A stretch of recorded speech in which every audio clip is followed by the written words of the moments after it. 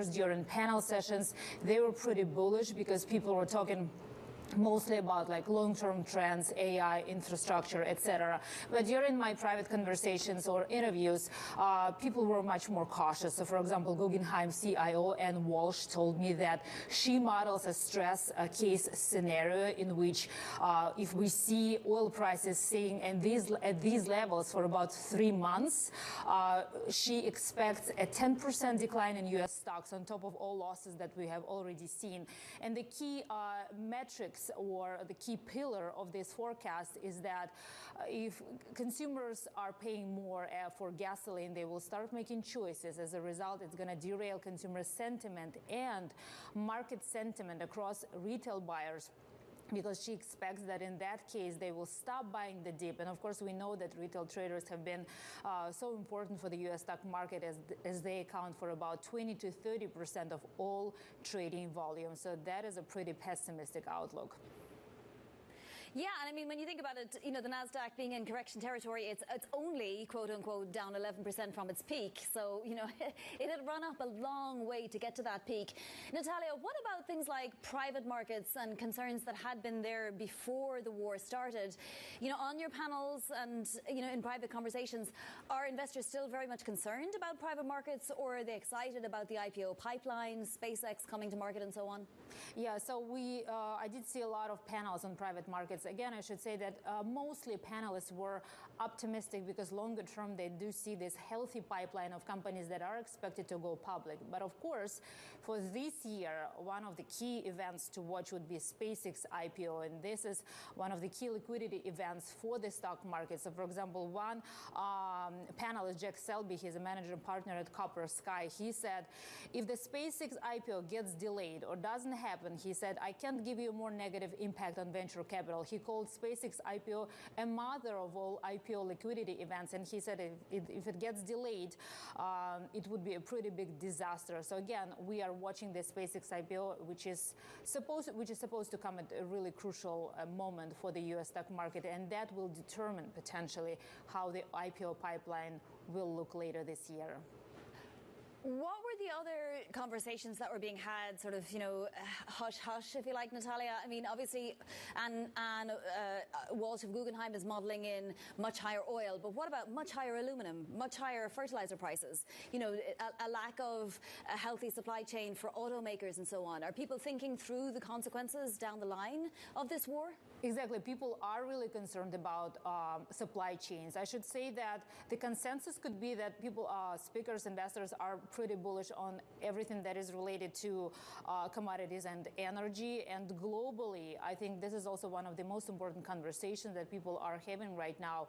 People are getting more bearish on Europe, of course, first of all, because of its dependence on energy prices, but also capacity that central banks in Europe have or don't have when it comes to managing this potential crisis. And also investors still like the U.S., so we do see that this U.S. exceptionalism is coming back. Investors really like the AI trade, AI infrastructure trade. So this is one of the also key takeaways. And investors are also pretty bullish on Asia, I should say. So that are the key takeaways. Commodities, energy, and U.S. stocks are one of the most favorable right now. All right, Natalia, thank you so much for that update from real investors, as it were. Bloomberg's Natalia Kinichevich. Coming up, the war with Iran rages on, despite President Trump saying he sees a deal in the near future. This is Bloomberg.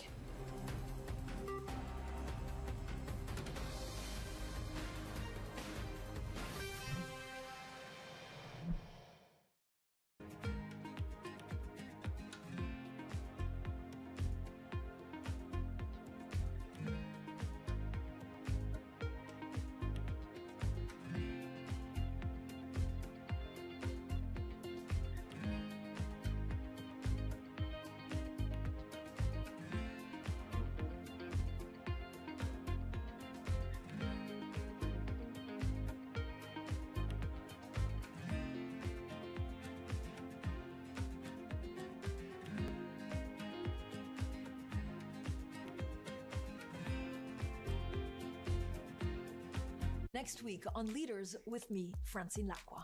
I speak to George Al-Hedri, the CEO of HSBC, about his massive restructure. Things don't become complex by design. They end up becoming complex by lack of focus. Integrating AI into the bank. If we don't know how to embrace it, we will become obsolete. And how to run a meeting.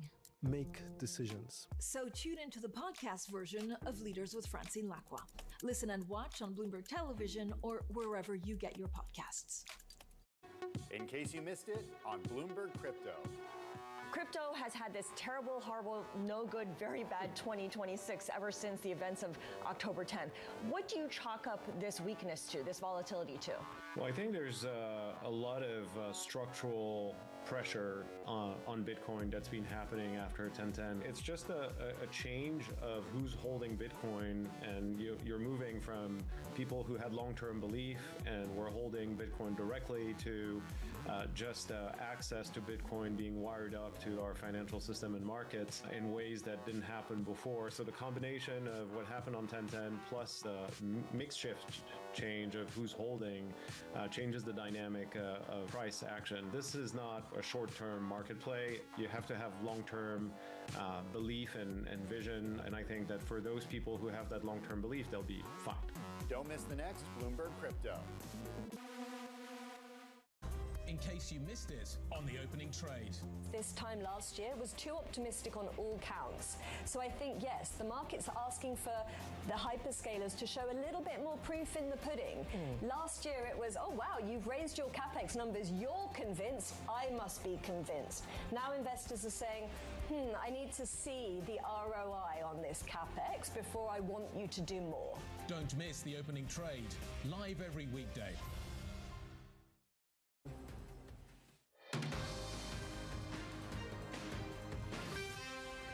Sir, could you foresee a deal in Iran this upcoming week? I do see a deal in Iran, yeah. Mr. President. Could be soon. They offered a 15-point plan for Iran. Did they ever come back? Yeah, they came back on the 15-point plan. They gave us most of the points. President Trump there signaling a potential agreement in the works. Iran, though, disputing his claims just a few moments ago, saying the demands from the U.S. have been excessive and illogical, according to the Tasnim news agency. Joining us now from Washington is Mika Solner of Bloomberg Government. Mika, it's very difficult to know who to believe or what exactly is taking place. Do you have any insight on, if we can say for sure there is any kind of a dialogue happening either in front of the scenes or behind the scenes?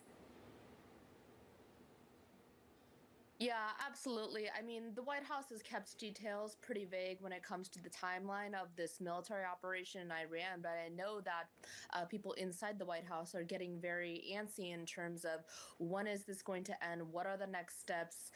There's a lot of preparation happening, and I know that the administration is also cognizant that they need to do something while these oil prices increase, and it's leading to anxiety at the gas pump too in a critical midterm year. Yeah, we're literally today at $3.99. We're about to hit $4 a gallon at the pump. The president isn't going to like that. What does he do about it, Mika?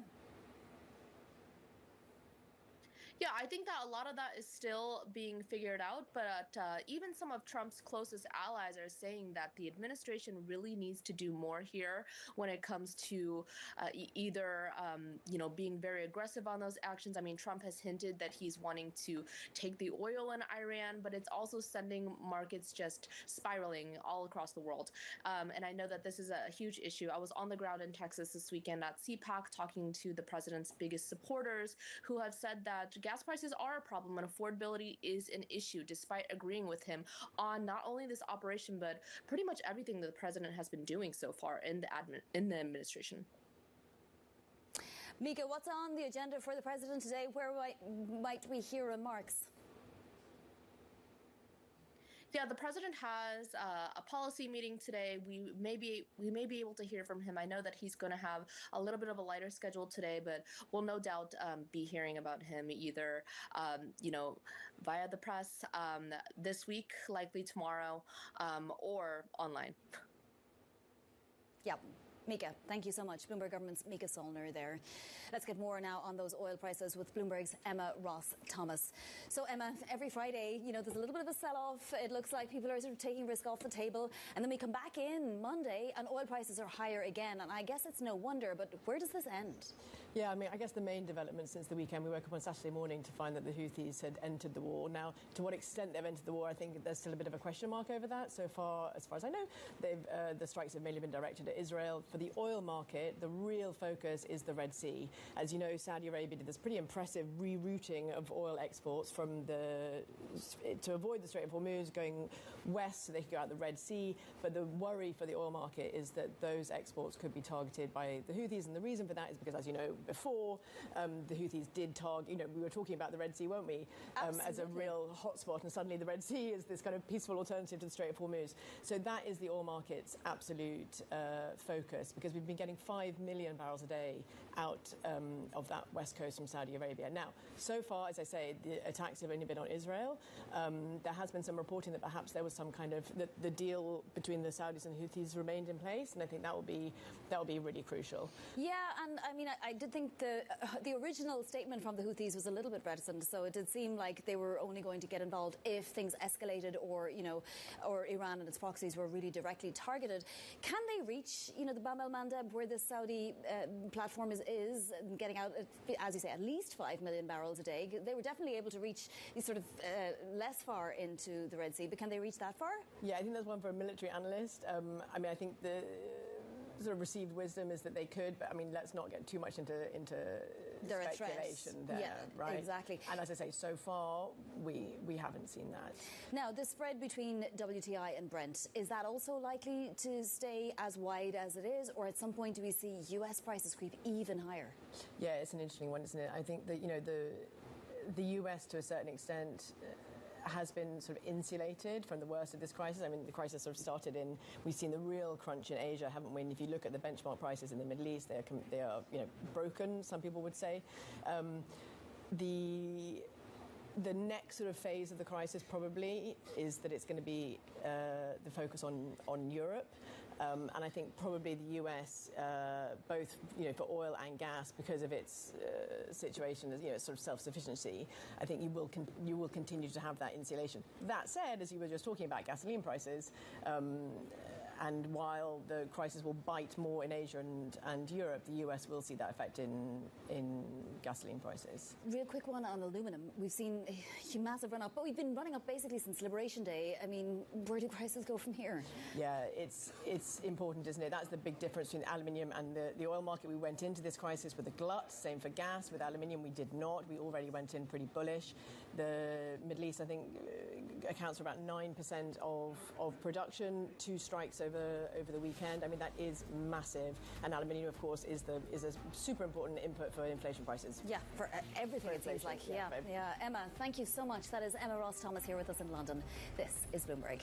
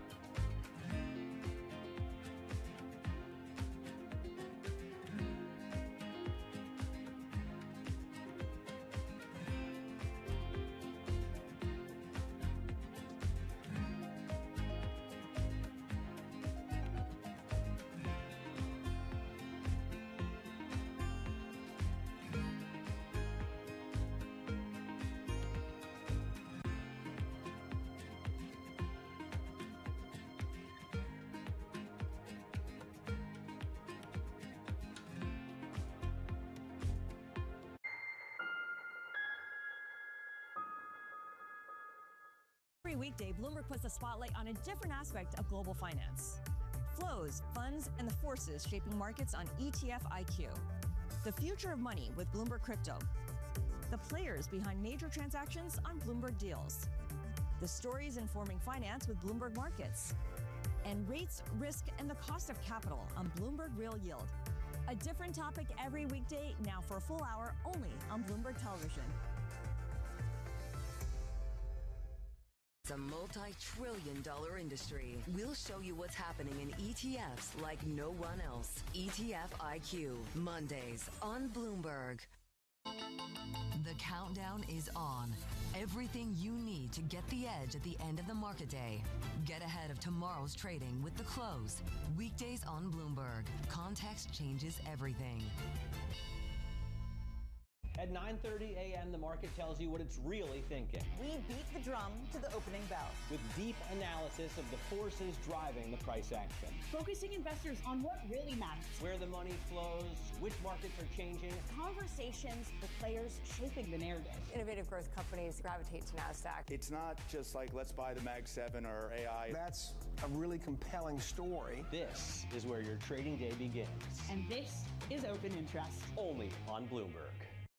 Bringing you up to the minute geopolitical news whenever and wherever it's happening. I'm Anne-Marie Hordern in Caracas, Venezuela, and this is Bloomberg.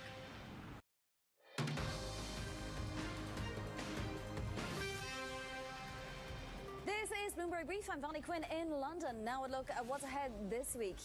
Well, Fed Chair Powell starts it all off. He's set to speak to a Harvard economics class at 10:30 a.m. Eastern Time. We understand he is taking questions, though. Then we get the U.S. PMI and retail sales data on Wednesday. But wrapping up the week, Friday, we have the March payrolls report, as if the Fed didn't have enough to think about it already. This is your macro picture as it relates to oil and aluminum, which will set the tone today. Oil was trading, in terms of Brent, above 116 earlier. It is a little below that now, but New York crude WTI just under $102 a barrel. And aluminum has been increasing after those two smelting plants were hit, up another 4.5% in London today. That's it for Bloomberg Brief. Surveillance is right ahead. Do stay with us. This is Bloomberg.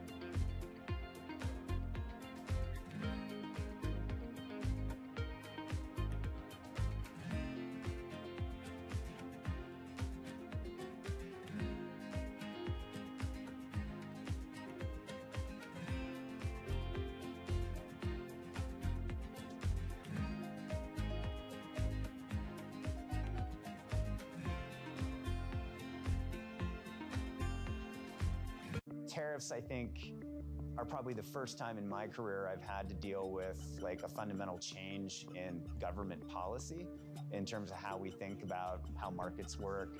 The challenge, especially within my supply chain, is now how do you have enough productivity initiatives to offset the increased cost of all the product? Can you just move your supply chain out of China and into the U.S. or out of Mexico and up to Canada? Is it that easy? It's not that easy, but we do have flexibility. And we had been, prior to tariffs, prior to any of this, we had been on a journey to diversify our footprint out of China. So probably 2-ish years ago, roughly 60-65% of our toy and game volume was coming from China.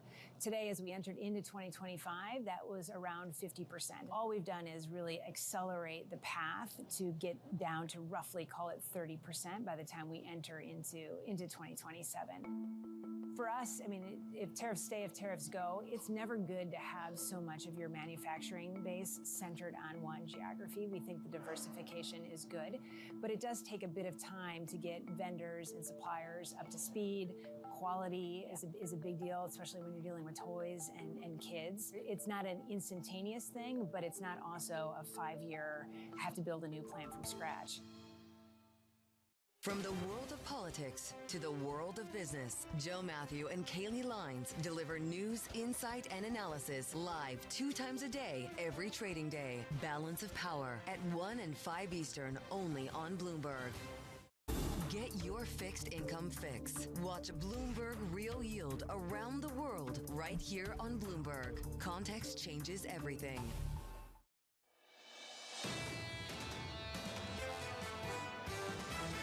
The level of uncertainty is extremely high. Things seem to be in a free fall. You don't want to catch a falling knife. Equity markets and markets generally are resilient. We still see a compelling stock or equity story ahead. It's just so difficult to determine what's going to happen next in this market. This is Bloomberg Surveillance with Jonathan Farrow, Lisa Abramowitz, and Anne-Marie Hordern. Live from New York City this morning. Good morning, good morning. For our audience worldwide, Bloomberg Surveillance starts right now. Coming into Monday, the war enters week 5. Brent crude adding to the biggest monthly gain on record as Iran-backed Houthi militants are beginning to enter the conflict. And the Post indicating the Pentagon is preparing for a ground operation. Escalation risk is rising. And we're seeing oil poised for the biggest one-month gain on record as people start to reckon with this sort of escalation risk. You're starting to see real fear bake into markets. Not only are you starting to see the concern about some sort of slowdown being expressed in bond markets, but you're seeing 5 consecutive weeks of losses in the S&P 500 for the first time going back to 2022, and a feeling this isn't going to be a short conflict. And attempting to work out, to process what the president's talking about in a conversation with the Financial Times. To be honest with you, my favorite thing is to take the oil. Right. I think what he's talking about there may be Karg Island, where 90% of Iran's oil has to go through that island as it goes through the Strait of Hormuz. Potentially, that is one option that is on the table. There's a lot of reporting, though, Jonathan, not just from the Washington Post about the ground invasion potentially with thousands of troops already in the region, but also the Wall Street Journal had this out overnight, that the president is weighing a military operation to extract nearly 1,000 pounds of uranium from Iran. So at this moment, it does feel like the president is keeping all options on the table, because he told reporters last night on Air Force One that maybe this week there'll be a deal via the Pakistanis. Lisa mentioned the bond market move. Let's talk about it. 2s, 10s and 30s. Yields lower across the curve so far this morning. 10s down by 3 to about 440. You will have noticed going into the weekend, the stocks closed at the lows, and so did the 2-year yield. Are things getting so bad it's good for fixed income? Yeah, and I keep thinking about what we were talking about with Bob Michael of JP Morgan Asset Management last week when he said, you've seen a technical move, a washout of positioning, and we now can have a healthier kind of trade in the bond market. Suddenly, people are worried about second-order effects, the disinflationary ramifications, and frankly, the suppression to growth as a result of high oil prices. You're starting to see that baked into multiples. You're starting to see that baked into the bond market. How far can that go? Crude. Check out the new forecast. These from SocGen and Michael Haig. We expect Brent to average 125 through the month of April and credible spikes towards 150. That's the latest from SocGen. They lift their 26 year-end Brent forecast from $65 to $80 a barrel. This is because right now, what you have in the paper market, it is nowhere near the higher elevated prices you see in the physical market, especially out of the Middle East. And guess what? Things over the weekend got even more complicated when the Houthis decided they were going to enter the war. At the moment, the Red Sea, Bab el-Mandeb Strait, there are flows when it comes to cargoes and vessels. But the Houthis have shown that they have the capability to go after those ships. And then at that point, you'd be looking at Strait of Hormuz closed as well as Bab el-Mandeb Strait. You have 2 choke points in the Middle East. Futures this morning doing a little bit better. It's a bounce following 5 weeks of losses on the S&P 500, up by just a third of 1%. Coming up this hour, we'll catch up with Laurie Calvasina of RBC with stocks on a 5-week losing streak. General Mastin Robertson of Academy Securities as the U.S. forces build up near Iran. And Bob McNally of Rapid and Energy Group with crude back near multi-year highs. We begin this hour with our top story. Fresh strikes ripping across the Middle East as President Trump threatens to take Iranian crude. Bloomberg's Jemana Bisechi leading our coverage out of the region and gives us some time this morning. Jemana, welcome to the program. I read that quote from the president to the FT. To be honest with you, my favorite thing is to take the oil. What's the reaction across the region this morning? Well, the reaction is that there has been no progress on the diplomatic front. And, a little earlier on in the day, when President Trump was speaking to reporters, he seemed to suggest that maybe Iran would come to the negotiation table and that perhaps there is a possibility of signing a deal in the next few days. And you saw futures and stock markets turn on that. But the reality on the ground paints a very different picture. And to your point, President Trump seems to be implying that more military action is forthcoming. We were talking about the arrival of that first unit, the Marine Expeditionary Unit. It came to the region on Friday. 3,500 troops, about 2,200 Marines. Questions really about where they're going to be deployed. Remember, this isn't a huge number of troops, and they would be capable of perhaps going into these targeted raids. There's been some discussion about a potential takeover of Karg Island, obviously very risky. Wall Street Journal also reporting that they could be deployed into inland territory and perhaps look to conduct an operation to take out that enriched uranium stockpile. But again, a very risky operation as well. Or they could be just sent there as a means of deterrence. The reality is we just don't know. But in terms of the military operations over the weekend, I will tell you once again, we have seen a massive uptick in intensity. On Friday evening, Israeli operations conducted some strikes against 2 steel facilities in Iran, some nuclear research sites. And in retaliation to that, Iran once again lashed back at Gulf states infrastructure, hitting 2 key aluminium smelters in the region. That's having an impact on aluminium prices this morning. A key airbase in Saudi Arabia, the Prince Sultan airbase. The U.S. sustained some critical damage there on some of their own jets. Also a desalination plant in Kuwait. And then add to the mix, as you were just talking about, a new front has opened up, which is the very fact that the Houthis have decided to enter into the conflict. They launched some attacks on Israel on Saturday morning. And the big question from here is whether they are going to start disrupting shipping again in the Red Sea. And just a bit of a history reminder here for viewers. The Houthis did sign a truce with Saudi Arabia back in 2022. They also signed a truce with the U.S. in May 2025. Since the Israel-Gaza ceasefire of October 2025, they have not done anything on the Red Sea. But they reserve the right to do so. And I think this is the big risk as we head into the next couple of days, and whether really another front in this conflict opens up, not just on the Persian Gulf, but also now on the Red Sea. And given how much oil Saudi Arabia has managed to divert from the Persian Gulf to the Yanbu port, clearly a risk for oil markets as well. Let's see if that truce holds. Jumana, thank you. Appreciate the coverage as always. Jumana Basachi there, leading our coverage out of Dubai. Policymakers are scrambling. You're seeing it around the world. Qatar cutting rates. Australia halving its fuel tax for several months. South Korea considering expanding driving curbs. The latest from the Bloomberg team earlier on this morning. It's a physical problem, particularly in Asia, particularly in South Korea, even throughout the region, with a question of physical goods not getting delivered. And that's the sort of difference a lot of commodity strategists keep pointing out. Let's get to the view on Wall Street this morning. This from Lori Calvasina of RBC, writing, stock pickers can be reluctant to bake in macro concerns until their companies start to openly worry about them. It may simply take more time for the equity community to fully understand the impacts from an extended conflict. Lori joins us now for more. Lori, good morning. Good morning. We've had a correction of almost 9% on the S&P 500 from the highs. There's some multiple compression in there, which begs the question, is this an opportunity? At the same time, we haven't cut earnings expectations. Yeah. So what's your advice this morning?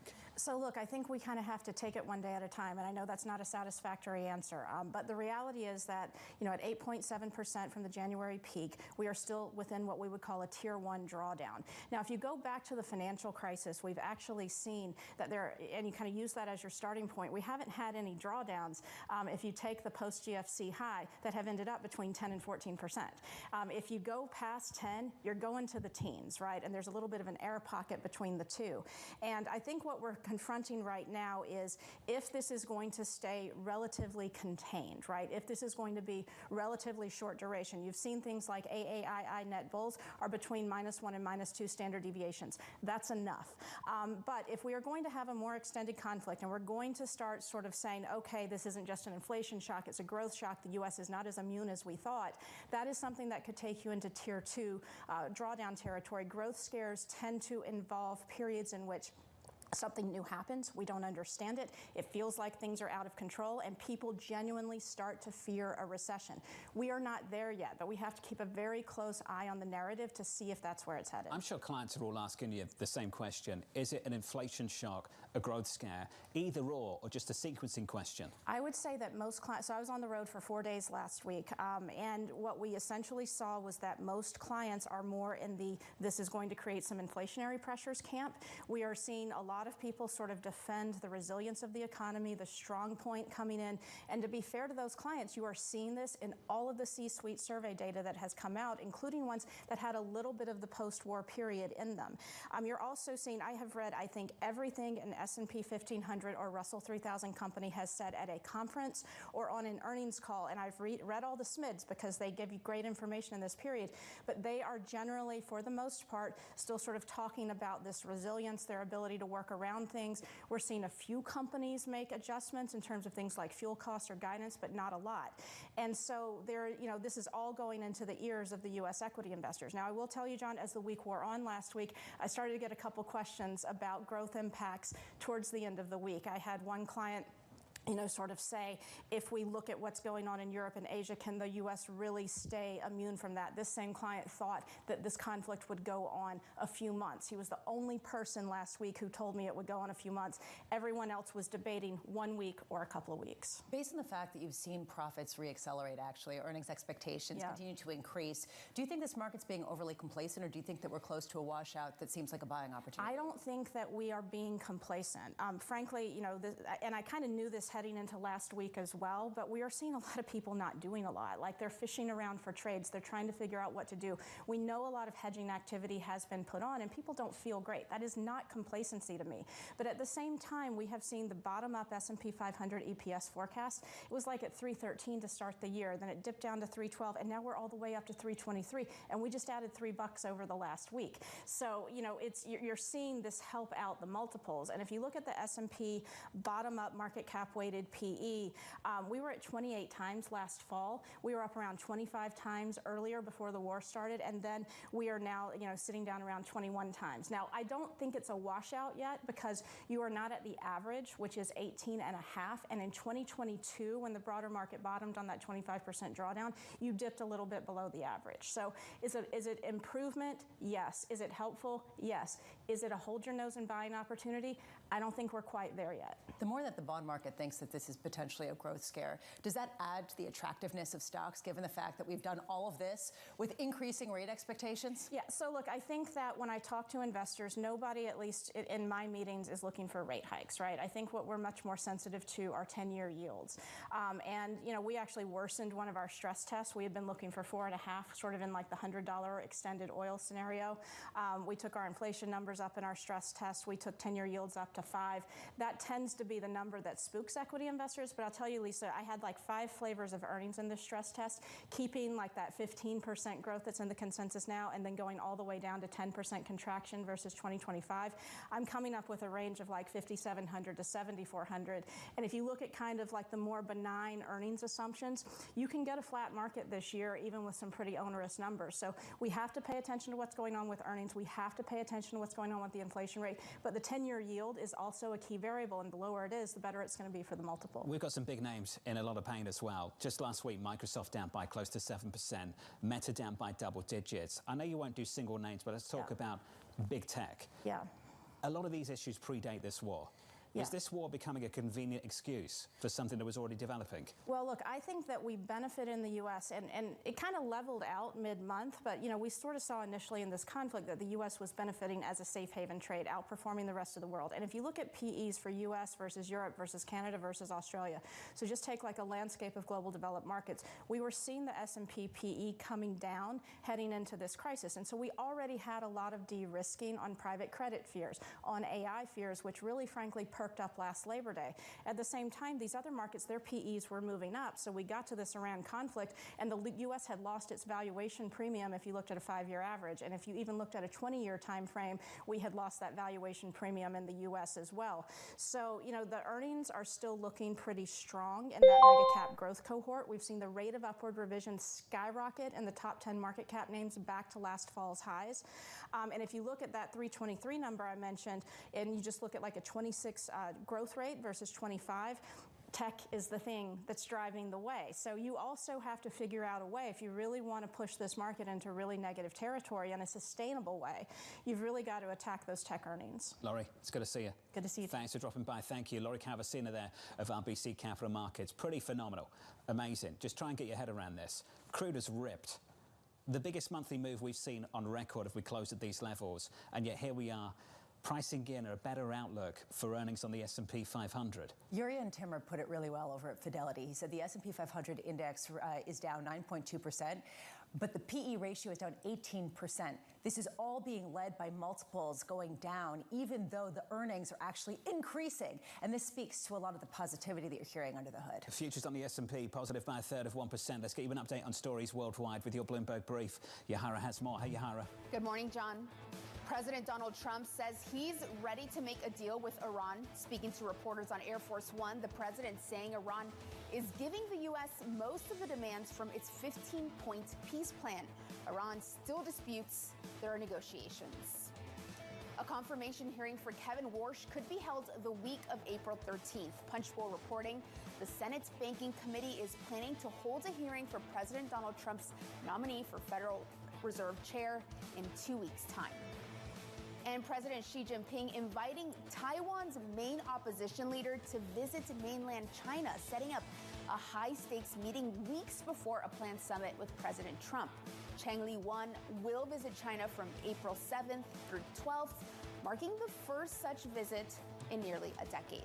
That's your Bloomberg Brief. John. Yahara, thank you. More from Yahara later this hour. Up next on the program, looking for a deal. Could you foresee a deal in Iran this upcoming week?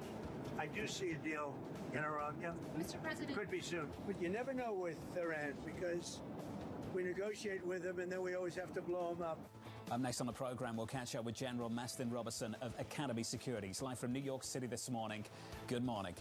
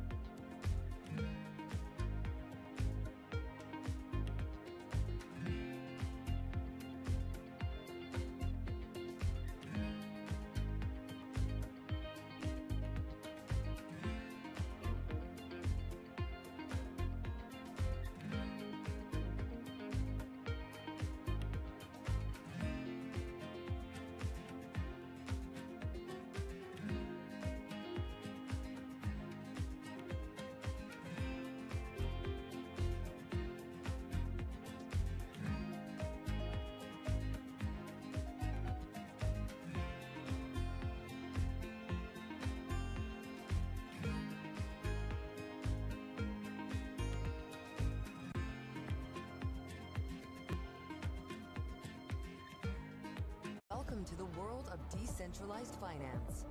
Bloomberg is covering all things crypto, the people, the transactions, and the technology. Bloomberg Crypto, Tuesdays only on Bloomberg. Thousands of American Marines are heading to the Middle East. Greece will not participate. There's a very good chance we're going to end up in a deal. He's looking at putting boots on the ground. This is going to be a short-term excursion. Trust Bloomberg for on-the-ground coverage. Things are not de-intensifying. A lot of fear here in Europe. Ukraine is being left out in the cold. Up-to-the-minute reporting. The Virginia report has been hit. Missiles have struck the U.S. Embassy. And the analysis you need. The United States military has shown its might. Now it's time to please calm down. Nobody covers geopolitics like Bloomberg. When news breaks, a redhead across the Bloomberg terminal. Bloomberg has you covered. Trump's global tariffs are struck down by the U.S. Supreme Court. For all the context and clarity you need. There's going to be now tons of tariff headlines until midterm elections. Hear it first on Bloomberg.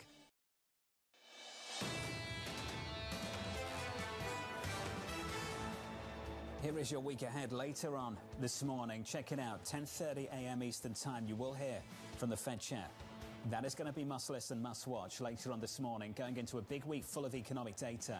How important is this data? How dated is the data, Bremo, coming this week? I actually think we'd always be focused on the jobs report, but instead, on Wednesday, we get ISM manufacturing and prices paid, and that might be the most important data point of the week because everyone's looking for the real-time increase in costs to companies.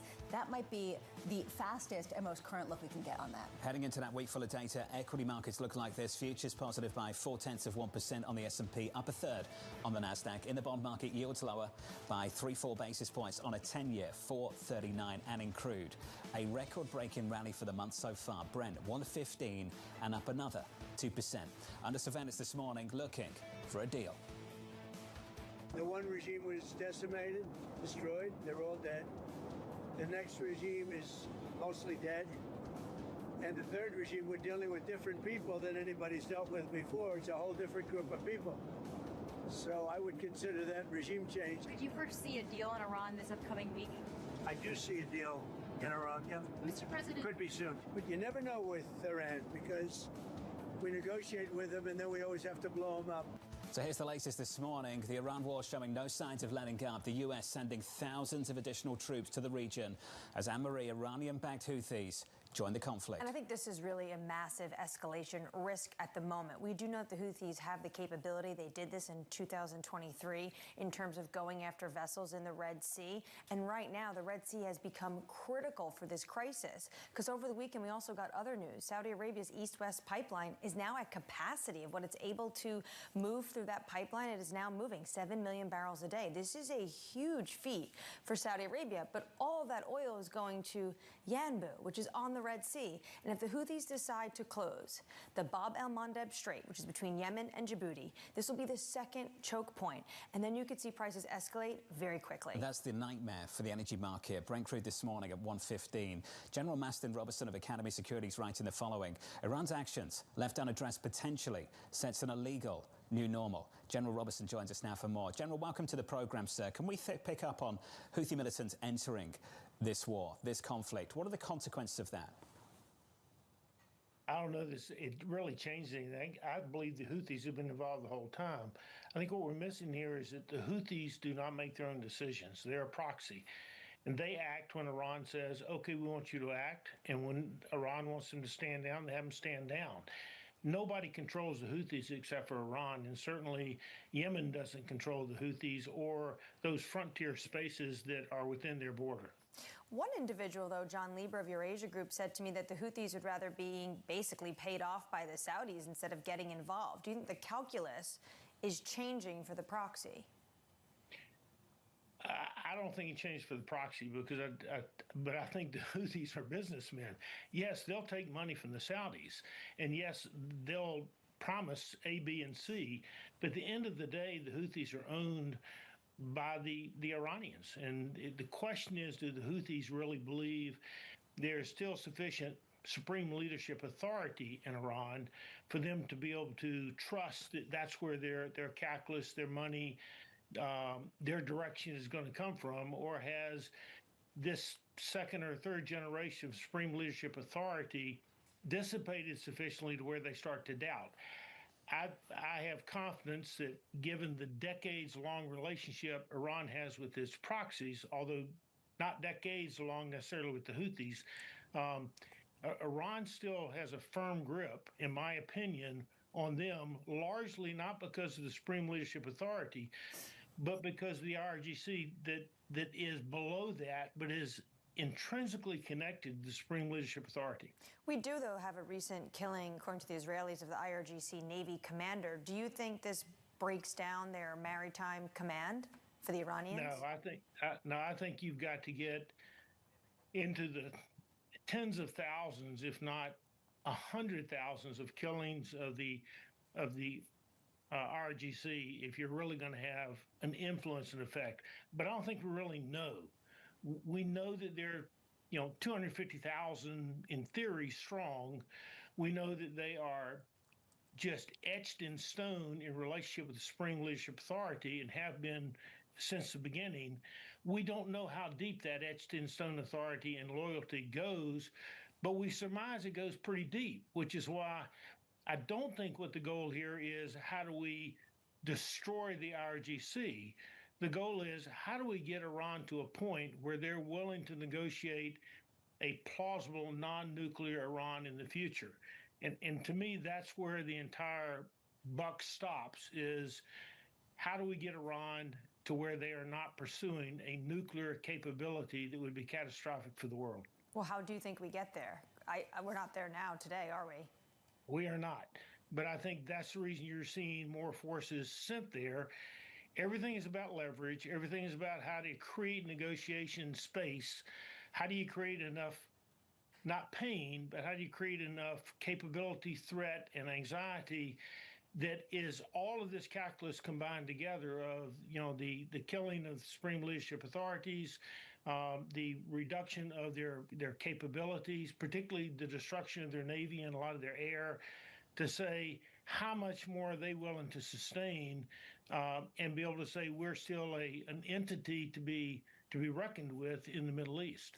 General, when President Trump says that he wants to take the oil in Iran, how do you understand that? I see all this as purely negotiation strategy. If he can see something that causes the Iranians to say, okay, I didn't expect that, that's a bridge further than I wanted, then I think that gives the upper hand to what the administration is seeking. What I don't see this being is a ground invasion like, Iraq. I don't see that is where we're headed. I do see where we're headed is where the leverage points that the administration believes are plausible, and it's really the leverage points that CENTCOM believes are plausible, because there isn't any surprise that we're doing something against Iran at some point. It's just the timing of when. But every regional combatant commander has in-the-can campaign plans and plans against certain scenarios that they break out, dust off, update based on how the situation has changed. And then they expand it based on what the current administration will allow and authorize them to do it. Most regional combatant commanders are willing to be a little more aggressive than their electoral officials are telling them to be.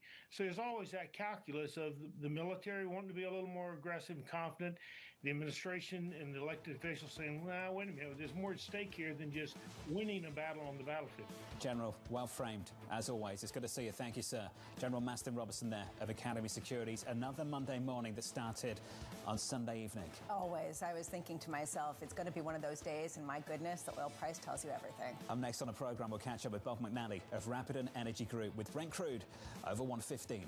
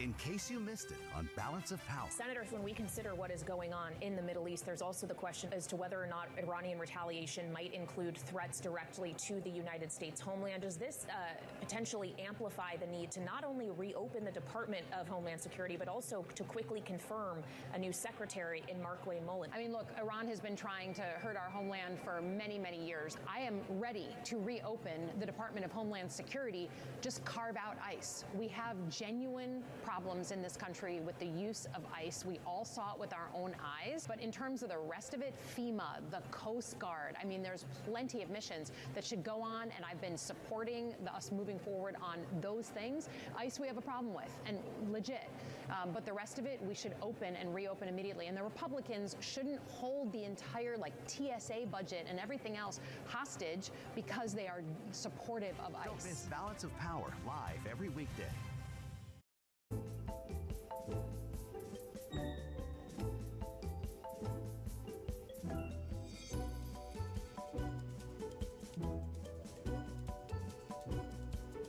Where did you get the idea for Play-Doh? My one son was playing with a mound of Play-Doh, and he said, "Dad, voila." And I thought, this is what I'm trying to do every day, to make something that you can't make a judgment about.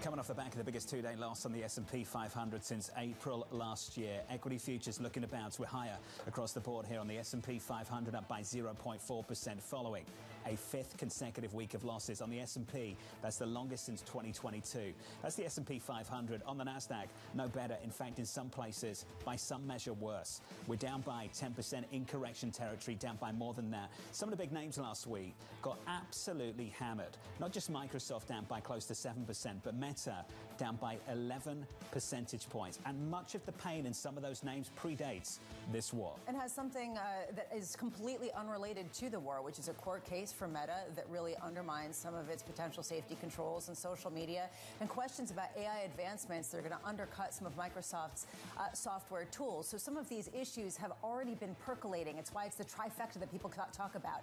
The software concerns and AI disruption, a concern about the oil shock, as well as the labor market, which still kind of sits out there as a potential risk factor. More data on the labor market coming on Friday. Something happened in the past Friday. Something switched. Something clicked. And you would have noticed at the close, when we closed on the low in equities, we closed on the low on two-year yields. Check out yields this morning. The move continues. Yields down by 2 on 2s, down by 3 on 10s, 4.40 on a 10-year yield. Are we starting to price in the growth aspect of all of this into the bond market? Over the weekend, note after note, Goldman Sachs, JP Morgan, TD Securities saying, look for that growth shock. That is a more significant counterbalance.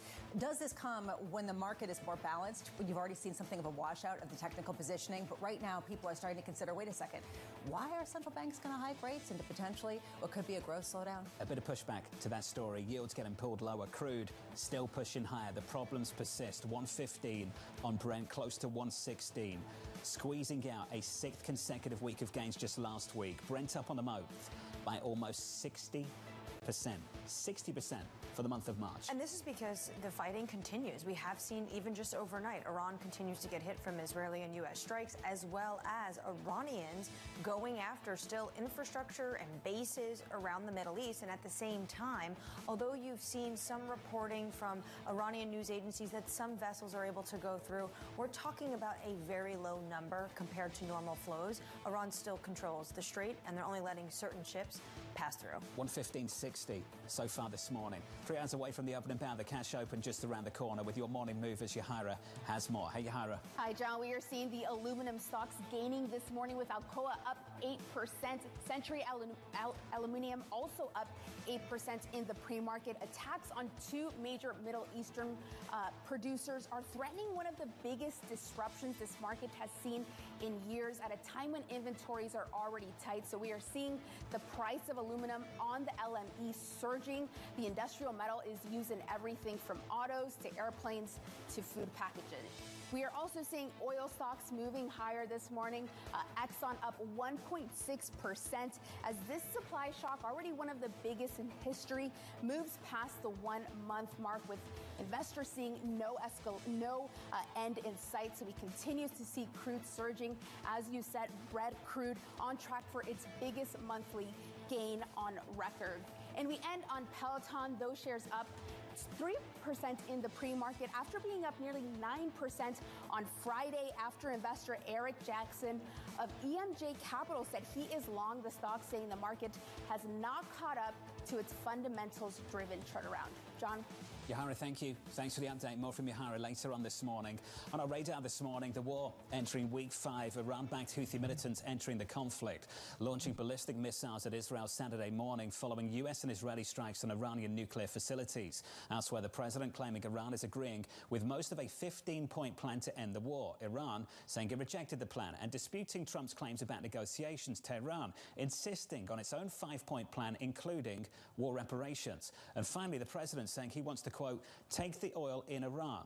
In an interview with the Financial Times, the president saying the U.S. may take Kharg Island, the country's main fuel hub. So a lot of questions around how serious this is. We were just talking to General Maston, who is saying that he thinks this is looking for leverage. I found this interview really interesting from the pushback that the president was given to all of the criticisms that he's been getting with respect to the war. It's going to cost too much, seize the oil. It's potentially, we're not getting anything. He said, well, actually, we got this big gift. You said it was BS, but actually it was a number of ships from Pakistan that were allowed to go through the strait, one after another. He's talking about how they've already had regime change. The people we're dealing with are a totally different group of people. They are very professional. All of these signal that he's paying attention to some of the criticisms out there that keep peppering his administration. The individuals he's talking about saying they're very professional are like Mohammed Ghalibaf, which is out on Twitter constantly trolling this administration. He was out last night talking about what is going on in financial markets. When it comes to the oil comment, what struck me is that the president compared it to what happened in Venezuela. Preference would be to take the oil, comparing it to the potential move to Venezuela, where the U.S. intends to control the oil industry. The problem is, this is so much harder to do in a country like Iran. How are you going to control the oil in a country that is still run by this regime, even though there's changes within, because there's been targets? And the fact of the matter is, you can't unless you do take Kharg Island, because 9 out of 10 barrels pass through that island. And how long are you prepared to stay there and control that island? I don't see the U.S. wanting to go into a protracted war, which would mean troops on Kharg Island for months or years. We had trade recommendations from the Iranian government going into the opening of market trading last week. What do you make of that, Bramo? I mean, this is the key point, is that they want oil prices higher and the U.S. wants oil prices lower. And, you know, this is the job voting that you're going to get with a lot of potential AI videos that are really entertaining. It's becoming somewhat farcical, isn't it, on social media at the moment? Yes, actual physically, literally it is farce. Brent crude on track for a record monthly gain as the war with Iran continues to intensify. Bob McNally of Rapidan Energy Group writing, fade speculation on a near-term U.S.-Iran ceasefire. U.S. force posture points to escalation. Bob joins us now for more. Bob, welcome. Let's start with that line. It's an important line. What is it about the force posture of the U.S. that points to escalation? Great to be with you, John. So, yeah, we're flowing. We have 1 Marine Expeditionary Unit's arrived. Another one's on the way, 82nd Airborne, and other forces are moving in. We think we're likely to see some form of ground operation. I'll doubt we'll go into Kharg Island. Most of the military folks I talk with just don't understand the utility of that. However, there are smaller islands that are more defensible, that are used by Iran to interdict shipping. Perhaps it's those. But I think some form of U.S. ground force insertion is coming. But, Bob, when we talk about the president saying things like, I want to take the oil in Iran, inevitably that would mean some sort of operation with Kharg Island, no? You know, it doesn't have to. I don't understand. I mean, back in 2012, I wrote an FT op-ed and I said, just put a quarantine up. You just stop all the ships in the Gulf of Oman coming out of Kharg Island. Kharg Island's like 5 miles from the coast. We could take it, but then we'd be under constant bombardment from drones and artillery and missiles and things. So, again, I'm not a military guy, but the military guys and gals I know don't really see the need to occupy Kharg Island. We can still choke off Iran's exports. We can do that, but we can do it far away on the water. Why would this administration want to choke off their exports when they literally took Iran off of their sanctions list, even including in that general license that Americans can now buy Iranian barrels? Right. So right now, Anne-Marie, you're right. Right now, the strategy of the administration is put every barrel it can into the market to try and break crude's ascent. Okay, and so that you're right, liberalizing access to Iranian barrels, to Russian barrels, allowing Iran to export at will while others are constrained.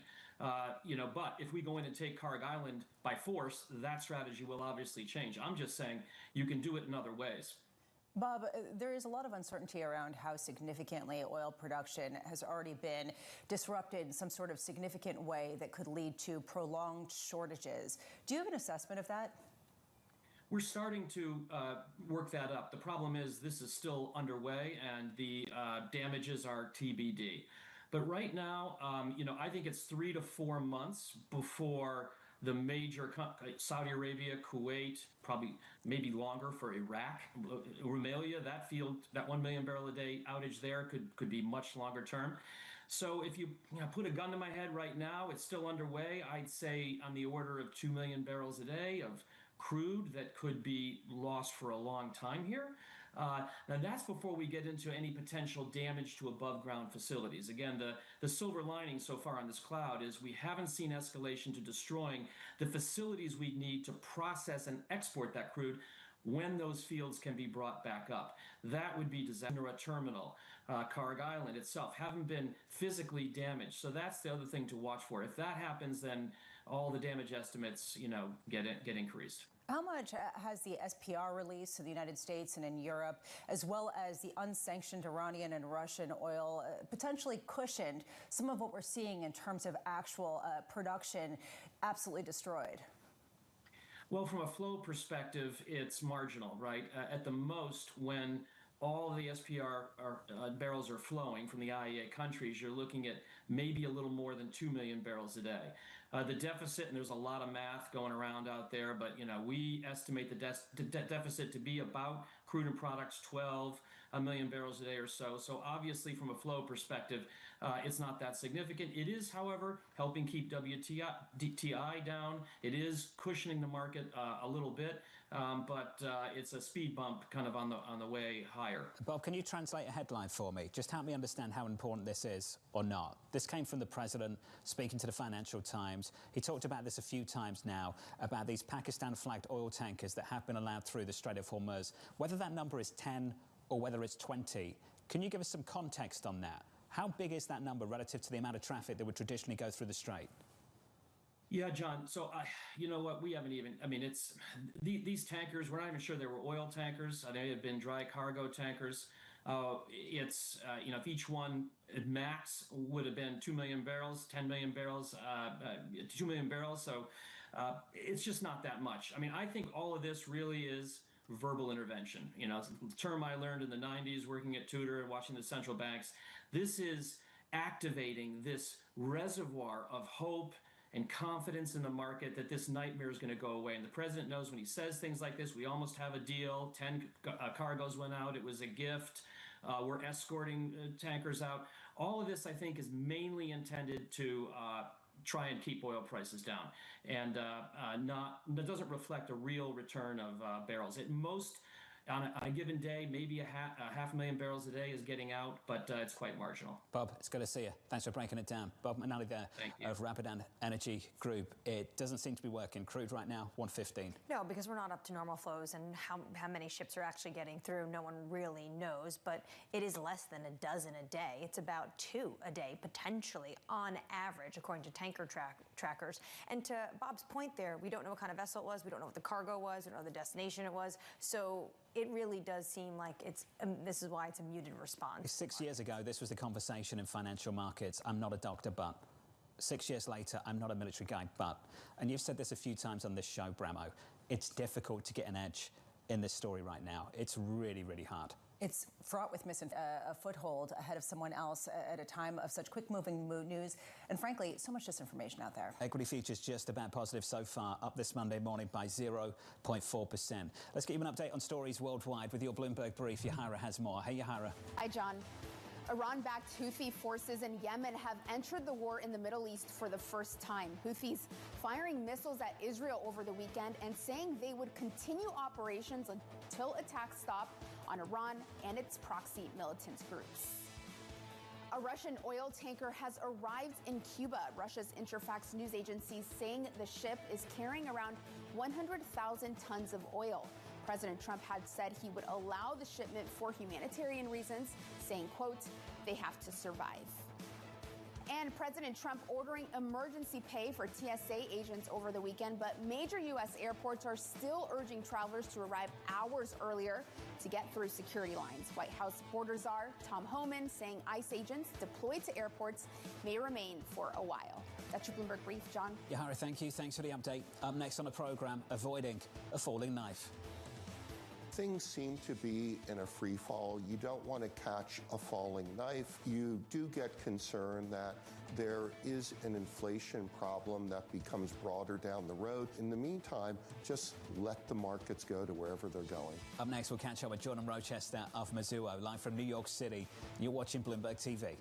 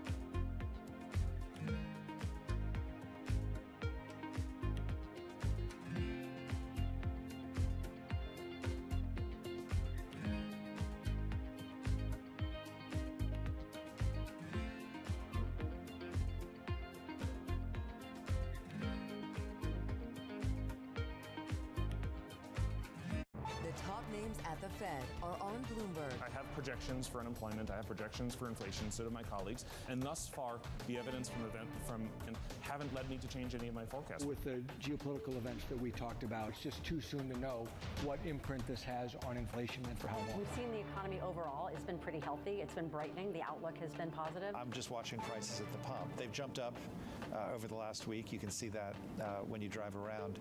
But of course, no one knows whether this is going to be short-term or long-term, and so we'll just see where it goes. Inflation's hot. It's going to look even worse now with the oil prices, at least on headline.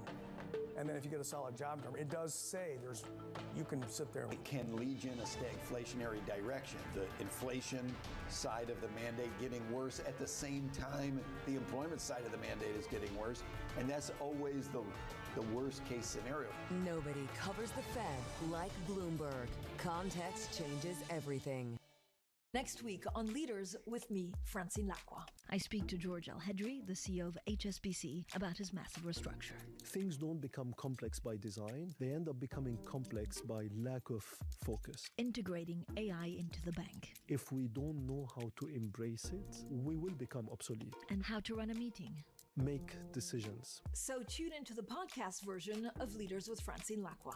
Listen and watch on Bloomberg Television or wherever you get your podcasts.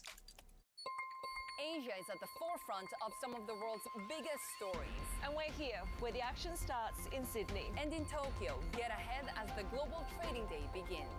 The Asia Trade, weekdays only on Bloomberg. Bringing you up to the minute news whenever and wherever it happens. I'm Shevrian in Seoul, and this is Bloomberg.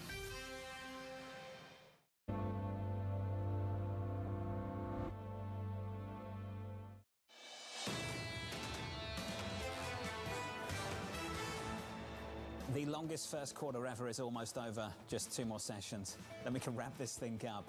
On the month so far, Brent crude up by some 60%, the biggest monthly rally on record. On the stock side of things, energy stocks up by double digits. Refiners on the S&P rallying 24% through the month of March. Check out the equity market right now. Futures a bounce this morning on the S&P up by 0.4%, on the Nasdaq up by 0.3%, small caps up by 0.5%. Bramo, lots of people making up Lots of stories about what's happening with multiples. This from Mike Wilson of Morgan Stanley. We think the equity market is less complacent on growth risk than consensus believes.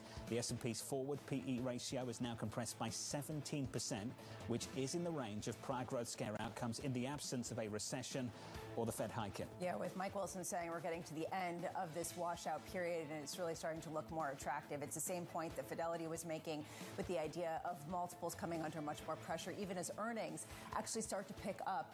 No one can game out how big of a downward draft this is going to be on a lot of companies, which is why we're watching the ISM Manufacturing Index, in particular prices paid on Wednesday. It might give you the most current, up-to-date view of how much some of the incoming costs are increasing. Can you get excited about multiples before the earnings cuts have started? That's a question we'll ask throughout this morning. Under surveillance this morning, avoiding a falling knife. Things seem to be in a free fall. You don't want to catch a falling knife. You do get concerned that there is an inflation problem that becomes broader down the road. Right now, we're still not expecting recession.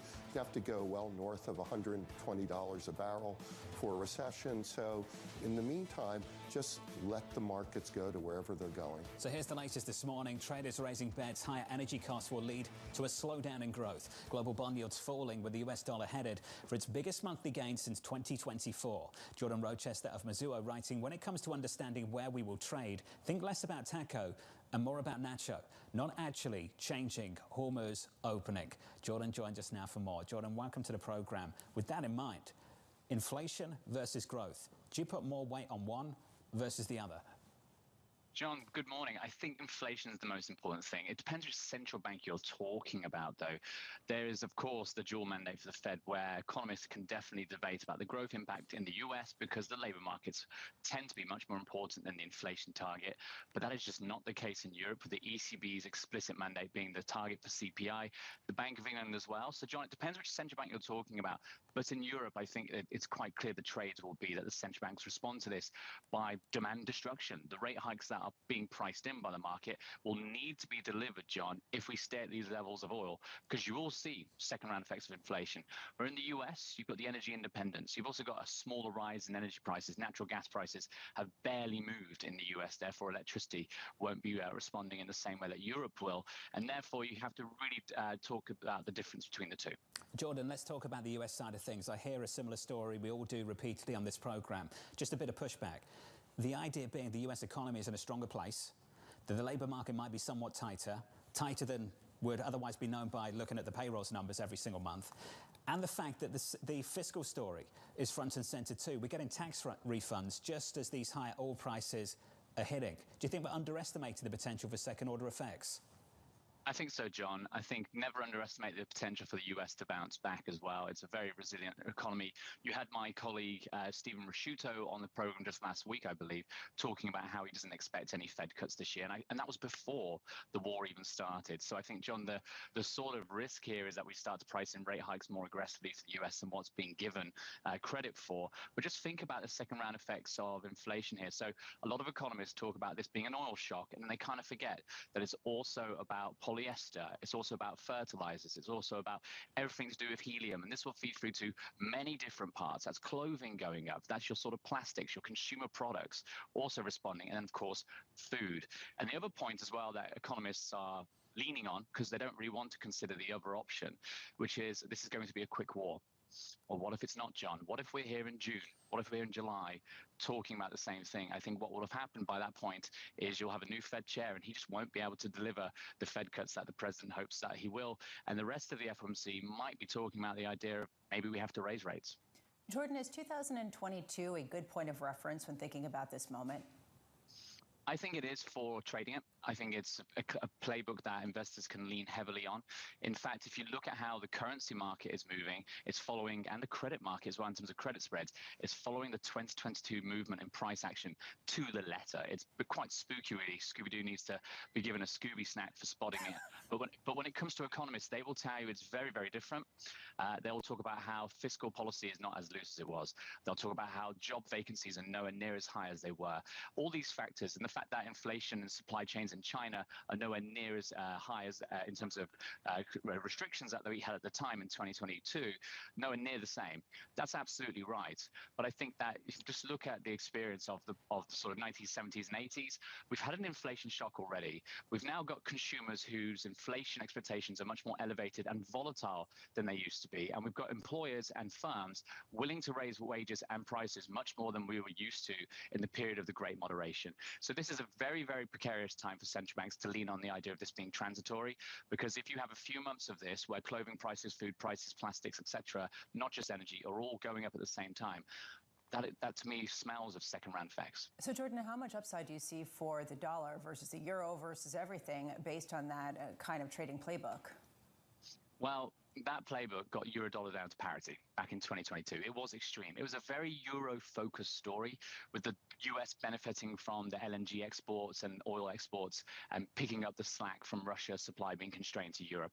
We're following the same path of euro dollar's depreciation and the dollar's appreciation as 2022, but it's all about how long this war lasts. So if you make the assumption it's over by the end of this month, then sure, euro dollar heads back higher. We're at 116 to 118, 120, who knows? But if you make the assumption that the strait remains closed and we get to July, we get to September, I really don't want to talk about it, but let's say December, then below 110, 105 parity levels, each month this goes on, we're going to have to lower our forecast for it. So the way I see the dollar appreciating right now is I think we'll get euro dollar down to 112. We talk about 110 if we get there July and onwards. But it's in terms of trade shock, the rate hikes that have been priced into the ECB and the Bank of England, it's helped buffer the sort of dollar strength that you would have usually seen. But we've now had so much priced in for both of those central banks, it's hard for the interest rate story to overwhelm the terms of trade shock that's feeding through. Jordan Rochester, go away. It's good to see you. Thank you, sir. Jordan Rochester of Mizuho. December. Can you imagine if this went to December? If it goes to December, I wonder if this idea of a petro-yuan actually comes and takes shape, meaning if you have to pay a toll in Iran, it's going to be in yuan, and China will be an ultimate beneficiary of that. Well, right now, nobody is thinking that that's a possibility based on where the futures curve is, given the fact that right now we're looking at $76 a barrel in December. So this isn't exactly a priced-in scenario. A lot of things would have to get repriced, not just the euro. If it started going on that long, to Anne-Marie's point, things start to change. Structural shifts. Yeah, and things start to become formalized, whether you like it or not. And that's Iran ultimately offering a toll. And if you've got a certain flag on a certain ship, you get through, and if you don't, you don't. Well, over the weekend, we heard from one Iranian official saying we will never go back to normal. We are determined now to make sure that we get a fee for this strait. And I think for the United States, that's very unnerving because this is an international waterway, not to mention Oman and UAE, which are part of that as well. Futures right now positive by 0.4% on the S&P 500. Up next, a man who raised his price target on the S&P 500. We'll speak to Venu Krishna of Barclays in just a moment, plus Henry Trays of Veda Partners, Clayton Siegel of CSIS, and Ed Al-Husseini of Columbia Threadneedle. The second hour of Bloomberg Surveillance just around the corner.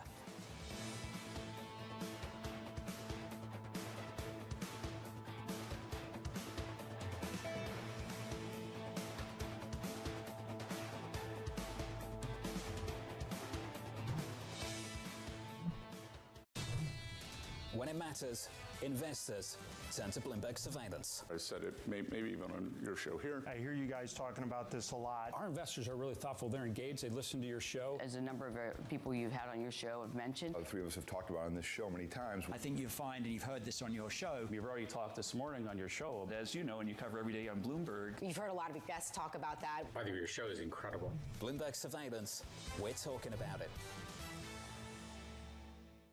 Everybody has a moment where they put into action all they've practiced, where they step up to a challenge and either succeed or fail. But what are those moments for some of the world's most influential leaders? It was a rough and tumble world, and I thought, okay, I can rise up, I can play this game, and I did play the game. It was great, and it was depressing, and it was disappointing. My chair at the time sat down with me and said, "Succession starts now." I'm Francine Lacroix, an award-winning journalist. For the last 25 years, I've interviewed world leaders, bank bosses, even fashion icons. I'm often asking about the news of the moment. But I've always been curious, who are these people as leaders? Join me for the podcast version of Leaders with Francine Lacroix.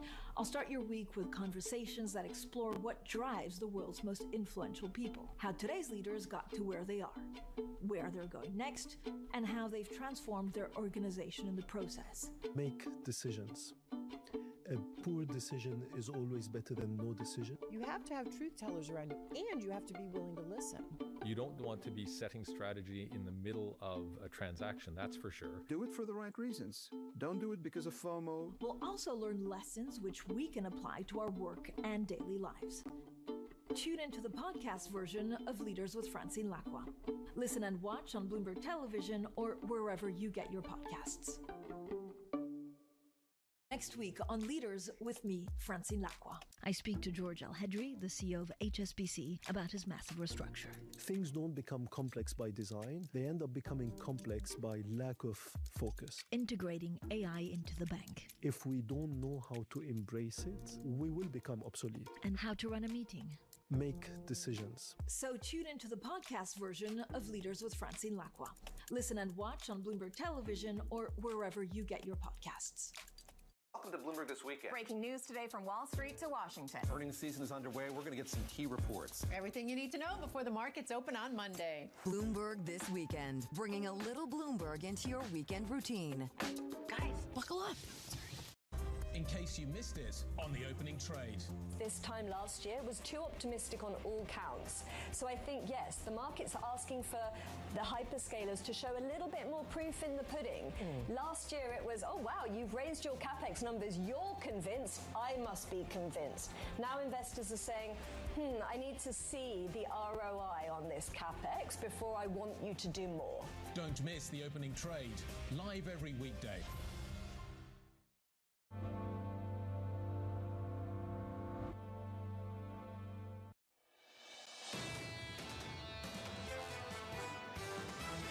It's premature to talk about a Fed easing because the oil hit takes down growth. The Fed hiking is not going to get oil to flow more freely. They are going to sit this out. I see no indications that this is going to go away anytime soon. You still don't see the potential for rate hikes on the horizon. The U.S. economy can take a few more punches than the rest of the world. This is Bloomberg Surveillance with Jonathan Farrow, Lisa Abramowitz, and Anne-Marie Hordern. Live from New York City this morning. Good morning for our audience worldwide. The second hour of Bloomberg Surveillance starts right now, and your price action, the scores look like this. Equity futures on the S&P bouncing by just a few tenths of 1%. We're up by 0.5 following the biggest two-day loss on the S&P since April of last year, down almost 9% from the highs earlier this year.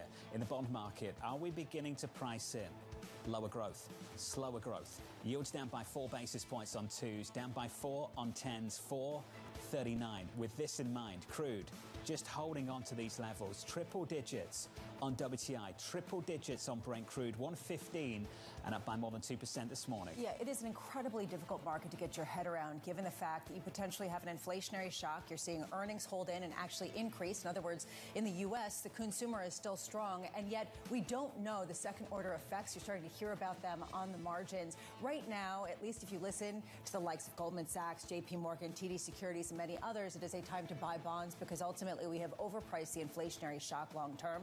Question is, what gives anyone certainty of exactly where we are at such quickly moving news as well as markets? It's another Monday morning confronting escalation risks. Several stories over the weekend, just unnerving, rattling some investors. This from the Washington Post, the Pentagon preparing for weeks of ground operations in Iran. I believe the Journal discussing a special ground operation, maybe Kargil Island. The president gave a nod to that over the weekend. This is where things get even harder. It does get even harder because while there were discussions over the weekend in Islamabad with a number of countries that want to act as mediators to try to bring this to a halt, and the president said maybe there'd be a deal, the Iranians saying no. And they were even saying they weren't really represented in these discussions. And then you have all of these reports, Wall Street Journal talking about potentially a special force to go in and seize the uranium, Washington Post talking about maybe more troops on the ground. And at the same time, the president to the Financial Times saying, I want to take the oil, which would maybe going through Karg Island, where 9 out of 10 every Iranian barrels goes through. Multiples have compressed. We've had a decent correction on the Nasdaq 100. Other stocks, single names, some big moves on the likes of Microsoft and Meta. That's been building now for months. This from Stuart Kaiser. Do you want to buy the dip? We are not dip buyers yet. Negotiations show no visible progress, and next escalation steps are very worrying. We have no idea of the downside risk. Potentially, the sky's the limit when it comes to some of these oil prices. We've heard $200 thrown around. We're hearing about physical shortages in Asia. You can come up with a really gloom and doom scenario. The knee-jerk reaction on Wall Street to look through geopolitical risk has not worked for the past 5 weeks. At what point do we have a sense that you can go back to that buy the dip moment, given the fact that we do not see a pathway out of this? Brent crude at 115, higher this morning by a little more than 2%. Coming up this hour, we'll catch up with Vinu Krishna of Barclays as crude climbs higher, Clayton Siegel of CSIS as the Middle East war widens, and Ed Hosseini of Columbia Threadneedle as markets price in lower growth. We begin this app with stocks pairing losses as crude hovers near 115. Vinu Krishna of Barclays raising his 26 S&P target to 7650, writing, we are incrementally bullish on US equities. The macro regime has turned messier but not hostile. Vinu joins us now for more. Vinu, good morning. Good morning. This is a really interesting note that you put out, and thanks for making some time for us this morning. What a moment to raise your price target on the S&P 500. Where's that confidence coming from? You know, every year we assess our numbers towards the end of the first quarter, when you have the full year, the previous year behind us, the fourth quarter earnings momentum, and that was a process. So while I fully recognize that the macro environment has become more fragile, but we are approaching it from a fundamental perspective. And the news over there is that earnings momentum has actually improved quite significantly. And we ended last year in a much better position than even what we thought. Earnings growth of over 14%. And this year, we're expecting that to accelerate 15-16%. Of course, the caveat is that the base case is that this war, which has come out of the blue, does get resolved in the next few months. If that goes out of the window, clearly we have a downside case where S&P we see going down to 5,900. Messy and not hostile. A few months separates one versus the other. So if we're 2 months into this and these price moves continue, even then you'd be bullish on this market. That's curious. I'm interested by that you wouldn't take down your earnings expectations even if we got another month, 6 weeks of this. Not yet, right? At least we would wait for this quarter's guidance to come through. Let's see what companies are saying. Everything we're seeing on the ground is that the momentum is significantly to the right rather than the left. But I do recognize, like I said, that the left tail risk has become much fatter, mainly because of this one event risk. But while we can brush aside that, that the market is looking past geopolitical risk, and we have pointed that out, the reality is in the last decade, every geopolitical risk event has been resolved in a reasonably decent time frame, and it has been contained. Now, the risk right now is that it is not contained in the Middle East. It's gone to Saudi Arabia, UAE, Kuwait, Bahrain, Oman. So I think that risk is real right now. But again, the core belief is that we're already in the early stages of negotiations, right? Obviously, the two sides are wide apart. And the single biggest threat to the global markets right now is the control of the Strait of Hormuz, right? And we have to figure out how that gets resolved. There has to be a give and take on both sides.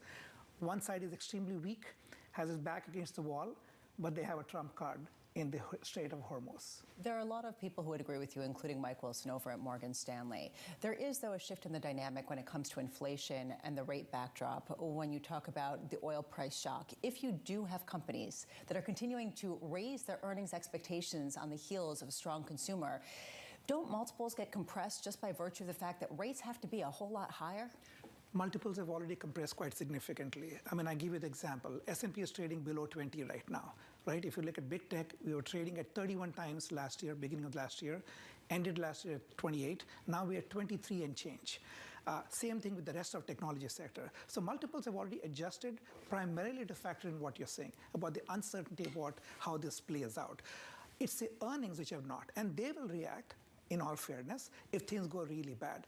But we're not there yet. We're not seeing that yet. I guess another way to ask the same thing is, are we underpricing the risk of true inflation that has a prolonged presence in the system if the economy is that much more resilient than people currently are expecting? You know, inflation risk is already being priced by the rates market. That's why you're seeing the yield curve flatten quite significantly. The front end is up. So I think we take a step back and say, what if, to your point, if oil stays, let's say, 100 or above for an extended period of time? And then it's a mixed bag in the sense that there are certain sectors that actually benefit. Clearly, energy, materials, partly industrials are able to pass on price. But the single biggest negatively impacted area is the consumer-facing segments, staples and discretionary. So I think it all boils down to how bad the situation gets, how long it persists, and that will tell you what the implication on inflation is. It's not just inflation. We are not factoring in the impact of growth as yet. So in the worst case, it's not just inflation, it's growth. It means your curve can actually get inverted. And we are looking at the 5,900 situation. So what I would say, the tail has become fatter, the probability has increased, but still, if you look at our base and upside case, that is still our dominant view that this will get resolved. Your bear case, what would oil have to be to get there? We are factoring in roughly $100 of oil, and that Why do you think it's not going to be $100 in the next few months? There's a lot of structural already changes. there. It's already there. Yeah. Our view is that this is not going to be sustained. If you look at the forward oil curve, that's telling you that this is not sustained. If I look at our own oil analysts, they also expect things to be lower down the line, right? We're talking about 6 to 9 months. So I think therein lies a risk in the sense that the market and the analysts, experts in the area, are factoring in some sort of a resolution. But listen, all bets are off if you're talking about 150 or higher oil price for a sustained period of time. That is the single biggest unknown. And unfortunately, I would say nobody, absolutely nobody has a clue as how this plays out. This is the Middle East. That's that story dealt with. Let's look through that. You're looking through that. There's more to this market than just the Middle East right now. And a lot of the problems in this market predate the start of this war, particularly in tech. Microsoft has lost 30% of its value since the highs of late last year. The Nasdaq's down by 10%. Meta last week got hammered, down 11%. That had absolutely nothing to do with what's happening in the Middle East. Can I get your reflections on that? What's the driving force behind big tech, and where does the leadership come from? Sure. So I think big tech is one of the most interesting conundrums right now, in the sense that on their earnings front, it's extremely robust. Even in fourth quarter, by the way, over 28%.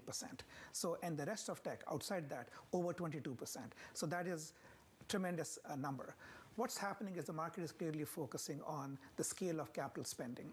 If I looked at our own numbers on what we thought the hyperscalers are going to spend, in December, we expected them to spend $550 billion in 26. Now we're saying about $715 billion. Right? So we're talking about 30–40% increase in capital spending. The biggest uncertainty now is how long are they going to keep spending? Our internet analysts believe that the peak is going to be in 28 and significantly higher than where the market is, right? And I think that is where the problem is. The free cash flow yield has come down. The tech companies are insisting it's an investment in a transformative technology which is going to change the world. The market is a little wary as to how long this is going to happen, and is it going to be a permanently capital-intensive business? And that's why, as the free cash flow yield has come down, the multiples are adjusting from 31 to 28 to 23 right now. And that's the reason why we actually like that area, to the extent that the rate of earnings growth is significantly faster than the rate at which the multiple is compressing. You will have solid returns. You saw that last year. They, as a group, big tech, returned 23%. S&P returned 18%. Does it make sense to you that you potentially have a sell-off in these names for investing too much and a sell-off in names that are all going to get disrupted by all the cool things that they create with all of this money? That is inconsistency, right? How can you have both at the same time? On one hand, you're saying this is the biggest technology and this is most transformative and the whole world is going to benefit, but they're then penalizing them. I think it's the disruption risk. Nobody knows who in software is going to survive, whether it's SaaS, whether it's security, which models in AI are going to happen. You can certainly expect some massive capital misallocation as well, but there are going to be huge winners and losers. I think it's not clear right now who they are. And we will stay in this limbo. But I like the setup where if your core earnings are still strong and your multiple is coming down, you're effectively now at a PEG ratio, which is less than 1. I love it. The key call here, though, is you think the CapEx ramp-up continues, even as the market pushes back. Yes. That's quite a big call. The CapEx will continue because, one, we are still in the sort of early to mid stages of this technology's development. Two, these companies have very robust profitability. By the way, in fourth quarter, their overall profitability increased by 150 basis points. on 28% plus growth. They're borrowing money from the credit markets. It's minuscule compared to the overall capital structure. It is multiple times oversubscribed and trading significantly tighter than where the IG index is even now. So I think the capital is there. They'll continue to spend because they're scared to be left behind. And therein lies some of the risk of capital misallocation between them. But we have no doubt that this is the future. And you'll see some big IPOs also this year, and we'll see where the dust settles. We like the setup. The chip makers hope you're right. Let's put it that way. Vinay, it's good to see you. Thank you, sir. Vinay Krishna there of Barclays with a new call on this equity market, getting more bullish as the weeks go by. I feel like we should have a new slogan for 2026. Nobody knows nothing, because ultimately we don't understand the parameters, and so everyone's trying to figure out what puzzle they can solve and then say, well, all bets are off if we're wrong on the parameters. I said last week when the note came out, by the way, I appreciate the boldness. I love it. I really do. When people are just sat there paralyzed and don't know what to say, I appreciate the conviction. It's good scenario analysis, fat tails, sure, but scenario analysis nonetheless that shows the strong position of a lot of companies. 76.50, almost consensus just several months ago, and now very, very bullish. Yeah, earlier we were considered to be on the low end, right? And all we did was, by the way, this was in the works. I didn't raise it that particular day. Yeah. We had the numbers a week before. When we went to 321, we were $4 or $5 ahead of consensus. The first time in 5 years I was ever ahead of consensus. Now consensus is ahead of me. It's 323 from 307. So that trajectory is crazy. And by the way, I think interesting thing to note, I forgot to mention, is that for the first time in a long, long time, by this time typically consensus goes down 150 basis points. Now we're up 400 basis points. That's the 550 basis point delta, right? How do you explain that? Vinay, it's good to see you.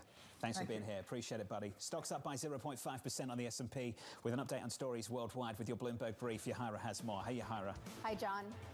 President Donald Trump says he's ready to make a deal with Iran. Speaking to reporters on Air Force One, the president saying Iran is giving the U.S. most of the demands from its 15-point peace plan. Iran still disputing Trump's claims about negotiations. An Iranian missile strike on a base in Saudi Arabia, damaging several military jets and destroyed a valuable E-3 jet. Sources telling us here at Bloomberg the $300 million plane was hit in an attack on Prince Sultan Air Base in recent days.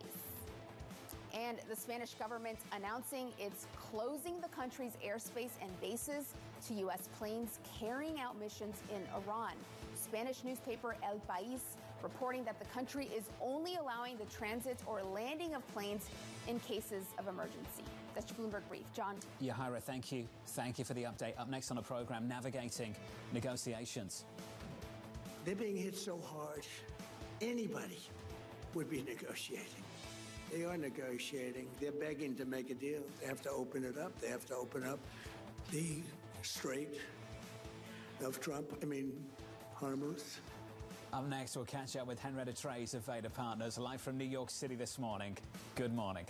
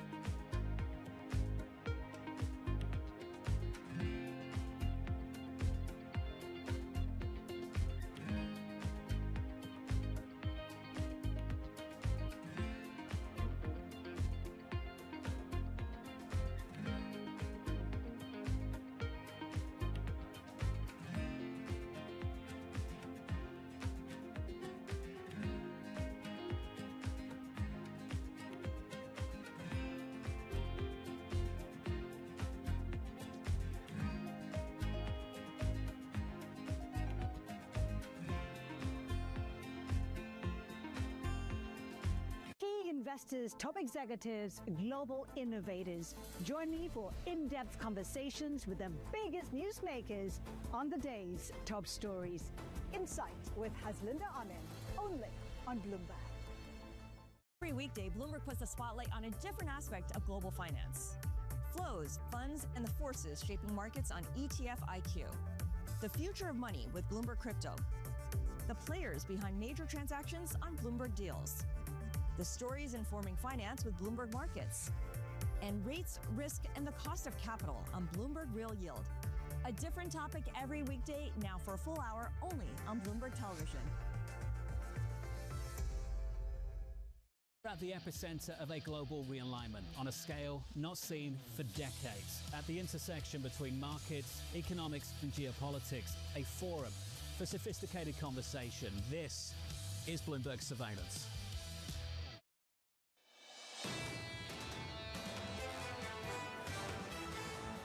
The worst week on the S&P 500 since October. On the Nasdaq 100, the worst week since April of last year. That's just last week. This is the bounce this morning, up by 0.5% on the S&P. On the Nasdaq, up by 0.5% also.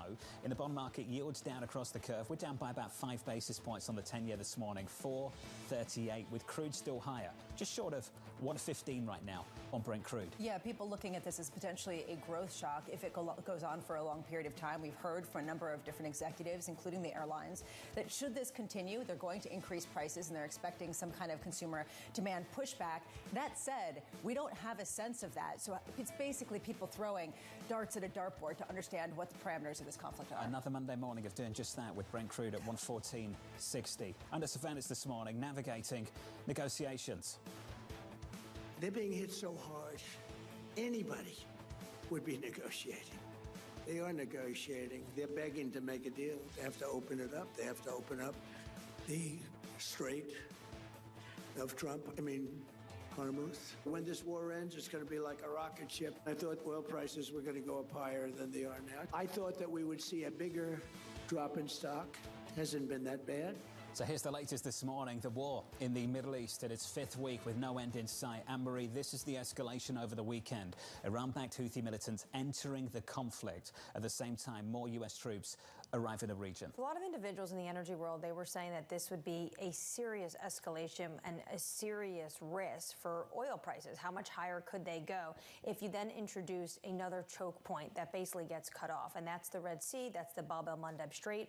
We saw that in 2023. Do you remember all those ships started to avoid the Red Sea because of the Houthis? We could be in a place like that once again.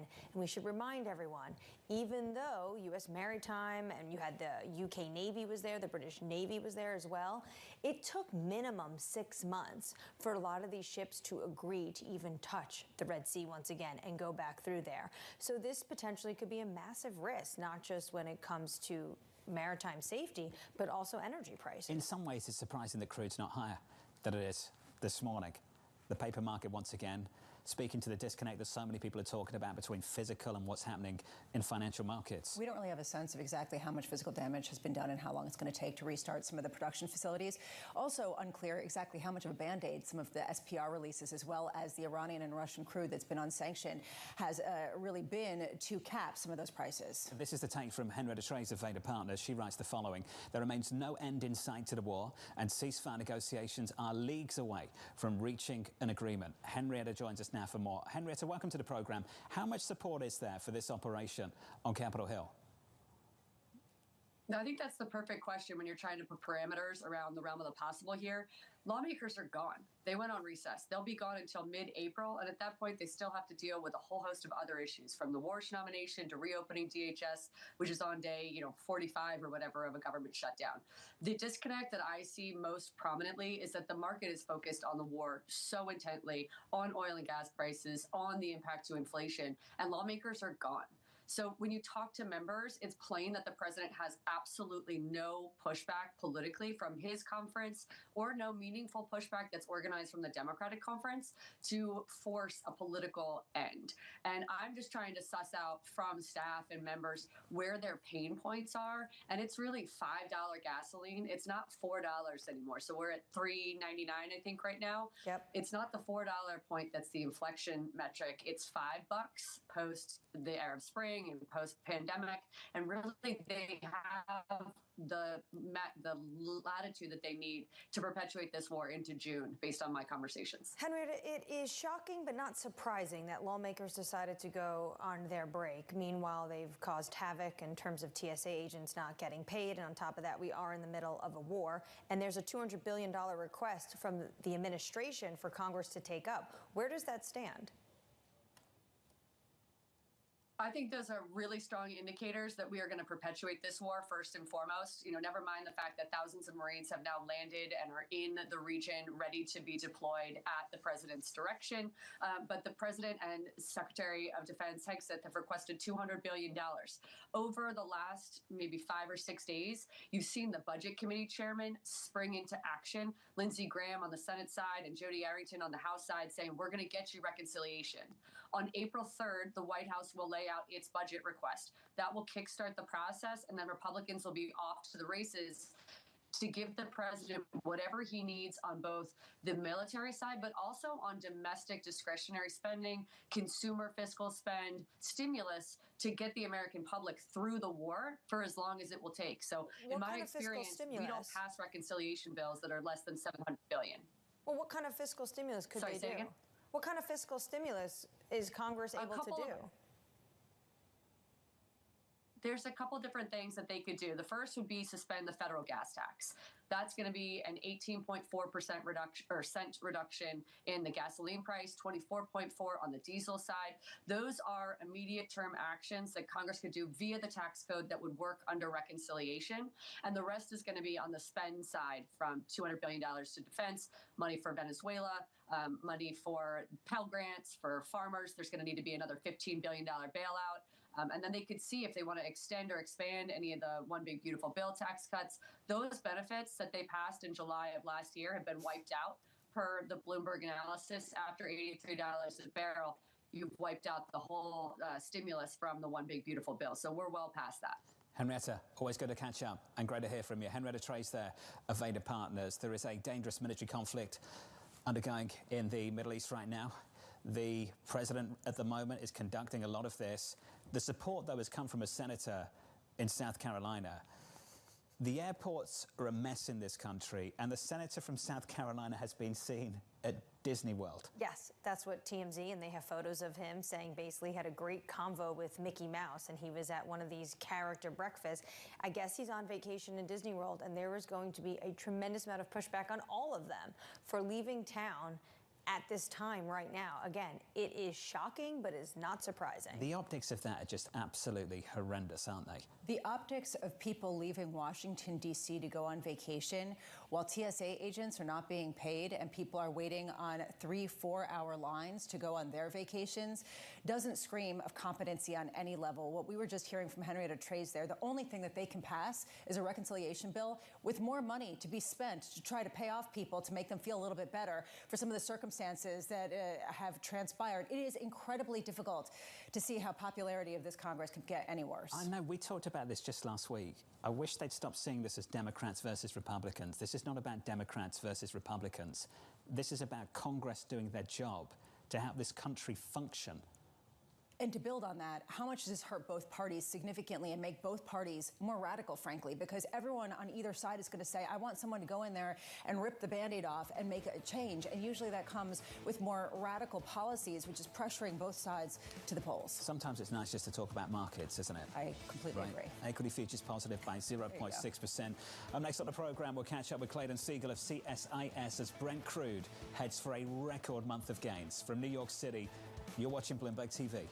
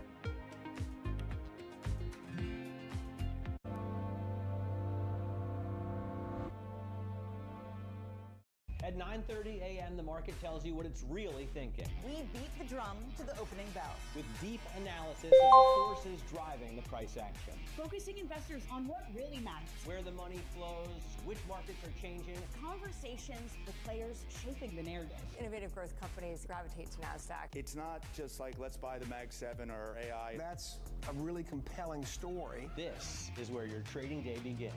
And this is Open Interest. Only on Bloomberg. The countdown is on. Everything you need to get the edge at the end of the market day.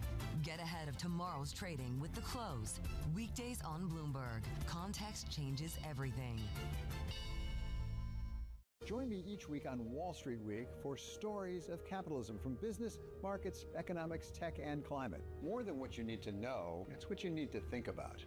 Thousands of American Marines are heading to the Middle East. Greece will not participate. There's a very good chance we're going to end up in a deal. He's looking at putting boots on the ground. This is going to be a short-term excursion. Trust Bloomberg for on-the-ground coverage. Things are not de-intensifying. A lot of fear here in Europe. Ukraine is being left out in the cold. Up-to-the-minute reporting. The Fujin report has been hit. Missiles have struck the U.S. Embassy. And the analysis you need. The United States military has shown its might. Now it's time to please calm down. Nobody covers geopolitics like Bloomberg.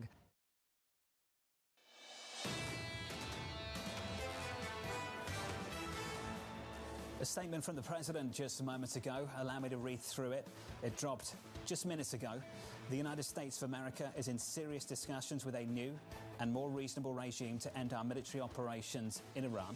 The president going on to say great progress has been made, but if for any reason a deal is not shortly reached, which it probably will be, and for any reason it won't be, if the Hormuz Strait is not immediately open for business, we will conclude our lovely stay in Iran by blowing up and completely obliterating all of their electric generating plants, oil wells and Karg Island, and in brackets, possibly all desalination plants, which we have purposely not yet touched. This will be in the retribution for our many soldiers and others that Iran has butchered and killed over the old regime's 40-year reign of terror. That from the president just moments ago. He's clearly negotiating at the moment, negotiating out loud. He's talking about maybe, like he said yesterday to reporters on Air Force One, maybe there is going to be a potential deal. He also was talking about the fact that he is dealing with a, quote, more reasonable regime. I think it's important to remember the regime hasn't changed. It is still intact. It was just new individuals that are now rising to the top. Does the president think he can really deal with the foreign minister, who his team dealt with on the last go-around, and the Speaker of the Parliament, Mohammed Ghalibaf, who he mentioned as well in the Financial Times? I think that remains to be seen, because right now Iran says they are not open to this negotiation. If you're in this market, what do you do with that statement? Equity futures briefly at a new session highs, up by 0.7% on the S&P. Does that move this story forward at all? If you believe that there truly are negotiations and a deal will probably be reached, maybe you could see this as bullish. If you feel like this is potentially leverage increasing at a time where it's unclear exactly what the nodes of leverage actually are, it leads to even greater escalation risk if you start attacking some of the key infrastructure for civilians. So you could take it either way. Question that I have is, why is this market really trading on the idea that the deal will probably be reached, according to the latest post from President Trump? So let's roll through the boards. Let's start with equities. We'll start with equity futures. We'll turn to bonds and finish on crude. Equity futures near session highs, up by 0.6% off the back of this. On the Russell, up by 0.7. Yields near session lows, down by about 6 basis points on a 10-year, 4.37. And in the commodity market, crude higher by a little more than 2%, holding on to those levels at 115. So crude has barely moved off the back of this statement from the president just moments ago. Crude is looking at the physical market, they're looking at the actual destruction, and they're looking at a very different calculus than some of the other markets. It seems like the taco trade is still what everybody wants to lean on. People want to essentially go back and buy the dip. Just really, I'm not sure where this leaves us, given the fact that this does also, if you take him at its word, increase the risk of escalation.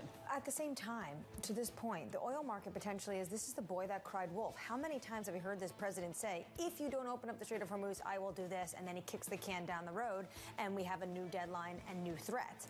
Earlier this morning, before the president's Truth Social, Iran's foreign ministry had this to say. They said the U.S. demands for the end of the war are, quote, excessive and illogical. They also went on to say we had never had any direct negotiation with the United States, which has been raised, or messages received through intermediaries, indicating the U.S.'s desire to negotiate. It does not sound like the Iranians want to participate at this moment with having that engagement with the United States to potentially have an off-ramp from this war. Equities up by 0.6%. Let's get you some single names, some morning movers. Danny has more. Hey, Danny. Hey, John. Starting with the aluminum companies this morning after seeing some attacks on aluminum production facilities in the Middle East by Iran. Both Alcoa and Century Aluminum have actually been down since the start of the war, but with new threats of supply constraints as the price of aluminum itself moves higher, these stocks are up by more than 9% this morning. Elsewhere, a little bit of sell-side action. Jefferies upgrading both Expedia and Instacart, saying that the internet names that have sold off with the AI fears have been overdone, specifically pointing out companies like Expedia saying they're going to benefit from AI. They're adopting more tools. It's a buy at this moment, considering how much it sold off those shares, up 2.3%. Finally, a little bit of deal news. Cisco, one of the largest distributors of food goods to restaurants, hospitals, various businesses, is buying in a $29 billion deal. Restaurant Depot, they're a cash and carry business for distributing foods and supplies to restaurants. Cisco, it's the acquirer. You tend to see them fall because of digestion of such a big deal. Those shares off 4.7% in the pre-market, John. Hey, Danny, thanks for the update. More from Danny in the next hour. On our radar this morning, President Donald Trump considering a high-stakes military operation to seize nearly 1,000 pounds of uranium from Iran. The Wall Street Journal reporting the plan would involve putting U.S. troops inside the country. Elsewhere, the Senate Banking Committee is planning to hold a confirmation hearing for Federal Reserve Chair nominee Kevin Walsh. Punchbowl reporting it could take place the week of April 13th. And finally, TSA agents set to receive paychecks today following President Trump's emergency order. Agents working without pay since DHS funding lapsed in February. Airports still urging travelers to arrive hours early to get through security lines. And that is your radar this morning. This is our top story from the president just moments ago. The US of A is in serious discussions with a new and more reasonable regime to end our military operations in Iran. The president saying we're making so-called great progress. But if we don't make progress, if we can't make a deal to open the Strait of Hormuz, in this statement from the president this morning is a long list of threats. Yep, a long list of threats of what they plan to potentially go after. Desalination plants, some energy facilities across the country. Another threat from the president to want Iranians to open up the Strait of Hormuz. Even if the Iranians were willing to open up the Strait of Hormuz today, and remember, it technically is open, it is just controlled, a new precedent has been set. The Iranians have basically said it is never going back to normal, and we will continue now to collect fees. There is now a Tehran toll. In order to pass go, in order to get your cargo through, you are going to have to pay this regime a lot of money, and that seems to be the direction of travel when it comes to what is going on in what is an international body of water. This is the escalation threat that's lingered over this market now for more than a week.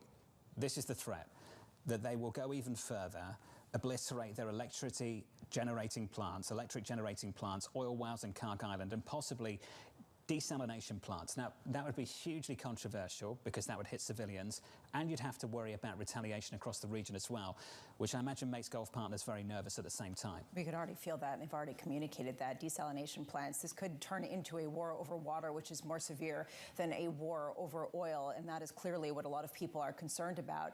When you take a step back, you look at whether President Trump can solve this quickly, right? I mean, I'm just going back to the way that the market is sort of breathing a sigh of relief on this, given the fact that maybe this brings some sort of finish to this.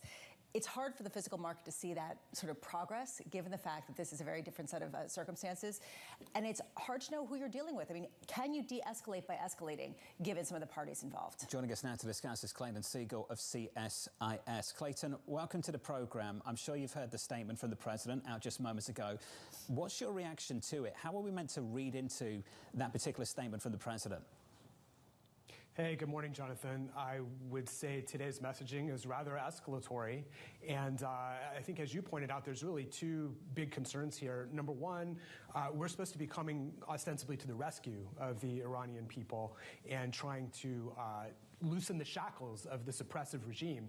So by destroying Harg Island, by destroying desalination facilities and other critical infrastructure, this would really be doing the people of Iran a terrible disservice once this regime is gone and out of the way. And the second thing, as you pointed out, is the risk of much more severe retaliation than we've seen so far against the Gulf countries, the neighbor Iran, and even against other critical infrastructure and supplies.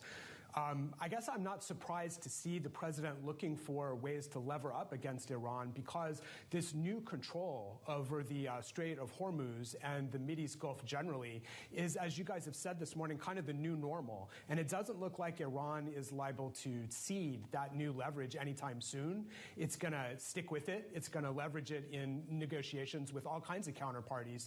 And so no surprise that in Washington they're looking for ways to maybe level the playing field and get an edge if there are going to be meaningful negotiations. Clayton, to that point, this is a signal that a lot of people are taking, that Washington is looking for a way in to a true negotiation that can bring a sooner end to this. Do you see any way for the United States to get an angle to expedite some of those negotiations?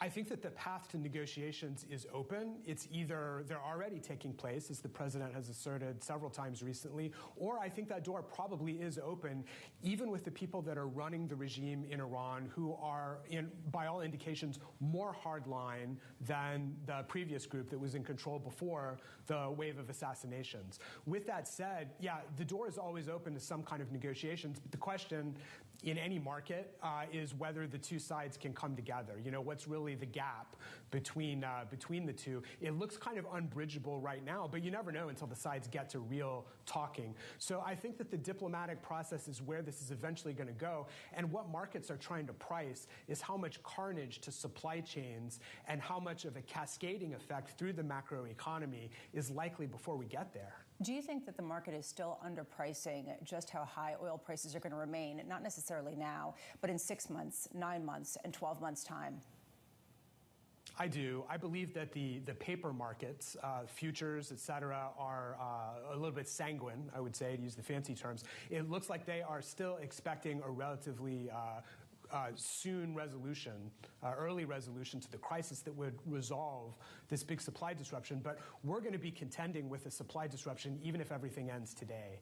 And so depending on the math you use for how much Saudi Arabia and United Arab Emirates have been able to bypass the strait and get some oil out through the Gulf area, and maybe how much is coming just in a trickle from Iran, you're still looking at a disruption that's been somewhere around, on the low end, 10 million barrels per day for the past month, 3 or 4 weeks. So 200, 300 million barrels is going to be missing from global supply-demand balances going forward. It's going to hit, first of all, in those markets in Asia, and then it's likely to proliferate throughout buying regions in the world. That's got to eventually be reflected in higher prices, which, as y'all have pointed out this morning, have already been manifest in the physical market, what people are really paying for and selling for wet barrels of oil. It just hasn't translated into the futures market because a lot of traders, maybe non-commercials, are expecting an early resolution. Clayton, how much of a direct threat are Saudi Arabian barrels in the Red Sea right now?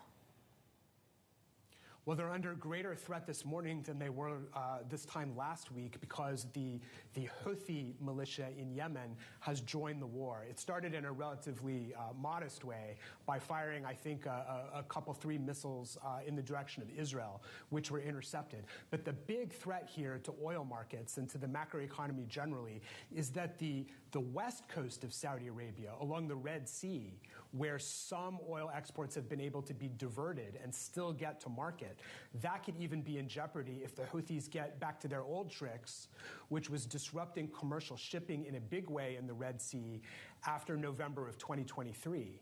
So that's the big risk there, is that that last kind of escape hatch for at least a limited amount of oil going to world markets could be in jeopardy. What kind of impact on prices would that mean if we have both these two choke points basically closed? Well, you would lose another, let's say, 4-ish million barrels per day that's been able to make it to market up until now. And then you'd get the Gulf exports, really back to almost the full disruption of, say, 15 million barrels a day of crude, another 5-ish of refined products. Prices have to move higher in that case. And I feel like a lot of folks are maybe downplaying the extent to which prices would have to increase in order to balance the market. If you just had to take like 8 million barrels a day of demand off, then you're looking at basically like COVID era 2020 type reductions in use of fuel and other oil derivatives. And so you're really looking at kind of a massive slowdown in economic output. That is so massive that's demand destruction. the market's last mechanism to balance when you get to those high prices. Hey, Clayton, it's good to hear from you. Thanks for making time for us. Clayton Siegel there of CSIS. We've said it repeatedly over the last week. Two-way risk. This can go one way or the other, and they are in very different directions if we go in either. The United States of America is in serious discussions with a new and more reasonable regime. Great progress has been made. Then there's a major but. If for any reason a deal is not shortly reached, we will obliterate all of their electric generating plants, oil wells, and Carg Island, and possibly desalination plants. The reason why this is concerning to the likes of Clayton is that in the past, Iran's response to this is, you strike us, we strike other regional countries that much harder, and we will attack their civilian infrastructure. That is the red line for Saudi Arabia and UAE, and the reason why this could escalate into something much larger. And those countries have already seen this when it comes to energy facilities, when it comes to civilian infrastructure. Look at what's going on in some of these aluminum smelters, which immediately moved the market prices. But the president this morning is at least verbally escalating in attempt to de-escalate. Come to the table or this will happen. I think the market is just trying to really digest how serious he is in this moment, or potentially would he give the Iranians a little bit more time down the road. Brent crude 115, WTI 101. Let's get you an update on stories elsewhere this morning with your Bloomberg brief. Yahira has more. Hey, Yahira. Hi, John. As you all were discussing, President Trump with a new statement on the status of talks with Iran, writing that the U.S. has seen great progress in discussions with a new, more reasonable regime, but threatening to destroy Iran's key energy sites if a deal is not shortly reached to reopen the Strait of Hormuz. China's Xiaomi delivering more than 4,000 of its new SU7 electric sedans in its first week of sales. The company's CEO setting a goal of delivering 550,000 cars this year, a 34% increase from last year. And Apollo is looking south for a possible second U.S. headquarters. According to the Financial Times, the asset manager is considering a new location in several cities, including Austin, Nashville, or in South Florida. That's your Bloomberg Brief, John. Yahira, thank you. Appreciate the update. Up next on the program, Fed policy on pause. Everyone realizes that a policy response doesn't help get ships faster through the strait. A policy response doesn't help really offset demand destruction. The Fed hiking is not going to get oil to flow more freely. They are going to sit this out. Up next on the show, Ed Al-Husseini of Columbia Threadneedle from New York City this morning. Good morning. You're watching Bloomberg Surveillance.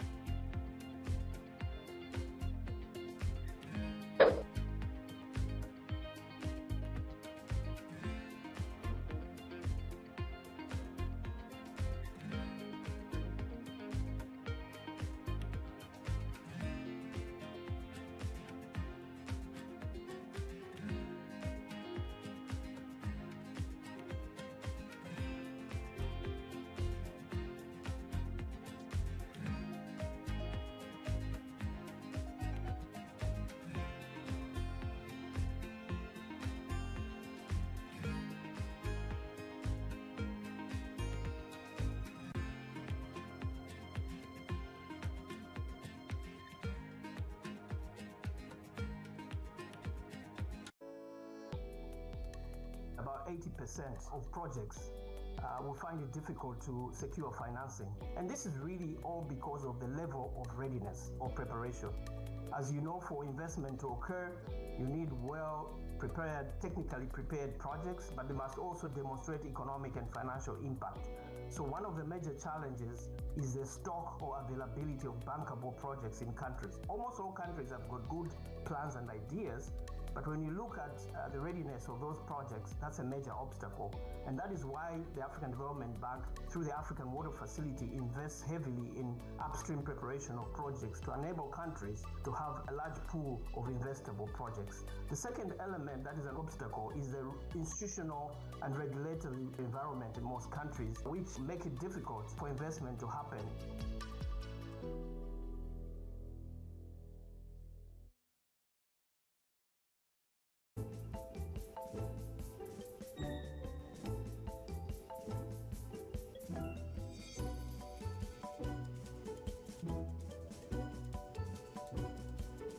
Where did you get the idea for Play-Doh? My one son was playing with a mound of Play-Doh, and he said, "Dad, voila."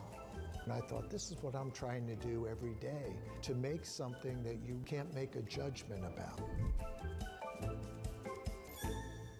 From the world of politics to the world of business, Joe Matthew and Kaylee Lines deliver news, insight, and analysis live 2 times a day, every trading day. Balance of Power at 1 and 5 Eastern, only on Bloomberg. Bringing you up-to-the-minute geopolitical news whenever and wherever it happens. I'm Jennifer Zabasaja in the Lesotho Highlands, and this is Bloomberg.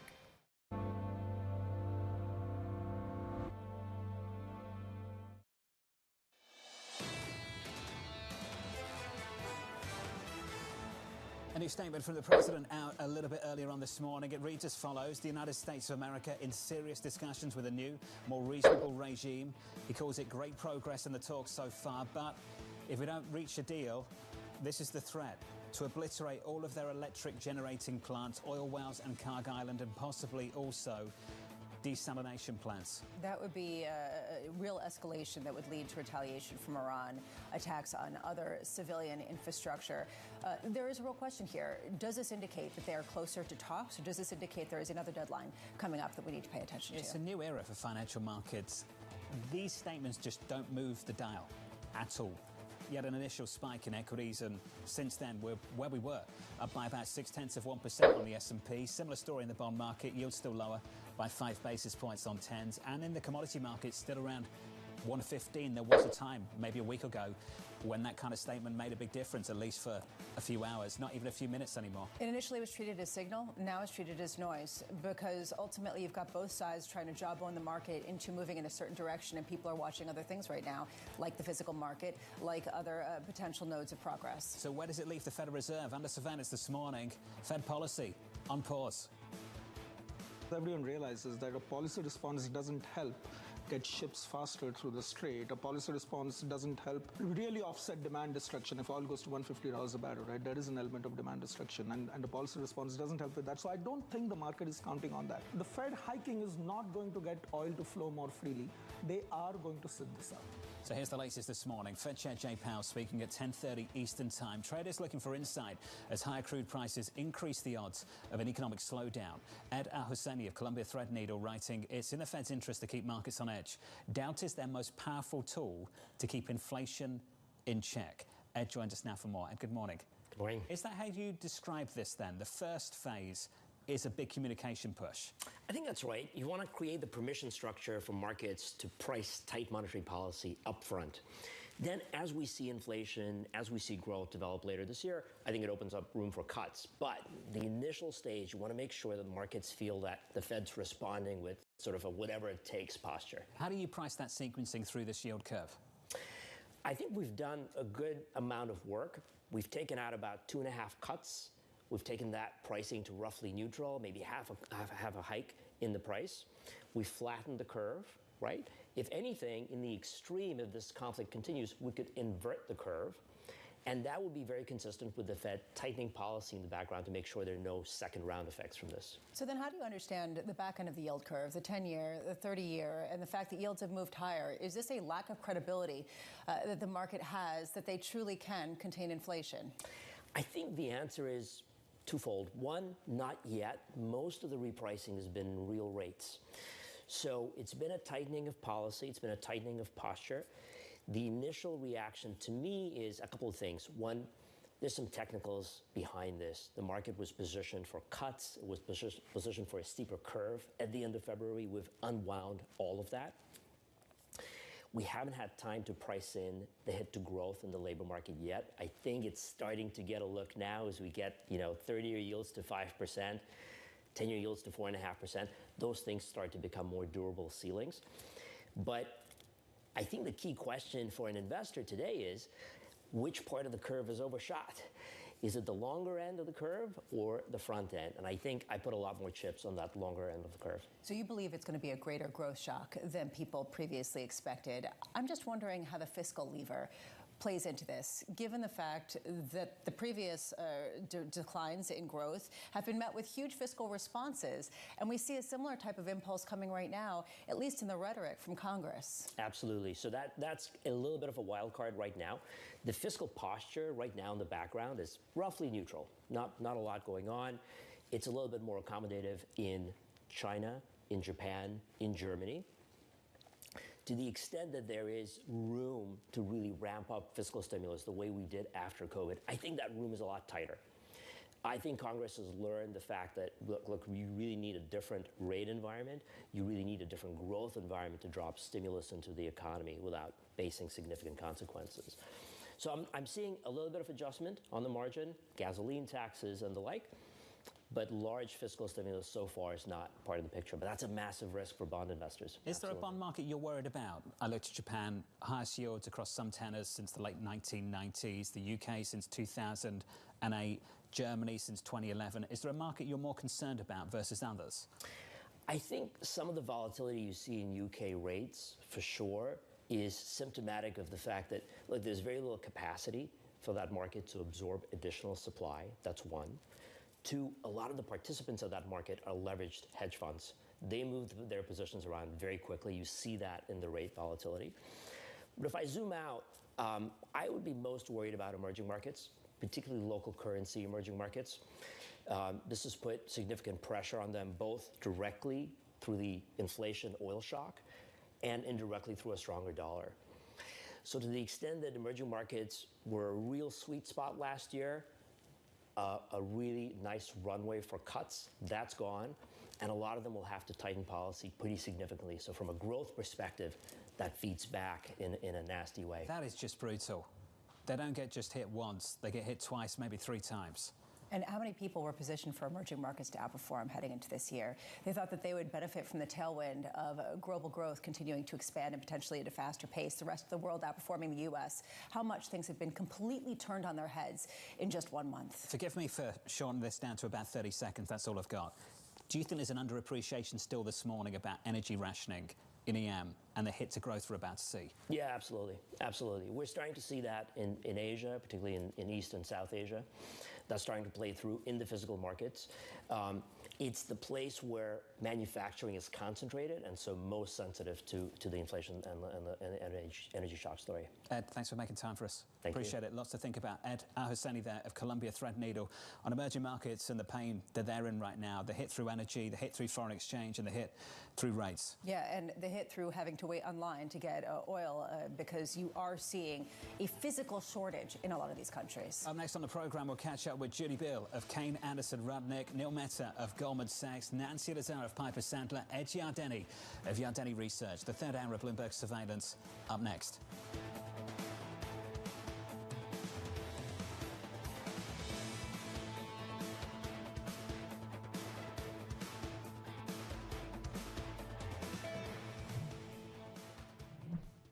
World's most powerful investors don't ring a bell. They quietly reshape entire industries. This is the money shaping the world. The Dealmaker Playbook, where power and billions of dollars change hands every day. From private equity and credit to venture capital and M&A, we bring you the inside scoop on the biggest deals and debates, plus exclusive conversations with finance's ultimate insiders. Bloomberg has learned that there are discussions around a potential all-cash offer for Warner's studio and streaming businesses. For the past few years, we hadn't really seen any deals above $30 billion, and now we're seeing, Warner Brothers, $80 billion, the big railroad deal. And what we're hearing from sources is that next year we're going to see more of the same. It's just going to be the mega deal. I would expect next year will be an even better year for M&A and IPOs. That's just kind of what we do at Serena Ventures, is just kind of learn how we can fill in different gaps in different areas that are being missed. And by the way, these gaps tend to be really, really massive. I know you've been very bullish on the return of M&A. Do you expect more deals, if they are of this size, to have the same sort of structure and contours? I think we're going to see the return of large transactions, and I think they're going to avail themselves of both private credit options and public options. There's a lot of merger talk. There's a lot of firepower. You know, investors wanted to know at what price would this deal be, and now they answered that question at $70 a share. So congratulations to Bloomberg's Deals team for getting it first. I'm Danny Berger, and this is Bloomberg Deals. Every Wednesday at noon Eastern, only on Bloomberg Television. Next week on Leaders with me, Francine Lacqua. I speak to George Alhedri, the CEO of HSBC, about his massive restructure. Things don't become complex by design. They end up becoming complex by lack of focus. Integrating AI into the bank. If we don't know how to embrace it, we will become obsolete. And how to run a meeting. Make decisions. So tune into the podcast version of Leaders with Francine Lacqua. Listen and watch on Bloomberg Television or wherever you get your podcasts. In case you missed it, on Bloomberg Crypto. Crypto has had this terrible, horrible, no good, very bad 2026 ever since the events of October 10th. What do you chalk up this weakness to, this volatility to?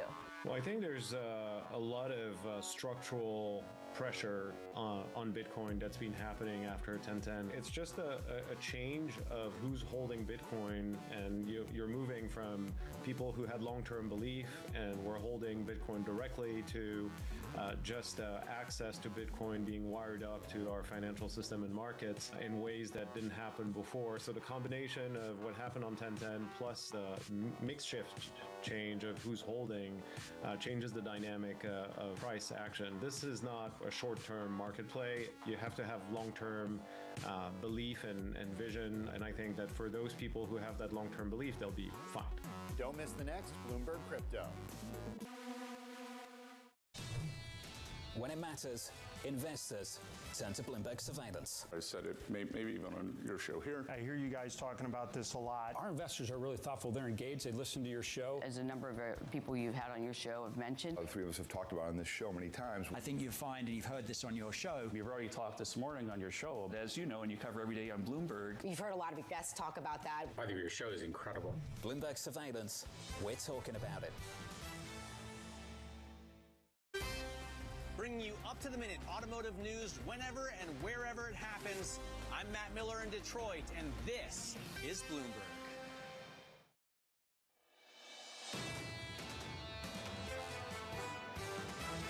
The level of uncertainty is extremely high. Things seem to be in a free fall. You don't want to catch a falling knife. Equity markets and markets generally are resilient. We still see a compelling stock or equity story ahead. It's just so difficult to determine what's going to happen next in this market. This is Bloomberg Surveillance with Jonathan Farrow, Lisa Abramowitz, and Anne-Marie Hordern. Live from New York City this morning. Good morning, good morning. For our audience worldwide, the third hour of Bloomberg Surveillance starts right now, and your price action, your scores look like this. Holding on to gains, up by 0.6% on the S&P 500, up by 0.5% on the Nasdaq, following the biggest weekly decline of the year so far. In the bond market, yields starting to run here, bonds starting to rally. We're down by 4 basis points on twos. We saw this in Friday's session. At the back end of the session into the weekend, this is the follow-through. We're down 5 basis points on 10s to 437, and crude holding on to gains also. WTI and Brent crude. Brent at around 115, up by 2%, with some encouragement from the president and also a rather large threat. The president saying talks are going well. Progress is being made. But if we don't make a deal, there's a big stick at the other end. So how do people trade this? And ultimately, they don't. Initially, there was a pop in equities, no real move in oil. Right now, people looking at what are the off-ramps, right? How do you have a taco-type trade? Trump always checks out, which is not the right way to phrase this at all. But how do you have an off-ramp at a time where it seems to be only escalations that could potentially get you to that de-escalating point? What's changed in the last week for the better? The answer to that is not a lot. In the last week or so, two-way risk has persisted. This can go one way or the other. Conclude or it escalates. But in the meantime, as it persists, the problems just accumulate. And this was the story on Friday for so many people. The longer this goes on, the problems persist, things start to accumulate, it gets harder and harder to rebound from. And that's what I wonder is starting to click into the bond market. Yields down on Friday, down again this morning, the focus shifting from inflation to growth. We'll see if this holds. It's only a few days, but it feels like the story's starting to adapt, change into a new phase. Yeah, there is the sort of belief that the longer this goes on, as you say, the worse it's going to get. I find it interesting that initially we were talking about if it goes on for more than a month, it could be a problem. Now, if it goes on for a couple months, it could be tolerable. But if it goes on through December, well, God help us all. And there's this question of at what point do you get that trigger of full capitulation? Or have we already seen it? And you now have some analysts coming out and saying you have already seen capitulation in certain pockets and now people are going back in. Ultimately, I don't know how you get a handle on this market. What has changed is if you ignore what Trump says, what he does has changed. And that's the sense that there already is a Marine Expeditionary Unit in the region. There's another amphibious assault ship heading to the region, and the 82nd Airborne was already deployed. So things on the ground have actually changed, which show that this administration is serious when it comes to escalating to de-escalating. The president in this truth is just giving the Iranians potentially one last chance for an off-ramp. Here's another thing that's changed, and it's the data. It's an early read on how inflation's going to look, how things will change through the month of March and into April. This from Germany.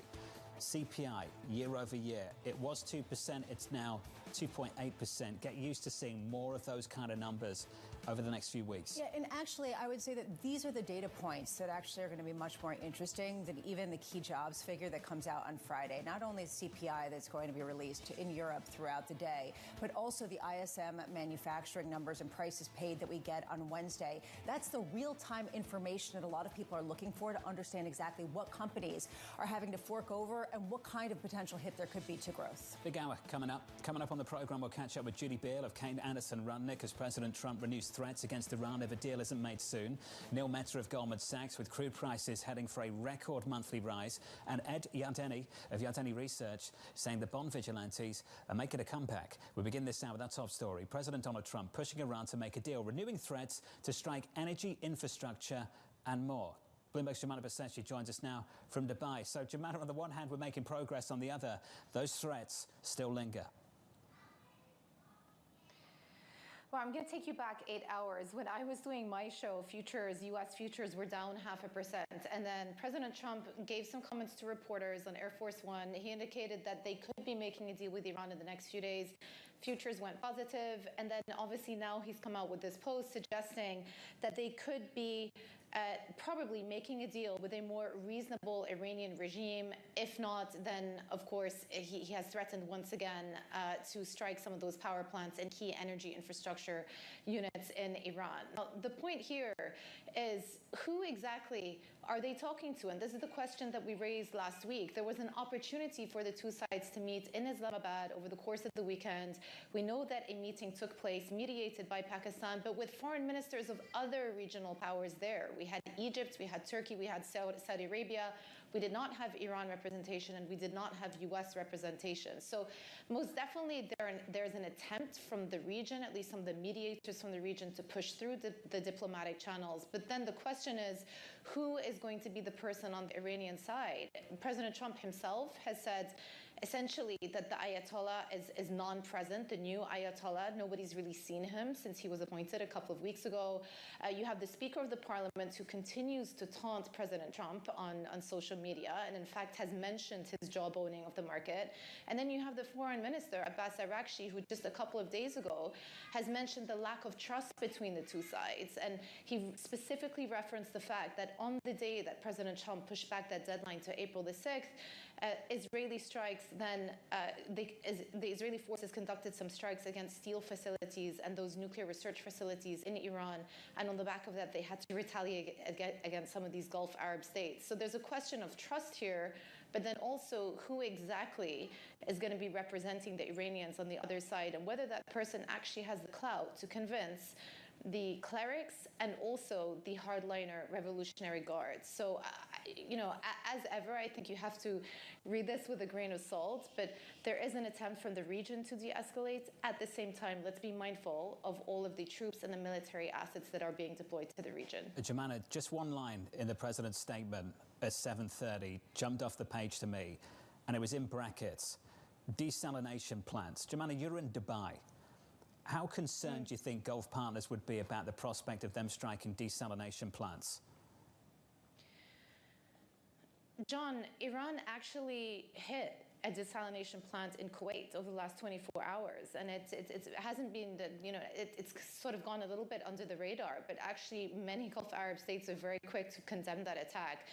It didn't actually cause any disruption to water supplies in Kuwait, but it does tell you that this is a key and would be a key game changer for the region, not least because around 90% of the water that we consume over here in the GCC region comes from desalinated water. It would be deemed an extreme escalation and an outcome that everyone over here wants to avoid. So initially, when he postponed that deadline to April the 5th, it was met with a bit of relief. But from Iran's perspective, and at least the fact that they went after this Kuwaiti desalination plant over the weekend suggests that from their perspective, anything is on the table still. Jemana, I appreciate the update. Thanks for making time for us. Jemana Basechi there of Bloomberg, leading our coverage of this war out of the region.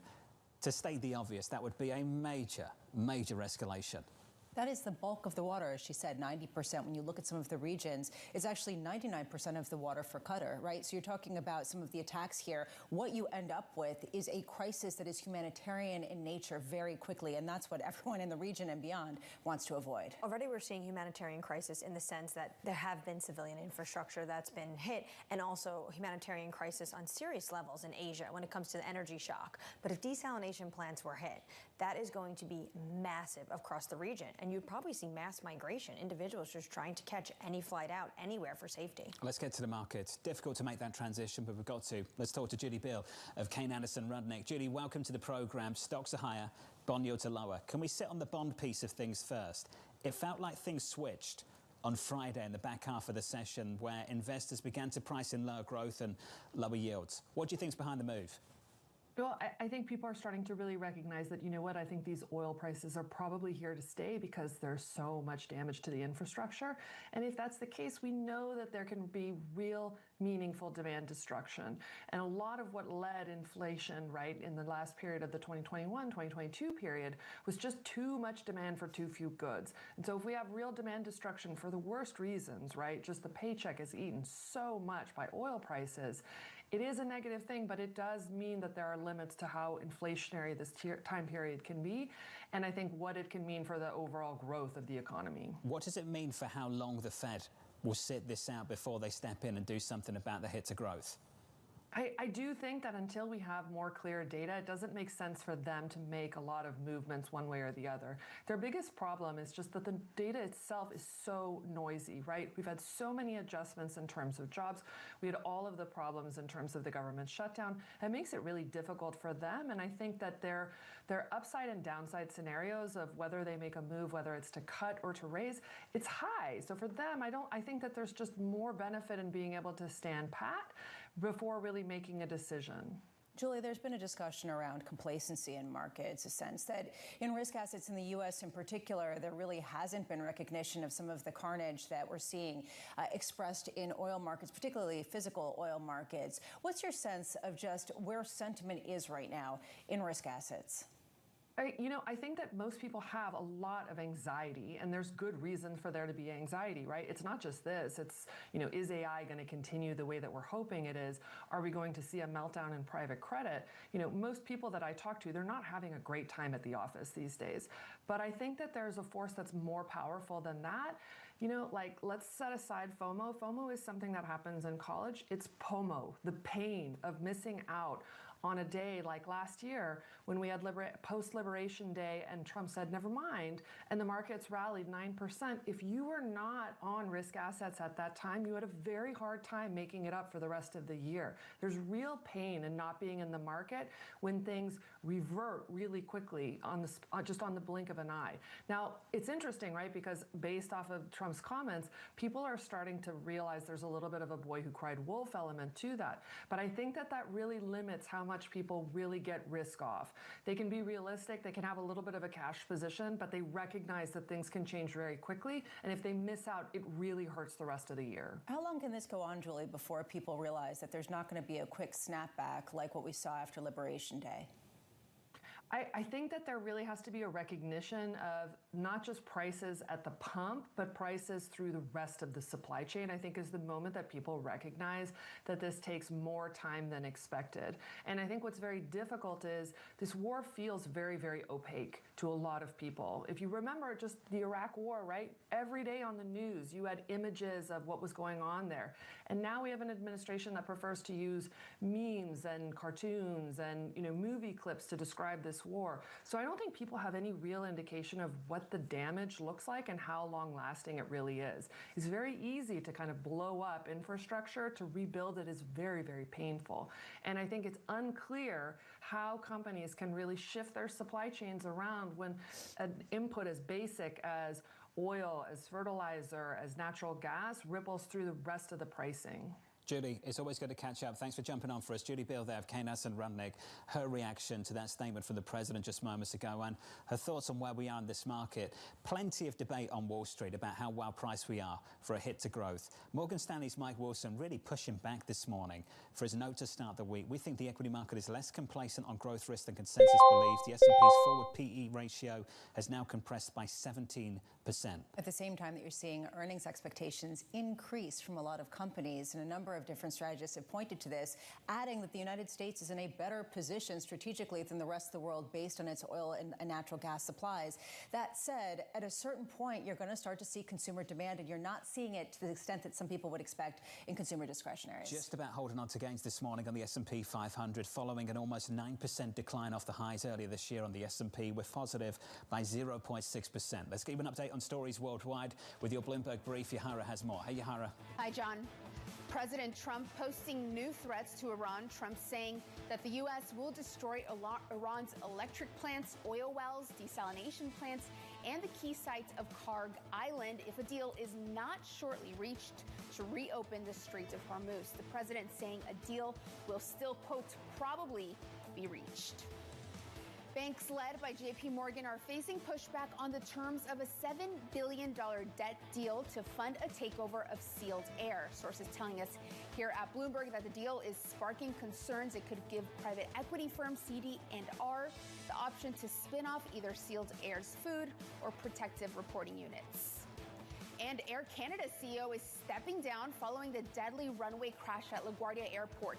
Canadian Prime Minister Mark Carney reprimanded the CEO for releasing a statement in English with only 2 French words. The airline is headquartered in Montreal, Quebec, where French is the primary language. That's your Bloomberg Brief. John. Hey, you too. Yahara, thank you. Appreciate it. Up next on the program, The Morning Calls Plus, Neil Mehta of Goldman Sachs, with President Donald Trump renewing his threats to destroy Iranian energy infrastructure. Live from New York City this morning. Good morning.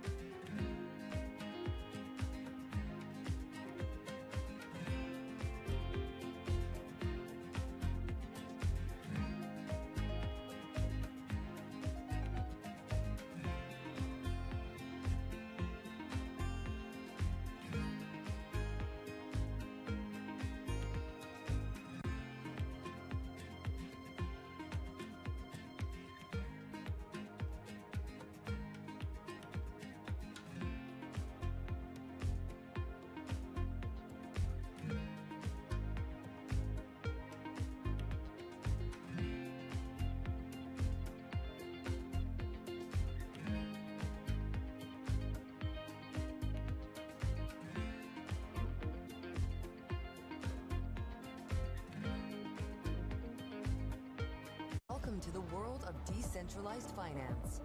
Bloomberg is covering all things crypto, the people, the transactions, and the technology. Bloomberg Crypto, Tuesdays only on Bloomberg.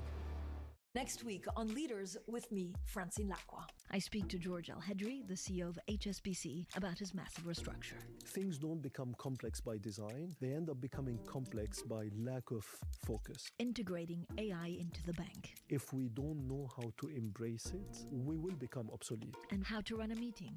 Make decisions. So tune into the podcast version of Leaders with Francine Lacqua. Listen and watch on Bloomberg Television or wherever you get your podcasts.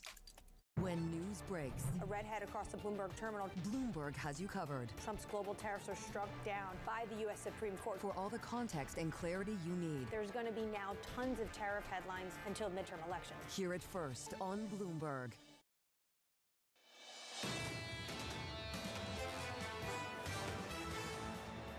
Stocks holding on to gains up by 0.6% on the S&P 500 following a fifth consecutive week of losses on the S&P, the longest losing streak going back to 2022 on the S&P 500, down from the highs by almost 9%. This morning, a bounce of 0.6% following the biggest two-day decline going back to April. It's been painful in this equity market. It's not just been about the Middle East. Big tech in focus too, and those problems predate this war. It's a question about how much they're spending. It's a question about AI disruption. It's a question about regulatory pushback, given the lawsuit that Meta lost over social media and the influence there. That said, you do have a growing number of contrarian investors saying maybe this is a time to buy, given the fact that the earnings picture looks pretty good. Question is, how much are those earnings upgrades factoring in the higher hit from prices that we're going to see from oil, that we're going to see from gas for a long period of time? We're starting to price in slower growth. Check out the bond market, 2s10s30. Something happened at the back half of the session on Friday. This equity market closed at the lows. The two-year yield did as well. And we're down another 5 basis points this morning, 3.86. Starting to push out that rate hike stuff and starting to price in a much bigger hit to economic growth. Yeah, people had gotten carried away, according to some strategists, with how many rate hikes they've been pricing in, particularly in Europe. Now the question is, how much can they really hike rates into a growth shock, as has been every single previous oil spike that we've seen to date? Brent crude right now, 115, WTI triple digits, 101. That's the price action. Let's get you some morning calls. First up, Jefferies upgrading Expedia to a buy, saying it's less exposed to geopolitical risk. That stock is up by 2.5%. Your second call from Morgan Stanley, cutting its price target on Meta to $7.75, noting fears around Gen AI is weighing on sentiment. Meta up this morning, but down hard last week, negative 11% just last week. And your third and final call from RBC, raising its price target on Kinder Morgan to 35, highlighting commodity prices as a benefit to its estimates. That stock is up by a little more than 1% this morning. Let's down our top story. The president renewing his threats to destroy Iran's energy infrastructure, including Karg Island, if no deal is reached to end this war. Neil Mehta of Goldman Sachs writing the following: if commodity prices surprise to the upside in 27, as our analysts now forecast, it would provide support to our base case valuations, which use a view of $75 a barrel on Brent. Neil joins us now for more. Neil, good morning. Thank you for the opportunity. Hey, it's good to see you. Let's break it up. Upstream, downstream, but let's start midstream. How squeezed are all services right now? Yeah, so I'd say oil services companies, there are a number of them that we do have a constructive view on still, Halliburton and Schlumberger as well, SLB.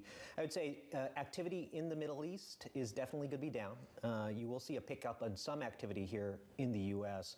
I would say, but as we look at the outlook on a multi-year basis, there are still some opportunities here in the services complex, particularly Halliburton, which is a good blend of the U.S. side and the international side. Before we turn to the Middle East and the damage done, just on the U.S. side, how tight is the relationship between activity and price? Very tight. I would say as we look today, EBITDA per fleet is around $18 million. At peak, we were in the 30s. I do think there's an opportunity for some pricing for U.S. land to move back into the mid-20s here. Before we get to that destruction, how much are you seeing any oil companies considering in the U.S. increasing production in response to the increase in pricing? Yeah, we spent a lot of time over the last couple of weeks spending time with our management teams trying to evaluate whether there will be a change in activity. And so far, the answer has been quite muted. I think when our companies make decisions about taking up activity, they're not looking at the front of the oil curve, which, as you noted, is $115 a barrel. They're looking at the backs. They're looking at 27. They're looking at 28. The deferred oil price is still in the low 70s Brent, and so it's not giving a signal to the market to meaningfully increase activity. And I think the big picture is that the U.S. has gone from 5 million barrels a day to 13 to 14 million barrels a day. So shale is already at a point of relative maturity. Inventory is starting to get dwindled down a little bit. And so the companies have less inventory to aggressively grow into, which is part of the reason we're long-term constructive on the price of oil, because as shale matures, demand still grows, and there are fewer projects internationally. It does set up for a more constructive long-term price environment, notwithstanding the front of the curve, which I think is fairly impossible to predict right now. Well, the back end of the curve, let's get into that, given the fact that you're pretty constructive on that going higher. In other words, oil prices going higher than they currently are 6, 12, and even 24 months out. Part of that is the destruction to facilities in the Middle East. Yeah. How much do you see actual real destruction to both natural gas and oil facilities that could potentially take years to come back online? I think that in our coverage, the one asset that has been impacted is Qatar. The Qatar LNG facility, which is in the process of growing and will continue to grow over the next couple of years. ExxonMobil has two trains that were impacted significantly. It's difficult to know the magnitude of the damage. The operator is saying it could extend 3 to 5 years to get that fully repaired. Some of those expansions, Northfield South expansion and then the Northfield expansion itself, are likely going to be delayed. For our modeling purposes, we push it back about 6 months. And so this global gas glut, which looked very apparent for 2027, does look like it's been pushed out to the right. As far as oil, I think it's too early to make that call, whether there's been meaningful infrastructure impacts. We'll continue to watch it. At a minimum, we need to start talking about putting geopolitical risk premium back into the long end of the oil curve, which in the low 70s doesn't reflect the increased risk, especially with dwindled OPEC spare capacity in the Let's stay on that. This is an important topic because some comfort in the equity market is coming from the backwardation in the curve. Yep. Just the idea, if you don't follow crude closely, that crude prices further out, looking further out, are lower than where they are right now. How far up do you think they need to come? From the 70s to what? Yeah, our base case modeling, as we said, was $75 Brent. The bias on the long term would be higher for 3 reasons. 1, shale is maturing. 2, you have demand that's going to grow on our modeling till at least 2035 with a bias that it's actually longer. And 3, when we model the large projects, we call them the top projects that are coming in, there are a ton of projects that came in 25. There are a ton of projects that came in 26. There are very few projects, big projects, that come in 27. And at the end of the day, the backs are also going to be correlated with the extent of OPEC spare capacity.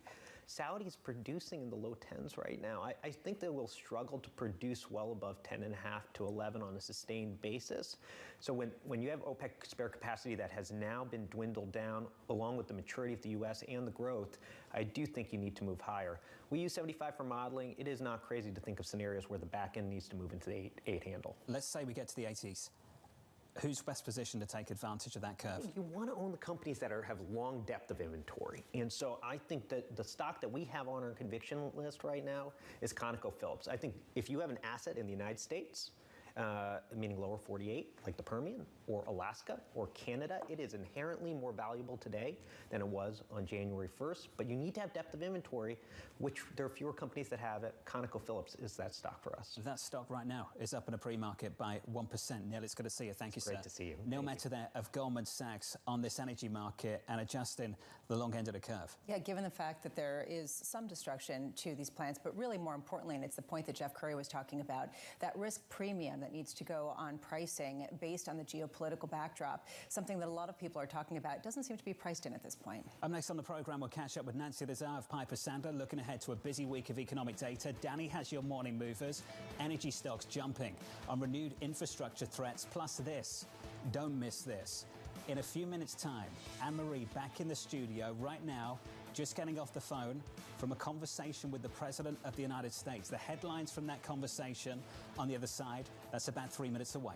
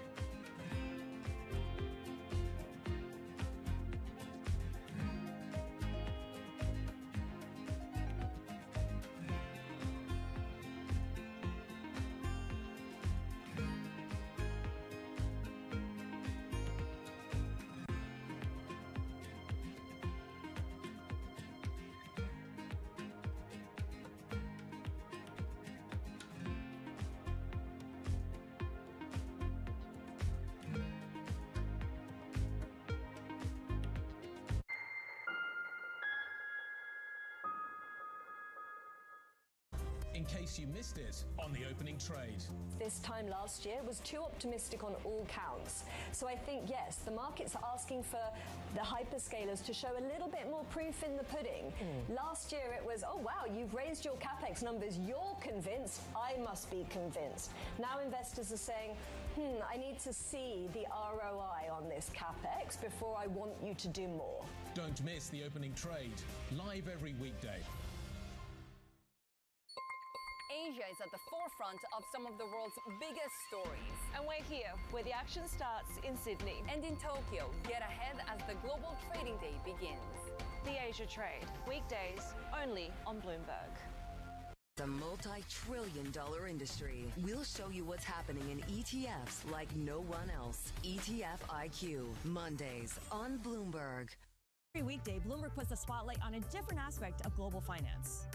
Flows, funds, and the forces shaping markets on ETF IQ. The future of money with Bloomberg Crypto. The players behind major transactions on Bloomberg Deals. The stories informing finance with Bloomberg Markets. And rates, risk, and the cost of capital on Bloomberg Real Yield. A different topic every weekday, now for a full hour only on Bloomberg Television.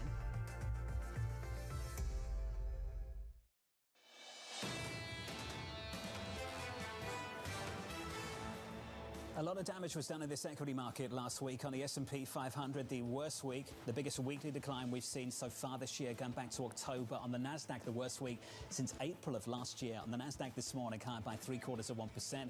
On the S&P 500, likewise. In the bond market, yields down across the curve. 2s out to 30s, 10s down by 5. Call it 6 basis points lower at 437. As these moves hold, Brent and WTI. Brent crude at around 115 all morning, 114.70 right now, and WTI back in triple digits, 101. Moments ago, Anne-Marie on the phone with the President of the United States, speaking to him about where we are in this war. Very briefly, he said he's very busy this morning, but he wanted to reiterate that he thinks the United States is doing very well. The war, he says, is going, quote, unbelievably well. And then this is what he left me with that stuck with me. They want to settle. He said, that's all I can say.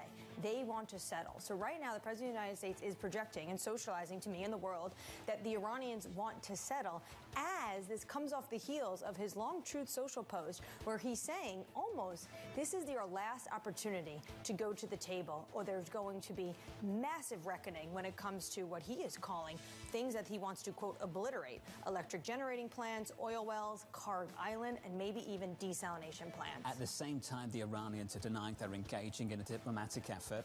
Through the Iranian state media again this morning, they say they didn't participate in the meetings in Pakistan. They say the U.S. demands are excessive. The president says we're making progress. I think we're all trying to figure out where precisely we're making progress. Where is the progress made? Also, when his Truth Social post came out, when he talks about if a deal is not shortly reached, what does shortly mean? Are we talking about days? Are we talking about weeks? Or are we talking about months? So I think it's important to remember not so much what the president says, but what he does. And what has changed over the course of the last week is now we have Marines in the region. We also have soldiers in the region right now. And potentially, given the reporting over the weekend, the President of the United States is weighing sending even more. There is a self-imposed deadline. That self-imposed deadline currently is April 6th. And now we know the additional threats read as follows from the president: obliterating all of their electric generating plants, oil wells, Karg Island. And in this statement from the president earlier on this morning, the threat of possibly all desalination plants. And I keep going back to that because I imagine that's going to make partners in the region very nervous. That's the bulk of their drinking water for civilians. There was a desalination plant that was hit in Kuwait, as we were hearing from Jumana. A question about how much this would escalate. Also a question of how there is some sort of agreement that could potentially come to the fore. It is the fog of war on steroids. There is a sense that nobody can really get a handle of what's going on the ground, what's going on around the ground. And that's part of the reason why there is a huge range of outcomes that are potentially at play here. And the president, in his truth, and he talks about this a few times, he does feel like the regime has changed, even though it's not what he says regime change. It's changed within, meaning top brass has been taken out. But a lot of analysts you talk to will say that the individuals he's still dealing with, maybe some of the lower level that are now rising the ranks because the others have been eliminated, they are hardened by what has happened. These are people who are still trying to avenge for Qasem Soleimani, and now they have to avenge for the Ayatollah and others who were taken out by these Israeli strikes. That's the setup this morning. Stocks are positive by 0.8%. Let's get you some morning movers. Danny's standing by with more. Hey, Danny. Hey, John. I want to look through some of the industries that have been affected from the war in Iran. First, starting out with the best performing sector month to date. It is no surprise. It is the oil majors, Exxon, Chevron, Occidental Petroleum. They're all up this morning off the highs of this morning. They did seem to reach there after the president's Truth Social post talking about, as you've been saying, negotiations with the threat of escalation. All of these companies up in the low teens so far this month. Then there are the fertilizer companies. This is interesting because they've had a little bit of a varying fortune. CF Industries, for example, is up 13% month to date, but Mosaic is actually down.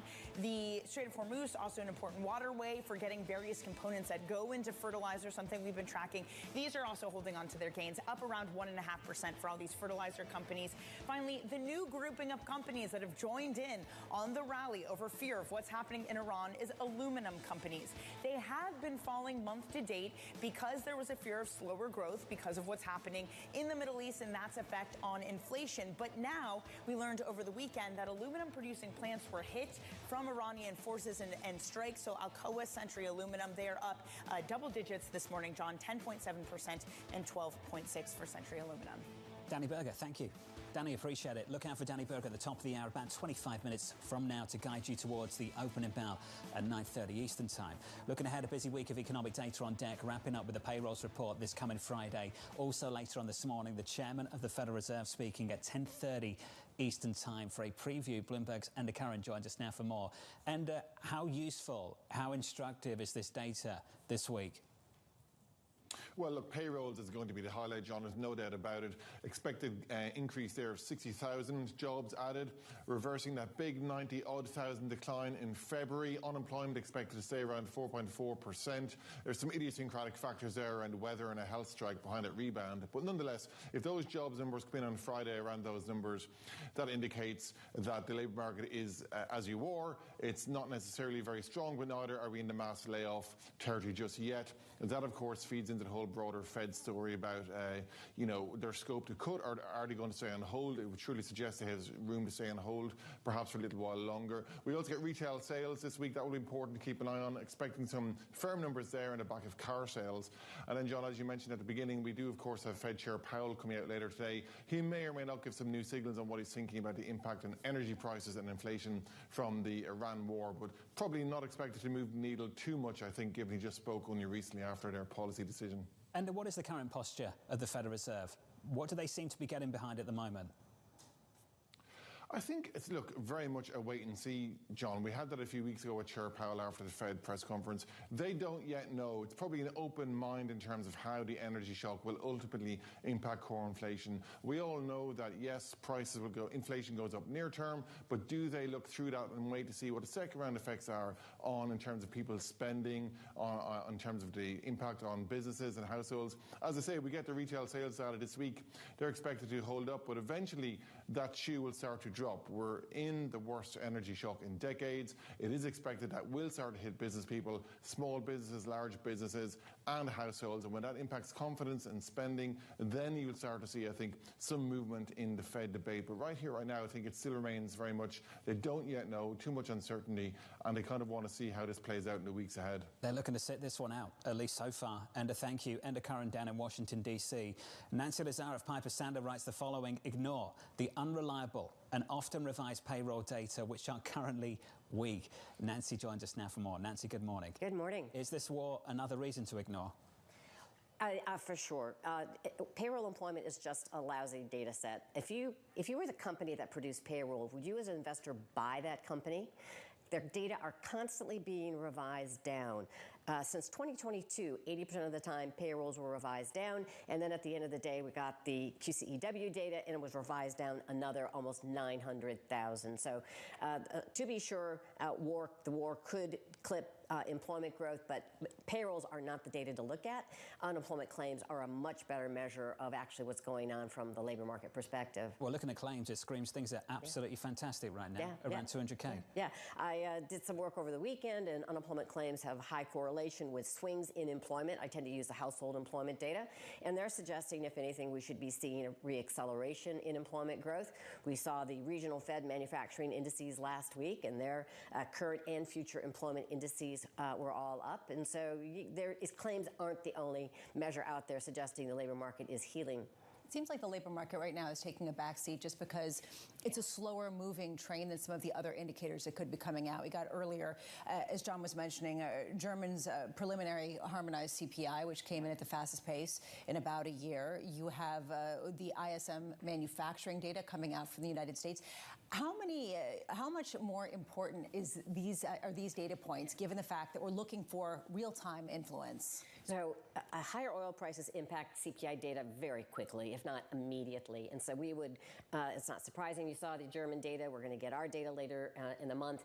They're going to show a pretty big increase of 0.6%. But historically, it does take time for changes in oil prices to work their way into the economy. It can't just be a one-time blip. It needs to be a sustained shift up.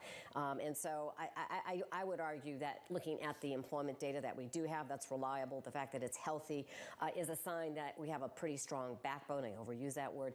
Pretty strong backbone in the U.S. economy. Business confidence is solid. Earnings are improving, not just large companies, but smaller businesses. And so, to be sure, this oil could derail things. But at the end of the day, going into it, unlike 1990, unlike 2008, the backbone of the U.S. economy is pretty healthy. There are two potential scenarios. On one hand, this would be a real hit to growth and potentially would pressure the Fed from having to or being able to raise rates in response to some sort of shock. On the other hand, if you do think that the economy is that strong, why isn't this even more of an inflationary shock that would prompt some sort of response from the Fed? Well, the economy is solid. I don't want to say it's strong and at risk of overheating. There's a difference. We are in the early stages. Our view was of a reacceleration in the economy where you don't yet have a labor market strains, where you don't have a labor market, to say the least, that's too strong. So we're early stages in this improvement in the labor market. So our argument would be energy is a tax on the U.S. economy, similar to what we saw in the world economy, similar to what we saw with the tariffs a year ago. And actually the Fed in the back half of 2025 cut rates because it was a headwind. We're not looking for any change in Fed policy. That's not what I do. But given economic conditions, we would argue that the Fed doesn't need to cut rates. And this health in the labor market and business confidence and manufacturing surveys would all point in that direction. Nancy, it sounds like you think what the Fed does is what they did with tariffs. Look through it. It could potentially be a hit, but it's only once. Yes. Price adjustment. Exactly. It was a one-time hit. They understood that. This is very different than the 1970s. This is not stagflation a la the 1970s, when you had double-digit increases in both money supply and government spending. The Fed way behind the curve, shoving rates down too low. Nixon put in place wage price controls, 71, 73, which totally distorted the inflationary backdrop. And so this is not a stagflationary environment. We think this is an obvious temporary risk to the economy associated with a one-time hit to higher oil prices. How do you define temporary? We're already a month in. Good point. The duration does matter here. And our view has been that it takes time for higher oil prices. We saw that back in 2021. Oil rose sharply in 2021. And it wasn't until early 22 that you started to see the effects of that. So if this were to last for 6 to 12 months, then I would worry. We have 3% kind of as our base case for growth in the United States. 3% this year, 3% maybe even in 27. Given monetary fiscal policy and productivity. But at the end of the day, if you do move up toward 100, 120 and stay there, that 3 is at risk of shifting down something closer to 2%. Nancy, good to see you. Thanks for the update. Time. Thank you. Nancy Lazada of Piper Sandler. I don't even want to begin to think about what it would look like if the Strait of Hormuz was still closed 6 to 12 months out. This is all people care about. And as we were talking about why the labor market report isn't going to matter, Andrew Hollenhorst puts out a note saying the labor market report isn't going to matter.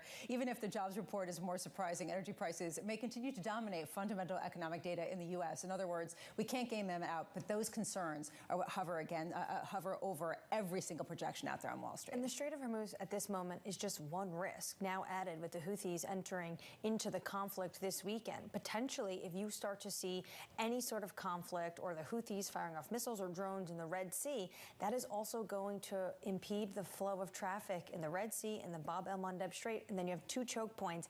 I don't see how Brent stays at this level. I don't see how it doesn't go closer to $150 a barrel. Brent right now around 115, 114.50. Let's get you an update on stories worldwide with your Bloomberg Brief. Yahara has more. Hey, Yahara. Hi, John. President Trump posting new threats to Iran on Truth Social. Trump saying that the U.S. will destroy Iran's electric plants, oil wells, desalination plants, and the key sites of Karg Island if a deal is not reached soon to reopen the Strait of Hormuz. Anne Marie spoke to the president a few minutes ago, and he told her Iran wants to settle. The Spanish government announcing it's closing the country's airspace and bases to U.S. planes carrying out missions in Iran. Spanish newspaper El País reporting that the country is only allowing the transit or landing of planes in cases of emergency. And for the first time in more than 50 years, NASA is sending astronauts back to the moon. The Artemis 2 mission is set to launch on Wednesday. It will take the astronauts on a 10-day journey that will go to the moon without landing and then return to Earth. That's your Bloomberg Brief. John? Yahara, thank you. Appreciate the update and thanks for this morning. Up next on the programme, we'll set you up for the day ahead. Plus, Ed Yardeni of Yardeni Research saying the bod vigilantes are making a comeback. That conversation up next.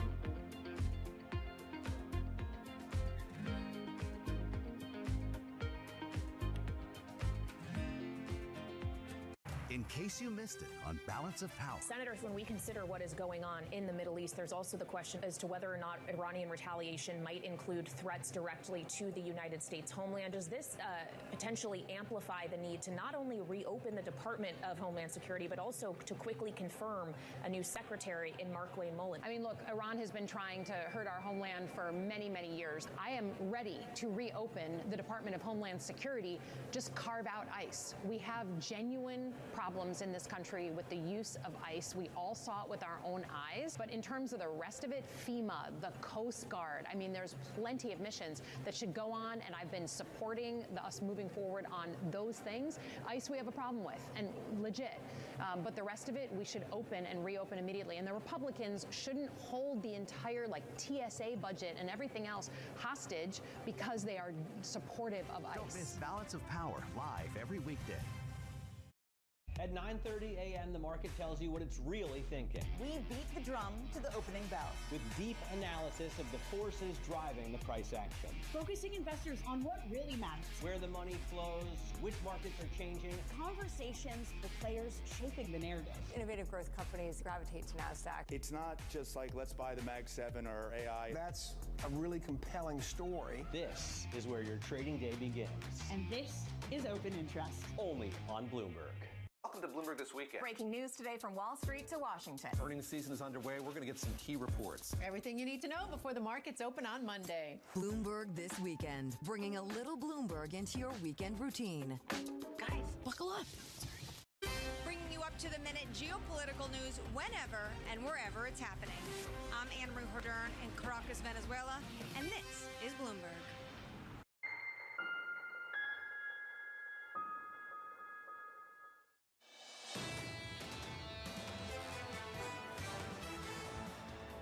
Inflation risk is already being priced by the rates market. That's why you're seeing the yield curve flatten quite significantly. The front end is up. So I think we take a step back and say, what if oil stays, let's say, 100 or above for an extended period of time? In the worst case, it's not just inflation, it's growth. It means your curve can actually get inverted. That's the worst case. It's not their base case. That was Venu Krishna of Barclays. The base case is earnings are going to be fine. And this S&P 500 could climb to 7650 by year end. They actually increased their target on the S&P 500 in the last week against the backdrop of a war that continues. Equity futures near session highs, up by 0.8% on the S&P. On the NASDAQ, up by 0.75%. Yields are down across the curve, 2s, 10s and 30s. 10-year bond yields declining by 6 basis points this morning, 436.61.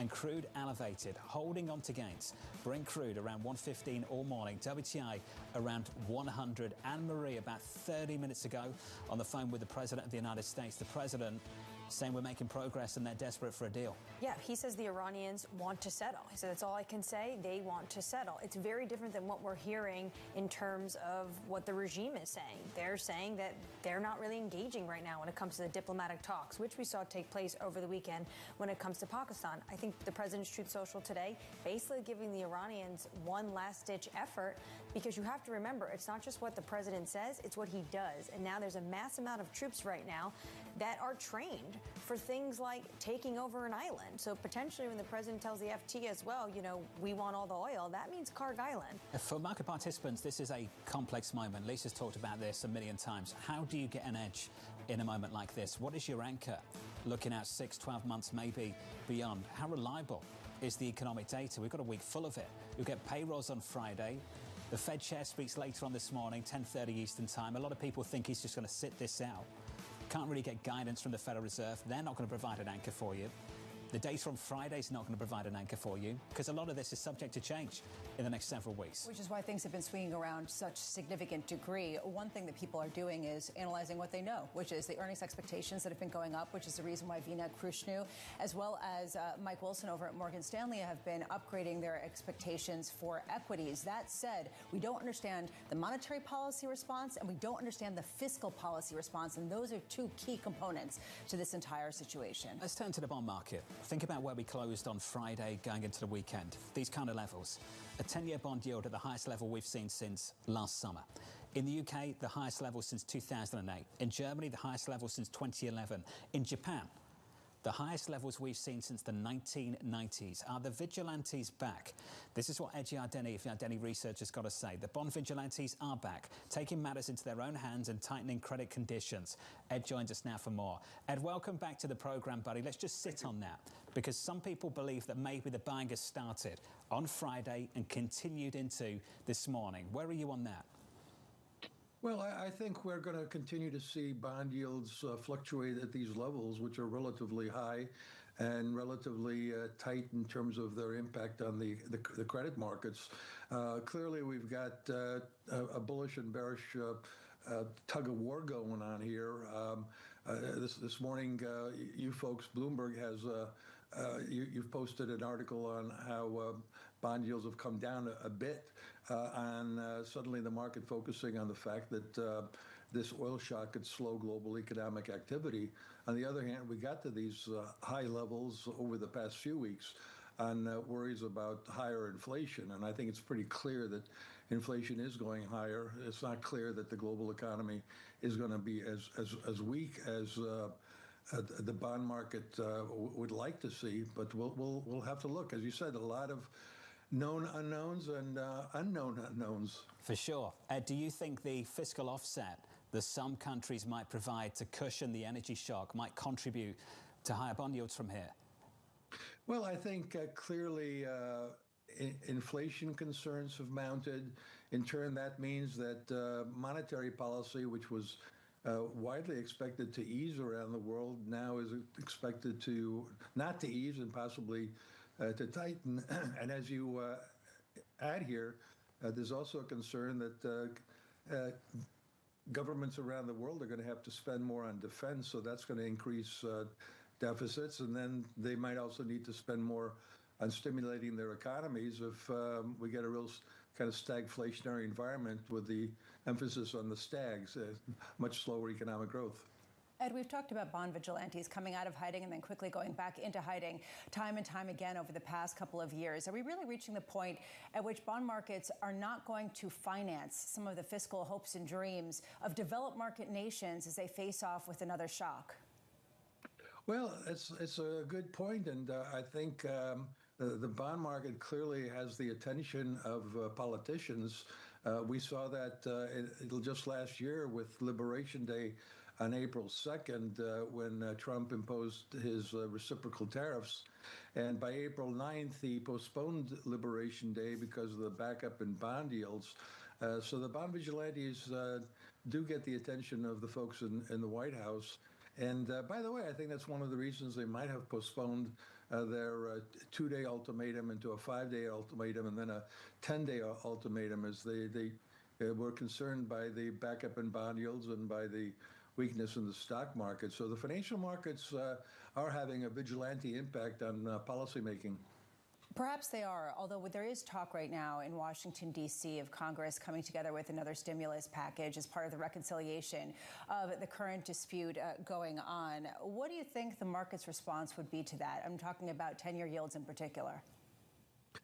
Well, I think it's any continued widening of the deficit, I think, is fundamentally a bearish development. And so stimulus, before the war, we all thought there was plenty of stimulus coming from last year's tax bills, with the refunds likely to be as much as $1,000 extra for a lot of people. And that's still in the pipeline here. So we already have fiscal stimulus. Arguably, we also still have monetary stimulus from the easing that started a year and a half ago, and to provide more fiscal stimulus. And then the president's asked for $200 billion in additional defense spending. Well, that's a billion here, a billion there, it becomes $1 trillion pretty quickly. And we all thought the bond market had kind of learned to live with $1.5 trillion in deficits. Now let's see if we may be stress testing the bond market to see if it can live with $2 trillion deficits at an annual rate.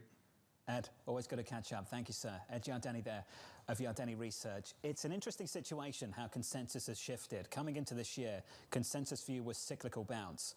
And now consensus view is you won't get second round effects from the inflation spike because the economy's not as strong. I find it difficult to reconcile those two views. Either you believe that the earnings expectations are going up at companies because the economy is strong and then you've got a pass-through of inflation, or you believe that demand destruction is going to come into play and then some of those earnings expectations have to be overly optimistic. You are absolutely correct. Which is it? And ultimately, this market is not choosing. This market is confused, and rightly so. Confused, rattled by a war in the Middle East. The president speaking to Anne-Marie a little bit earlier on this hour, saying that this is going to wrap up pretty quickly based on the conversation you've had and the progress they're making in talks so far. He says the progress of the war is unbelievable, but then he said they want to settle, which if you're a market participant and the president is saying they want to settle, you would think potentially they do want to settle, but the Iranians say they're not. And you have to remember, there's a lot of troops right now, and that buildup has happened over the course of the past week. I should say indicating things could wrap up pretty quickly, but they've been indicating that for quite a while. They have, and maybe we're just at another moment where you kick the can down the road for a little bit longer. The president telling Anne-Marie Iran wants to settle. Coming up tomorrow, Sebastian Pager, T. Rowe Price, and a whole lot more from New York City. Have a wonderful week. Thousands of American Marines are heading to the Middle East. Greece will not participate. There's a very good chance we're going to end up in a deal. He's looking at putting boots on the ground. This is going to be a short-term excursion. Trust Bloomberg for on-the-ground coverage. Things are not de-intensifying. A lot of fear here in Europe. Ukraine is being left out in the cold. Up-to-the-minute reporting. The J report has been hit. Missiles have struck the U.S. Embassy. And the analysis you need. The United States military has shown its might. Now it's time to please calm down. Nobody covers geopolitics like Bloomberg. When I visited Fernandez at IMAX's headquarters outside Toronto, we went to the facility where IMAX designs and maintains its cameras. The latest next-gen equipment was out with directors on filmed for IMAX sets, but there was still plenty of cool gear on view. As the head of the finance department, do you look at all the things in this room and think, this costs that amount of money, this costs that amount of money? Thankfully, no. I don't. When I think about cameras in general and what we, when we first, I'll give you a really prime example, the film cameras. when you thought about it, okay, are we building 2? Are we building 4? Are you building 8, right?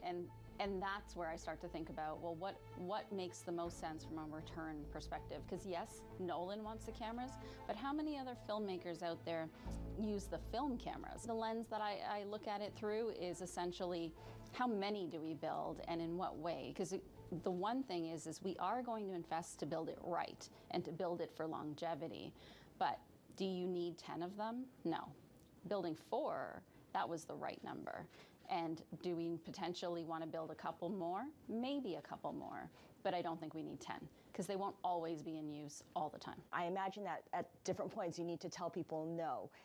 What's that process like for you? Oh yeah, it's a key role in the CFO position. It is a word that most people are used to, and yet they still think you're not going to say it. The top names at the Fed are on Bloomberg. I have projections for unemployment. I have projections for inflation. So do my colleagues. And thus far, the evidence from events over the weekend haven't led me to change any of my forecasts. With the geopolitical events that we talked about, it's just too soon to know what imprint this has on inflation and for how long. We've seen the economy overall. It's been pretty healthy. It's been brightening. The outlook has been positive. I'm just watching prices at the pump. They've jumped up over the last week. You can see that when you drive around. But of course, no one knows whether this is going to be short-term or long-term, and so we'll just see where it goes. Inflation's hot. It's going to look even worse now with the oil prices, at least on headline. And then if you get a solid job number, it does say you can sit there and wait. It can lead you in a stagflationary direction. The inflation side of the mandate getting worse. At the same time, the employment side of the mandate is getting worse. And that's always the worst case scenario. Nobody covers the Fed like Bloomberg. Context changes everything. Get your fixed income fix. Watch Bloomberg Real Yield around the world right here on Bloomberg. Context changes everything. Starting the week with a rally 30 minutes ago into the start of your cash equity trade. I'm Danny Berger. Matt Miller is off today. Bloomberg Open Interest starts right now.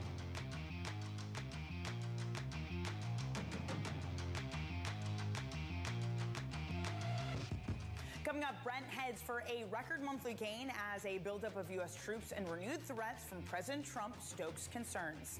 Aluminum also rising as Iran's weekend strikes on Gulf smelters threaten to send a fragile market into crisis. And Wall Street games out the fallout, with Goldman seeing signs that hedge funds are now capitulating on stocks. Let's get a check of where things stand after 5 consecutive weekly losses, the longest losing streak since 2022. We are higher this morning. The reason for that for risk assets appears not to be happening with Brent crude, but what's happening with U.S. 10-year yields. They are down 6.5 basis points after steadily climbing to near 4.5%. We're at 4.36. But can S&P futures, can stocks continue the gains if yields are falling for the wrong reason? Brent crude is still higher this morning, up 1% at 113.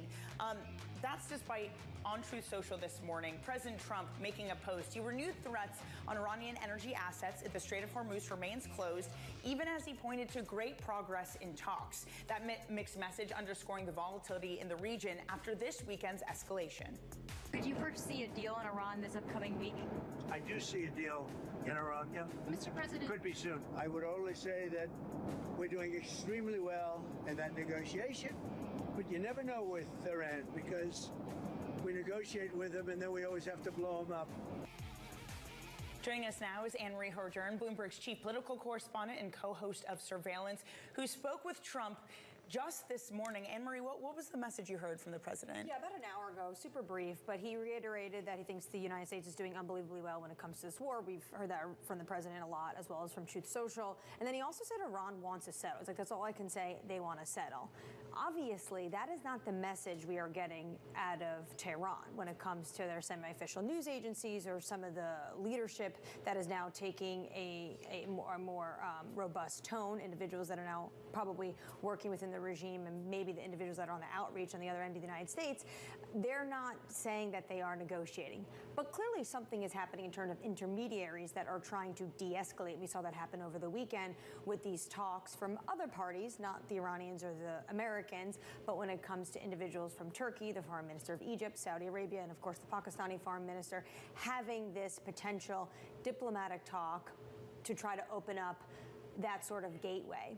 The other fact of the matter is, though, the president basically put out a huge threat this morning on Truth Social.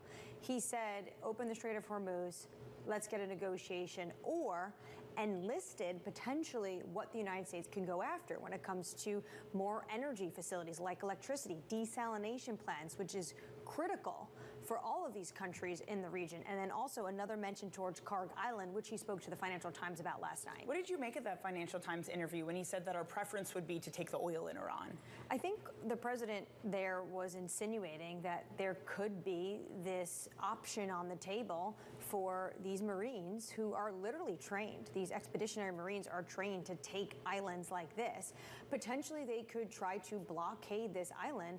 9 out of every 10 Iranian barrel of oil has to go through that island when it comes to their sort of exports into the Strait of Hormuz. So I think the president was clear that at some point he is going to do something, whether the Iranians open it up, they're controlling it right now, whether they open it up to everyone or not, the United States would get involved. I also think it was interesting because the Financial Times was talking about how the president really was making what was going on right now, or potentially would go on with Karg Island, sort of parallel to what happened in Venezuela. This was the same rhetoric he used when he talked about, of course, the capturing of Nicolas Maduro earlier this year. Anne-Marie, thank you so much, and thank you for bringing us that conversation you had with the president as well just an hour ago. That's Bloomberg's Anne-Marie Hordern. Elsewhere, aluminum prices are surging this morning, along with aluminum-producing companies. Their stocks, Iran hit key Middle East smelters, raising the risk of a global supply shock. Joining us now is Mike McClone, Bloomberg Intelligence Senior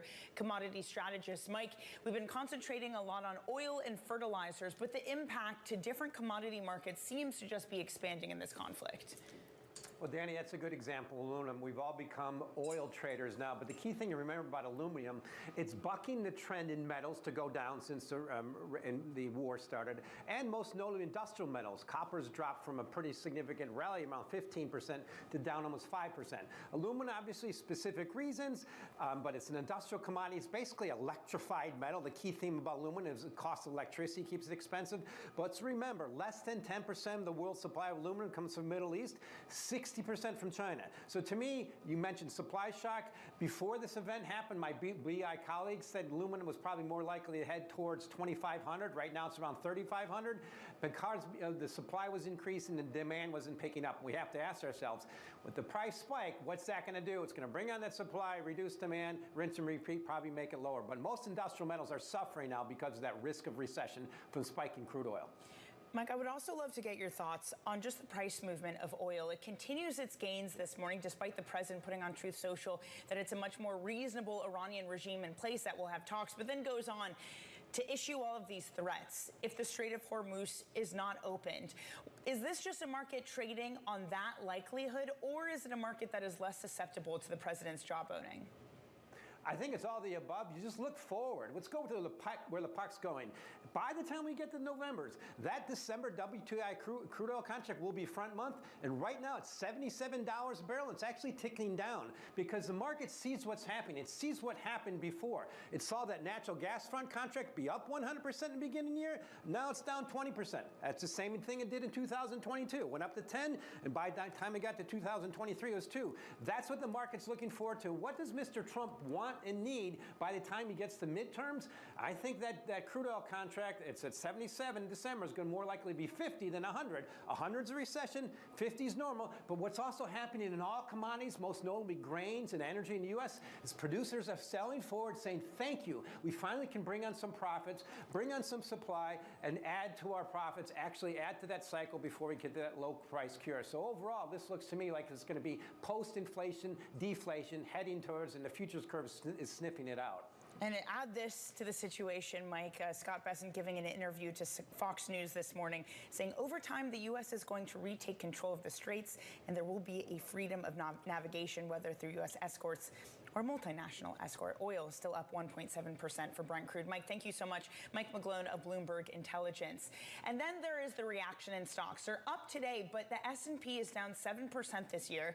That's the worst quarter since the rate hike sell-off in 2022, which, by the way, some big stagflation concerns then also. Goldman Sachs says that heavy short sales by hedge funds have increased the potential for a sharp swing higher for stocks in the event of a de-escalation. Bloomberg's JP Barnett wrote today's Before the Bell column and joins us now. JP, there had been this idea that coming into the conflict, originally what we saw was just a big momentum meltdown, a shift and a change in position, maybe less of a reaction to the day-to-day of the war. How does that look for the technicals and positioning in U.S. stocks now? Well, exactly as you described it, we have seen that a lot of the momentum positioning has come off, and a lot of the fast money has positioned accordingly in the conflict. I mean, there was this argument that stocks were very slow to react in the initial days of the strikes. That has now completely changed. Is this the floor or the bottom of it? I'm not so sure, but it adds to the sentiment that we have seen a certain positioning shift now, and that makes it easier for the market to recover. That said, of course, the market stays in a very headline-driven environment as we have just seen today, and I guess without an all clear or at least some very strong signal that we are on the right path to end this conflict, stocks will struggle to move higher. But if that comes, then it's certainly clear that some of those short positions that are now in the market will be removed rather fast. Does that also mean, again, going back to the Goldman Sachs research, which you've been looking at this morning, JP, that if hedge funds have capitulated, that is a signal we're somewhere near a bottom, or did they say they have more room to go? Well, I mean, you can take it as a signal that a bottom is at least possible. I wouldn't take it as one where we say okay, it's really in, and one of the Goldman personnel also said it's very hard to predict the bottom, and a couple of people have already tried and failed. So that person wasn't really sure if we are at the point yet. And I would argue if you take this as a signal for a bottom or not doesn't really matter. What it tells you is how the market has shifted, and whatever your signal for the bottom is it a headline? Is it the next macro print, whatever it is? You can use that data and that positioning intel to then make your mind up how fast and how quickly the market will rise. Of course, the next big macro data point is going to be jobs on Friday when markets are closed conveniently, but Bloomberg Surveillance will be on air, so everyone should still tune in from that, hopefully from the comfort of their homes. JP, thank you so much for joining. That's Bloomberg's JP Barnett. Let's get a check on your markets this morning. 20 minutes to go until the start of cash equity trading. We are gaining this morning thanks to what yields are doing. Yields are lower by 6 basis points. We heard from PIMCO, JP Morgan, Columbia Threadneedle saying that this market wasn't enough pricing in growth concerns. You're starting to see that this morning, but should stocks really be moving higher if that's the case? Regardless, to say they're down 7%, as we were saying to start the year, a tough start. As Brent crude, that's up 2.2%. The president writing on Truth Social this morning that it's a more easy regime to negotiate. However, issuing threats, including bombing of different sites if they don't reopen the Strait of Hormuz, that more moving the price of oil this morning, trading at $115. By the way, the 3-month oil forward curve is above $100 too. So we're pricing in longer-term elevated oil prices. Let's look at some individual movers this morning. Cisco, they're buying Jetro Restaurant Depot. It's a $29 billion deal. It will expand Cisco's reach to small business and restaurant owners. Shares are down 6.5%. You often see that with the acquirer of a company. Fannie Mae, Freddie Mac, they are apparently stupidly cheap. That's according to Bill Ackman, who also put on X that he could see them rise tenfold. Shares up as much as 10.3% for Fannie Mae. Elsewhere, Expedia, that gets an upgrade from Jefferies. They say that concerns about artificial intelligence and disruptions from it have created a buying opportunity. Shares up 2.75%. Coming up, President Trump warns Iran of escalation as American troops arrive in the region. We're going to discuss with Democratic strategist Adam Xauusd. That's next, right here on Bloomberg Open Interest.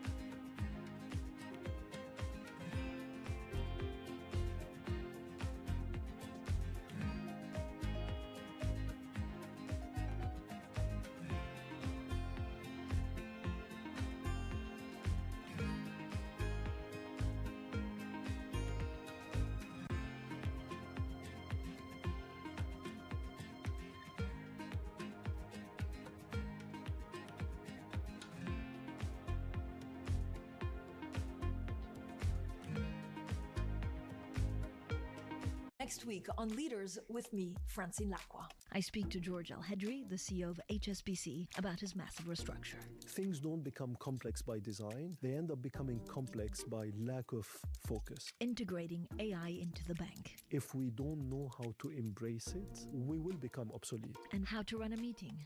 Make decisions. So tune into the podcast version of Leaders with Francine Lacqua. Listen and watch on Bloomberg Television or wherever you get your podcasts. In case you missed it, on Bloomberg Crypto. Crypto has had this terrible, horrible, no good, very bad 2026 ever since the events of October 10th. What do you chalk up this weakness to, this volatility to?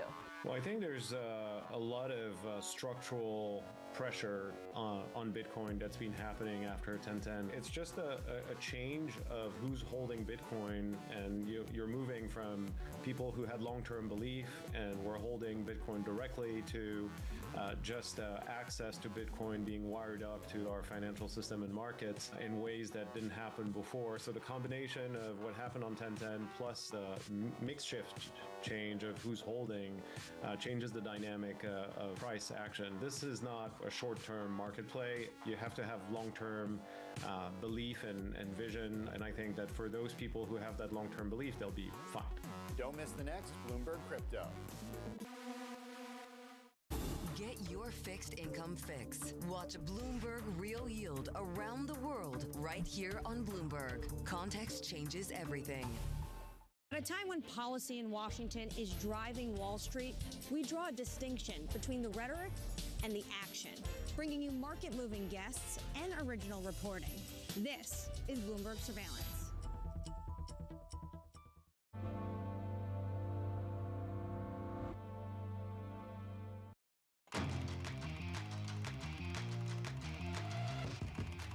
Let's get you some high-interest stories, a look at what's making headlines around the world. First up, Air Canada, or Canada Air CEO rather, Michael Rousseau is leaving the company after backlash, after a video following that deadly LaGuardia crash. In the video, he spoke mostly in English, sparking outrage in Quebec.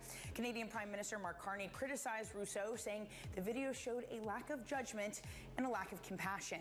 The airline says that French fluency will be key in choosing its next leader. Wall Street's biggest bond managers are warning that markets are underestimating the risk that the war in Iran could trigger a sharp economic slowdown. Money managers at PIMCO, JP Morgan, Columbia Threadneedle say that they are positioning for a hit to growth that could spark a rebound in bonds and push yields lower. Elsewhere, Apollo considering opening up a second U.S. headquarters either in Florida or Texas. The move would place the firm among a growing number of financial companies expanding in the South and Sun Belt, following a post-pandemic shift away from higher-cost areas in the Northeast. Now, the biggest question hanging over Washington and the world this morning is whether President Trump is preparing to send U.S. ground troops into Iran as thousands of American forces move into the region. Joining us now is Adam Hodge, Managing Director at Bully Pulpit International. He's also a Democratic strategist who advised senior government officials and political leaders through high-stakes global challenges. Adam, thanks for joining us this morning. And I just wonder what you make of this. The message from the president this morning saying that there are more reasonable people in Iran, the regime, to negotiate, but then issues this big threat. If the Strait of Hormuz is not immediately open for business, we will conclude our lovely stay in Iran by blowing up and completely obliterating all of their electric generating plants, oil wells, and Karg Island. What do you do with that, Adam? I mean, Danny, it's really hard to tell. It's a bit of a mixed bag, to say the least. Look, what you've seen from the beginning of this conflict is a bit of mixed messaging out of the White House, from the president himself on down. And I think what I keep coming back to is that just overall, there seems to be this hope that there's some grand plan that's going to come together. But hope is not a strategy. Hope is not a strategy to alleviate stress in, the private credit markets. It's not a strategy to getting out of this conflict in the Middle East. And so what I think the president needs to do over the next couple weeks is just lay out clearly to the American people what he hopes to get out of this conflict. Is it regime change? Is it some sort of lack of stress in the Strait of Hormuz? Or is there some other broader regional pact that you can come together that brings some stability? That, I think, is what is needed most and foremost. And that's clearly what the market is hoping that they can get out of the White House. Adam, where are lawmakers in all of this? Congress decided to go on their break. Is there support or pushback or anything coming from the Hill? It's a pretty embarrassing act, to be honest. I mean, to go on a 2-week recess when there's a war in the Middle East, when there's a shutdown with DHS and ICE, I can't fathom in all my years working on Capitol Hill that a Speaker of the House and the Senate would go on recess when you're in the middle of a war and you've got part of the government shut down. And so I think Congress should come back and try to help address this issue. Look, the president has asked for $200 billion. There should be an honest, an open debate about how soon that money gets flowed or whether it should in the first place. Now, Democrats have been pretty clear that that's a non-starter, that they don't think that the president both needs more money, but also that you shouldn't be funding this war that they deem as illegal. Obviously, the Republicans, on the other hand, want to give the president all the tools that he has to wage the war, and that's, I think, a debate that the American people deserve to see from the lawmakers in Washington. What is your advice to Democrats in this moment in their ability to push back not just the funding of the war, but perhaps the war itself?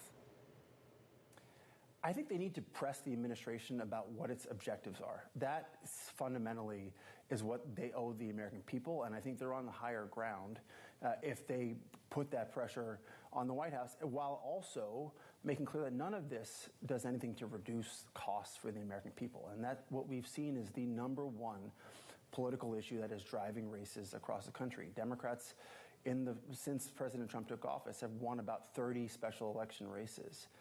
And in all of those wins, they focused on affordability. And a war in the Middle East does not do anything, certainly with crude at 115, with aluminum spiking, with all the other downstream effects on key metals and inputs into the economy. It's hard to see prices going down anytime soon. And that also puts more pressure on the Fed, right? I mean, we know that they are watching what's going on, and we're going to get CPI and PPI in about 2 weeks now.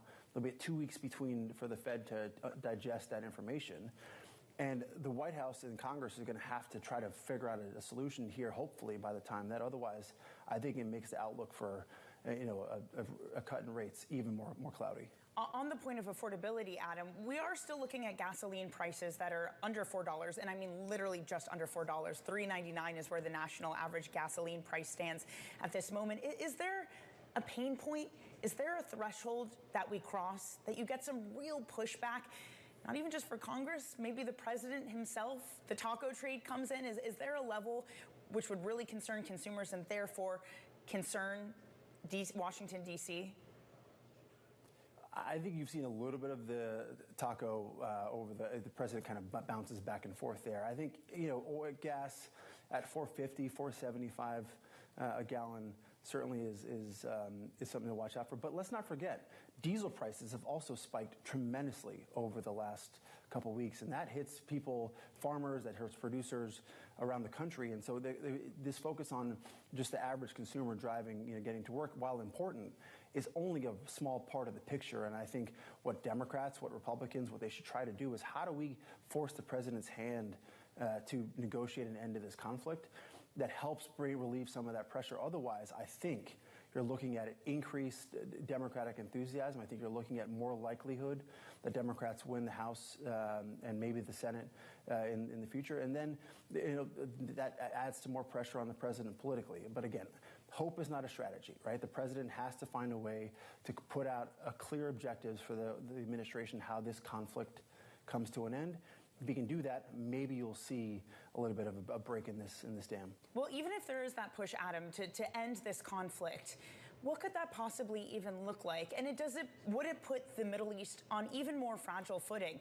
Because you have an Iranian regime that says, we control the flows through the Strait of Hormuz, and they've demonstrated their ability to do so. They have a huge negotiating hand at this moment.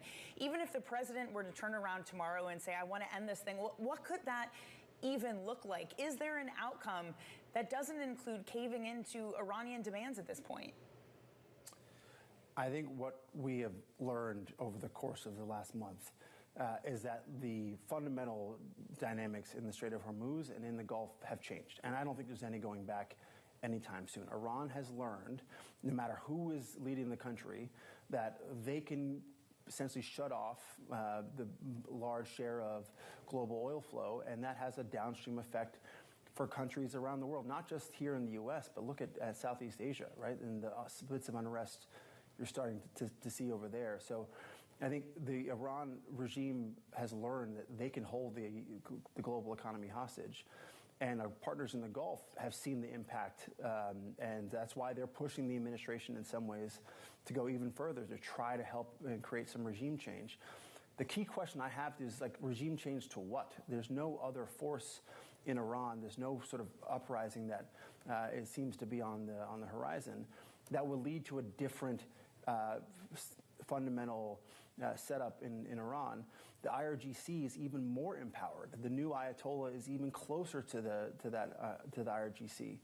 And there seems to be even more extremism from those leaders than were in place before. So I think that, again, gets to this fundamental change that we've seen in the region. It's hard to see us going back to times before. And I think that means higher commodity prices, higher overall prices for the foreseeable future. Adam, we appreciate your time this morning. Adam Hodge, Aboli Pulpit International. Coming up, Chris Farone from Stratega says it's easy for investors to lose the plot in this Iranian war. He's going to join us after the opening bell, which comes in about 7 minutes' time. This is Bloomberg Open Interest.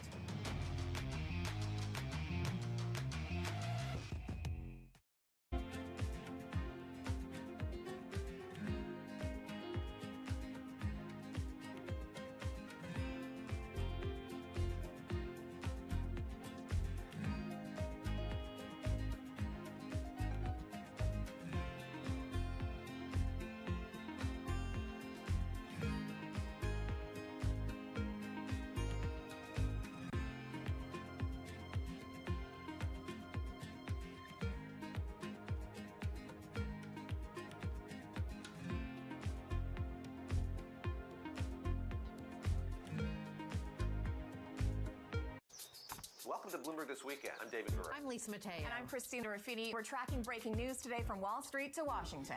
Let's start overseas. The sector is really propelling this deal forward. Yeah, the hope is this will open up new markets and provide some additional liquidity. Of course, now they're going to have competitors.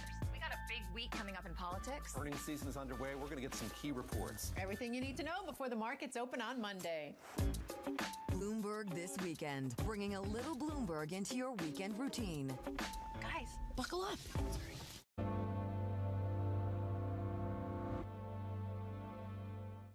Bringing you up-to-the-minute geopolitical news whenever and wherever it happens. I'm Stephen Engel at Japan's Akasaka Palace in Tokyo, and this is Bloomberg. From the world of politics to the world of business, Joe Matthew and Kaylee Lines deliver news, insight, and analysis live 2 times a day, every trading day. Balance of Power at 1 and 5 Eastern, only on Bloomberg. Thousands of American Marines are heading to the Middle East. Greece will not participate. There's a very good chance we're going to end up in a deal. He's looking at putting boots on the ground. This is going to be a short-term excursion. Trust Bloomberg for on-the-ground coverage. Things are not de-intensifying. A lot of fear here in Europe. Ukraine is being left out in the cold. Up-to-the-minute reporting. The Jan report has been hit. Missiles have struck the U.S. Embassy. And the analysis you need. The United States military has shown its might. Now it's time to please calm down. Nobody covers geopolitics like Bloomberg. Welcome to the world of decentralized finance. Bloomberg is covering all things crypto, the people, the transactions, and the technology. Bloomberg Crypto, Tuesdays only on Bloomberg.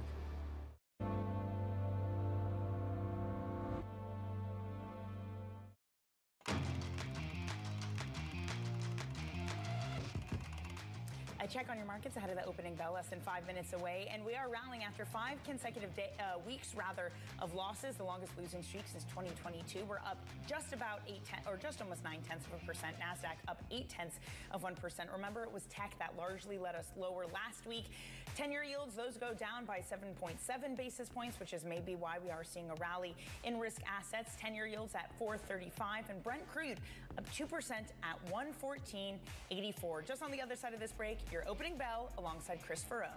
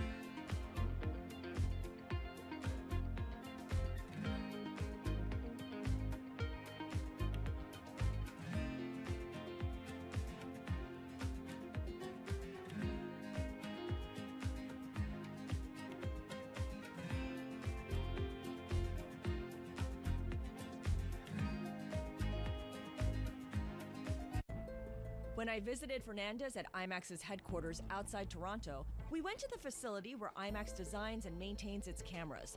The latest next-gen equipment was out with directors on filmed for IMAX sets, but there was still plenty of cool gear on view. As the head of the finance department, do you look at all the things in this room and think, this costs that amount of money, this costs that amount of money? Thankfully, no. I don't. When I think about cameras in general and what we, when we first, I'll give you a really prime example, the film cameras. When you thought about it, okay, are we building 2? Are we building 4? Are you building 8, right? And that's where I start to think about, well, what makes the most sense from a return perspective? Because yes, Nolan wants the cameras, but how many other filmmakers out there use the film cameras? The lens that I look at it through is essentially, how many do we build and in what way? Because the one thing is we are going to invest to build it right and to build it for longevity. But do you need 10 of them? No. Building 4, that was the right number. And do we potentially want to build a couple more? Maybe a couple more, but I don't think we need 10 because they won't always be in use all the time. I imagine that at different points you need to tell people no. What's that process like for you? Oh yeah, it's a key role in the CFO position. It is a word that most people are used to, and yet they still think you're not going to say it. What is going to be the consequence for U.S. markets? We are seeing modest gains across European equity markets. Take a look at how we're faring when it comes to Asian markets. Bringing you up-to-the-minute global news whenever and wherever it happens. I'm Hazlida Amin in Davos, Switzerland, and this is Bloomberg.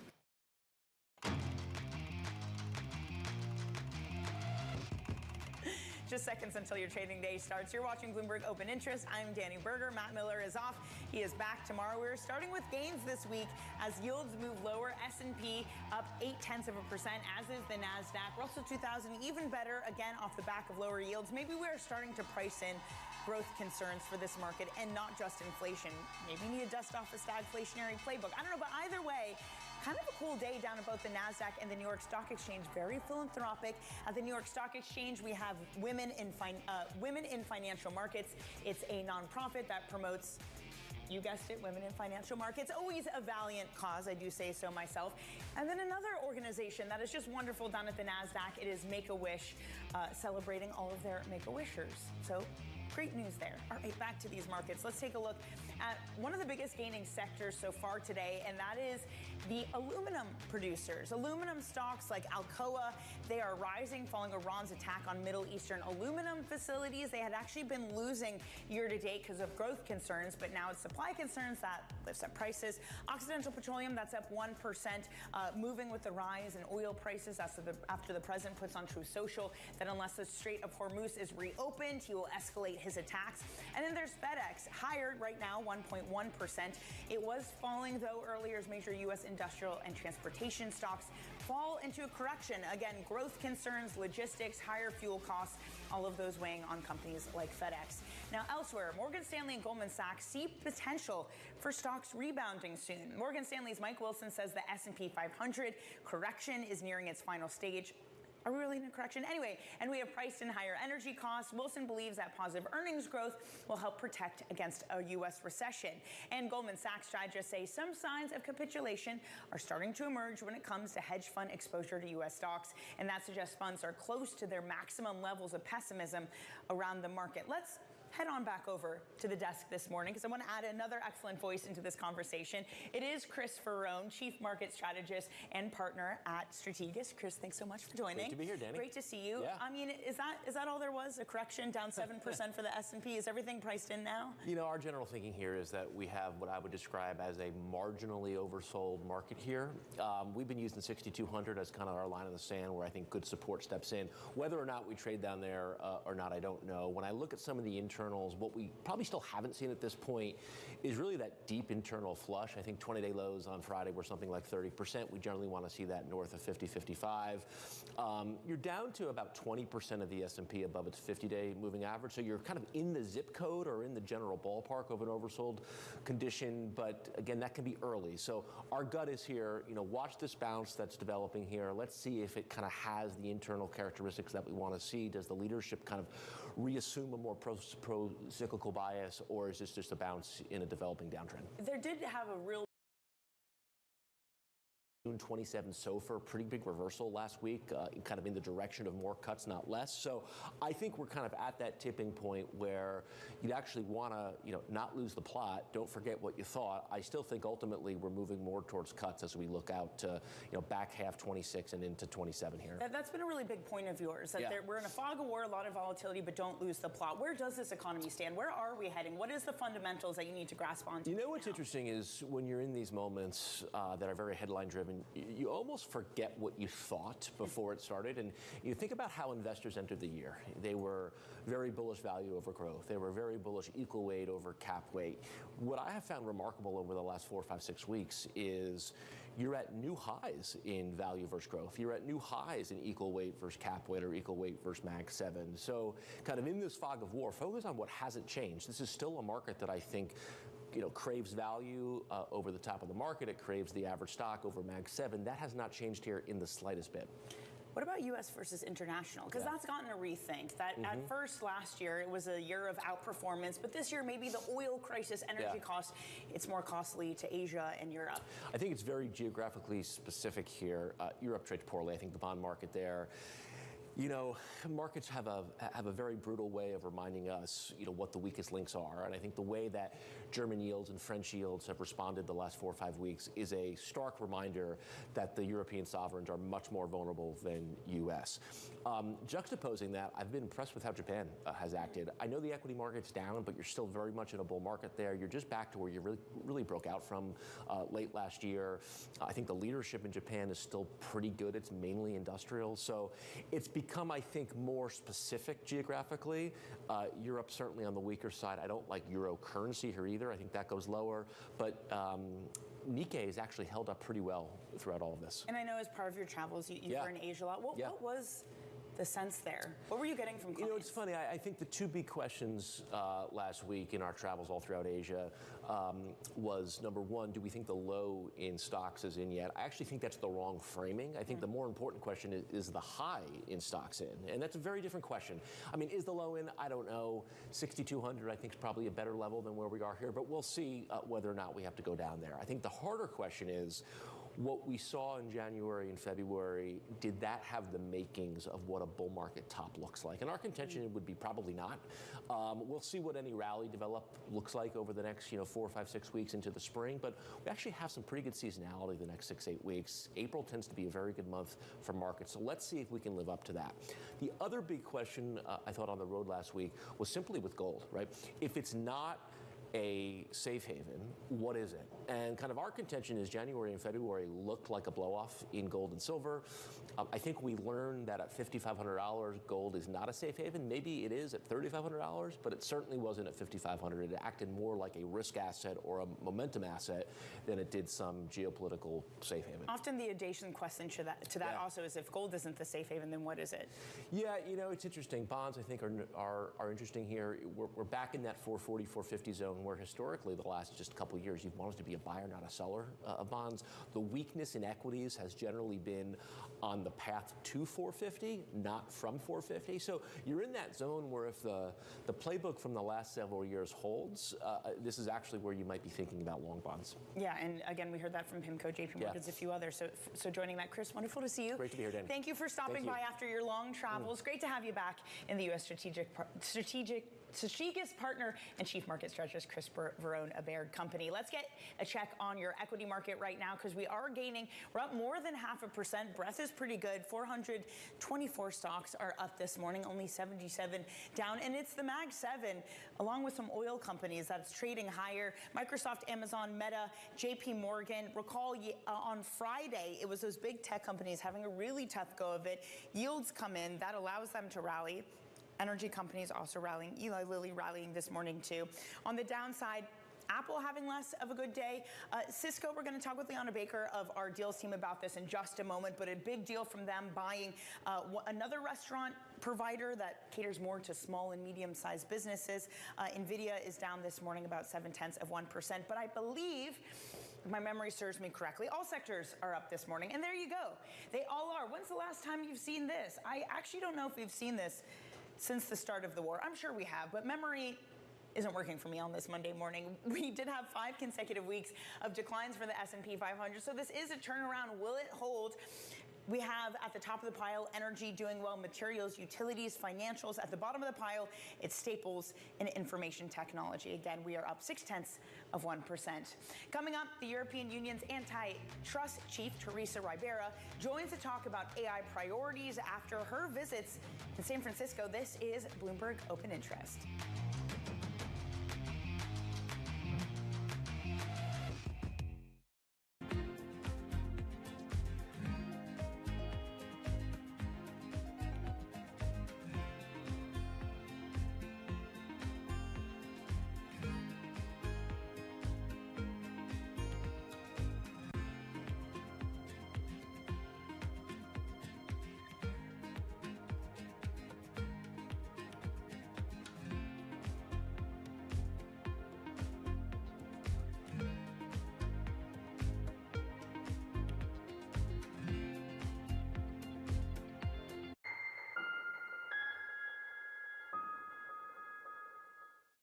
In case you missed it on the opening trade.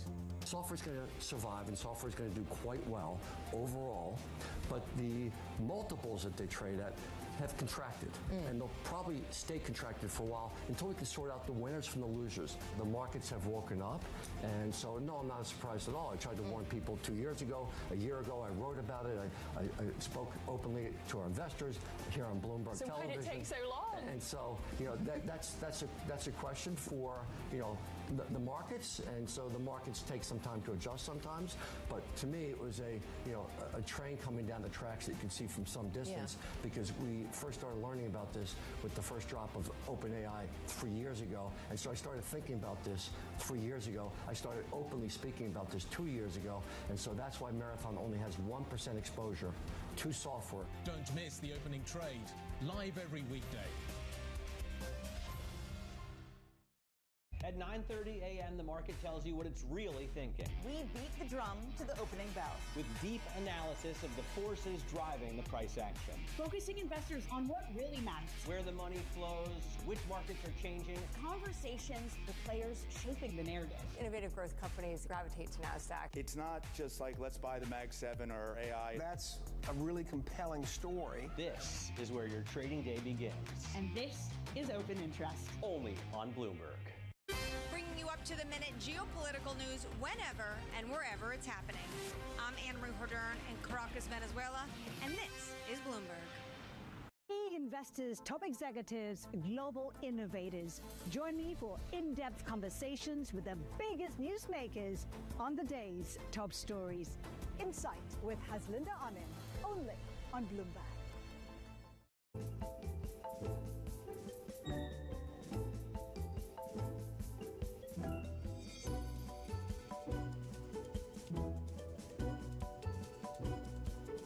Where did you get the idea for Play-Doh? My one son was playing with a mound of Play-Doh, and he said, "Dad, voila."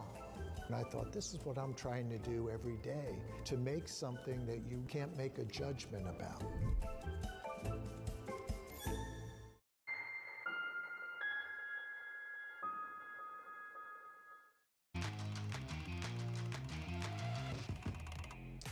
Minutes into your trading day, here's where we stand. A rally on our hands. Will it last after 5 consecutive days of declines? We're up 0.4% for the S&P, off of the initial highs as Brent crude still moving up by more than 2.5%. Let's get some top calls, some of the analyst action that we're focusing in on this morning.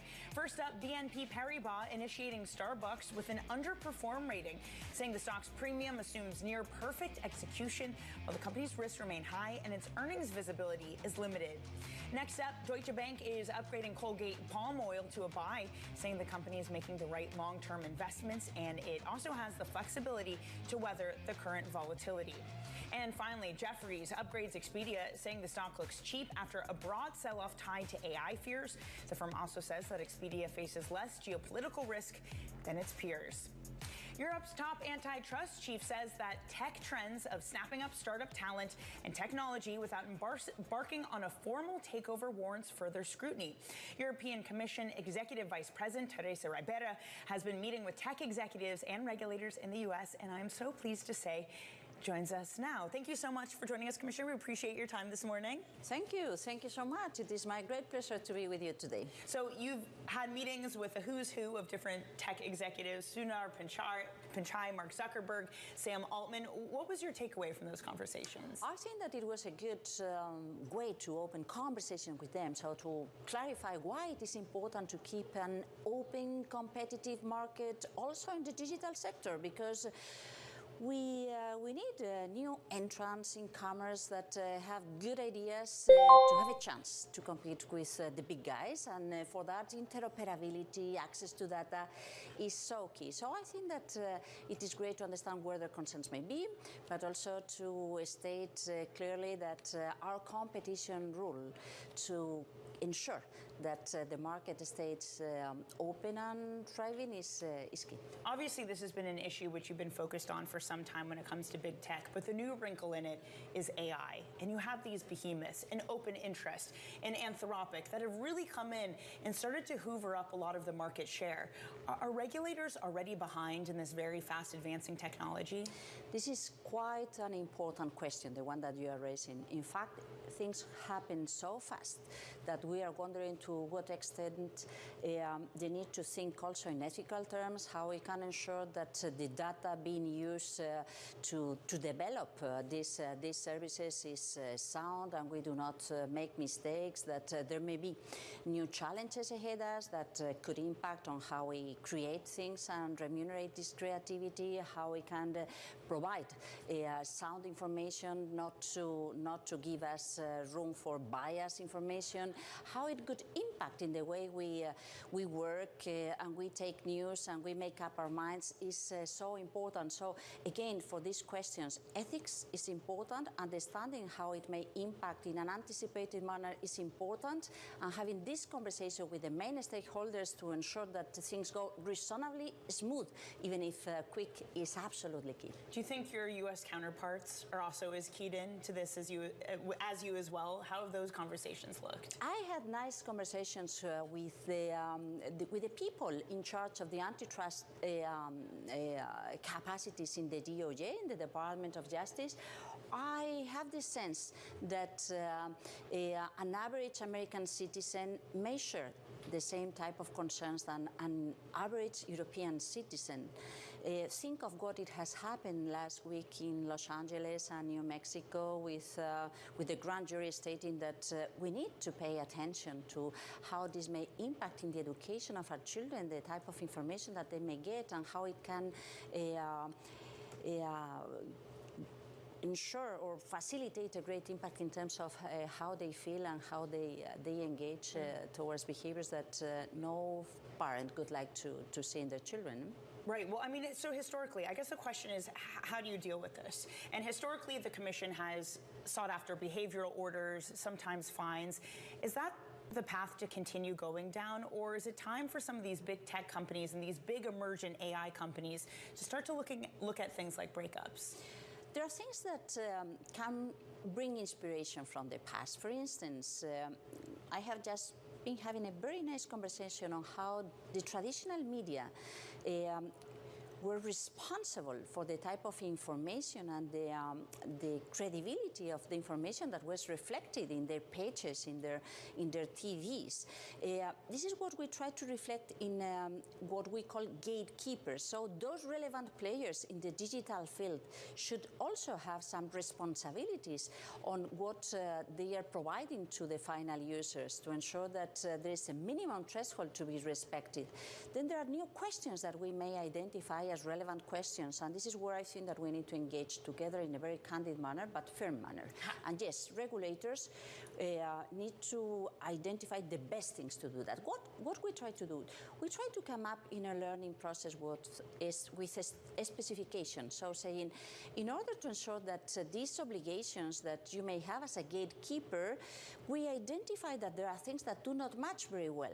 We would like to have some clarifications. Can we engage in an early conversation to ensure that you comply? Not because we are going to end with a fine. That may be the case if it is necessary. But the thing is how we can learn to ensure this compliance with these minimum rules in order to ensure that things do happen, how to say, How concerned nicely. are you that any of that pushing, that attempt to get these tech companies to engage with that, and then the threat of fines at the end, might also result in retaliation from this American administration, if it is around U.S. tech companies?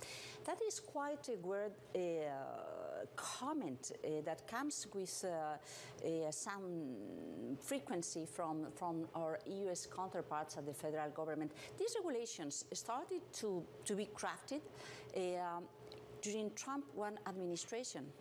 Trump himself is an owner of a very small digital service company. So he could also think that this small digital service company would like to grow up in a context where the big ones should not be ensure this concentration of power in the market. So I think that to a certain extent there may be misunderstandings. This is not related at all in terms of trade behaviors.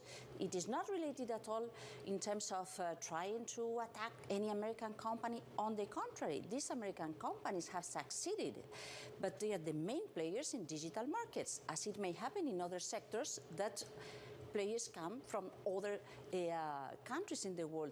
That doesn't mean going against American companies, but taking care of a market that is mainly crowded with American companies, big and small, by the way. There are lots of small American companies knocking on the doors of the European Union to say, hey, we may trust you because your regulation goes quicker and is much more effective in terms of ensuring that we can accede to this market. So I don't think that this is a fair claim.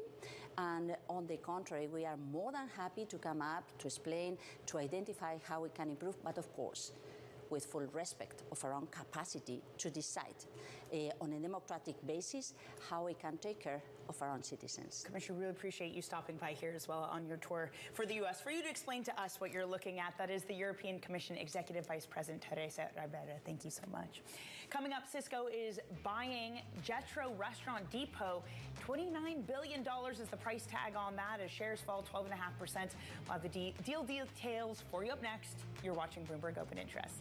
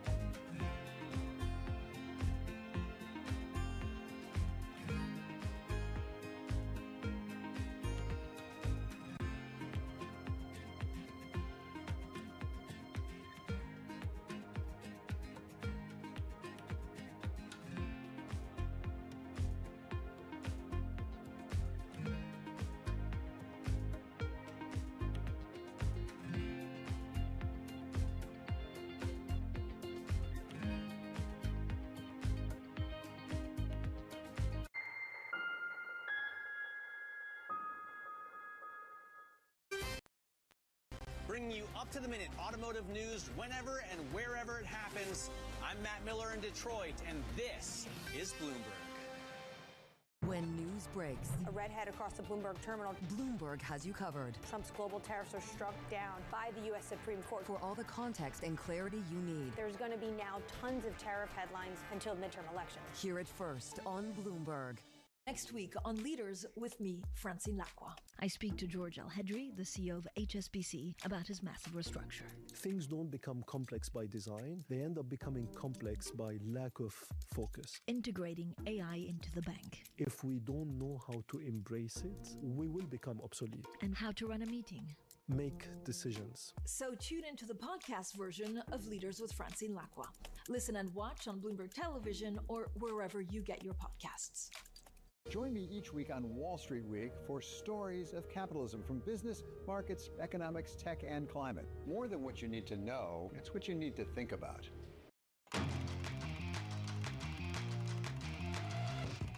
Cisco is buying Jetro Restaurant Depot in a $29 billion deal that will create one of the largest food service groups in the United States. Joining us now is Liana Baker, Bloomberg's U.S. Deals Managing Editor. Liana, what is the thinking behind the joining of these two very large restaurant servicing companies? For Cisco, the key is going to be cash and carry. That's Jetro Restaurant Depot's big business. As a mom and pop owner or any restaurant owner, you show up with your credit card, you take what you need, whether it's meats or fish or fruit, it's heavily discounted, and then you leave that day.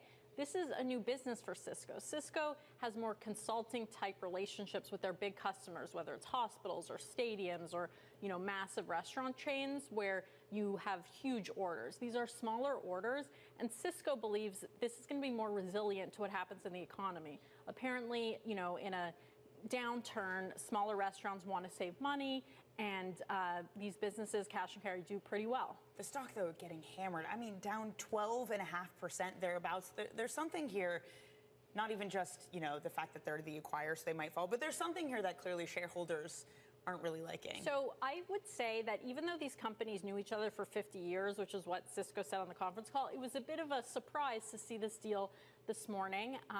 $22 billion in debt Cisco is going to have to raise for it. And there's also a stock component, and that means it's going to be dilutive to shareholders. So all of that came as a surprise, and why you might see a bit of an overhang on the stock. And I know Fitch and Moody's also said that they were looking for a possible downgrade. I mean, we've seen in financing from some of the biggest banks about terms being disputed. There was that JP Morgan CD&R.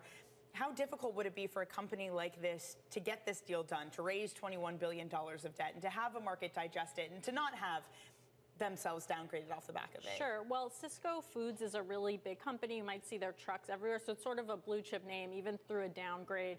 This is a company people know. You could see their balance sheet, their sales. And this deal will add 20%, revenue to the, balance sheet. So I think there's going to be a lot to like long term for Cisco if you buy into what they're saying.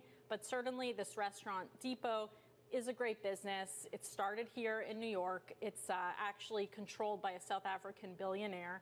And Leonard Green, a private equity firm, also had a stake in it. Well, I definitely do see those trucks literally everywhere. So definitely familiar with it. Liana, thank you so much for joining us. Liana Baker from our Bloomberg Deals team. And catch Liana and her team alongside me every Wednesday on Bloomberg Deals at 12 p.m. New York time.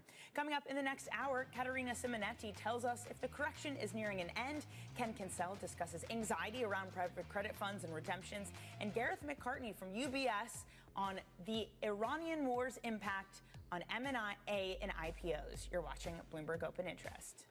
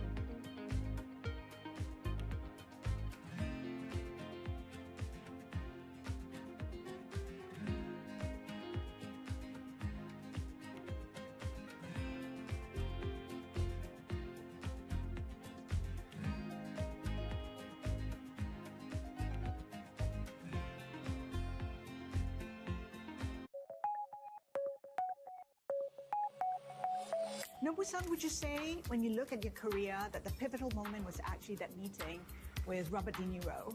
It took him 4 years to convince you to open a restaurant near him. You eventually did, and that started a partnership that has lasted through the decade.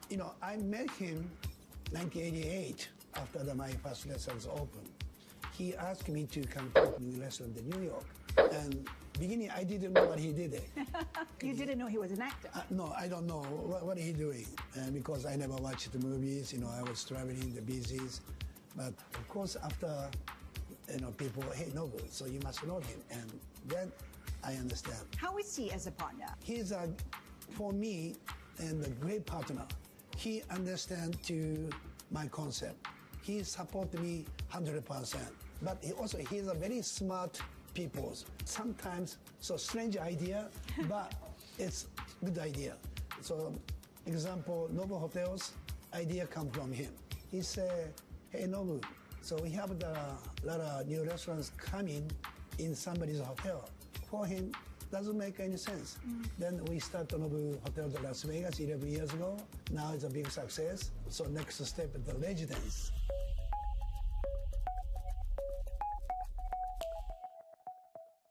From the world of politics to the world of business, Joe Matthew and Kaylee Lines deliver news, insight, and analysis live 2 times a day, every trading day. Balance of Power at 1 and 5 Eastern, only on Bloomberg. U.S. jobs numbers are released. Bloomberg has the report under surveillance with crucial data and expert analysis at terminal speed. Nobody covers Jobs Day like Bloomberg.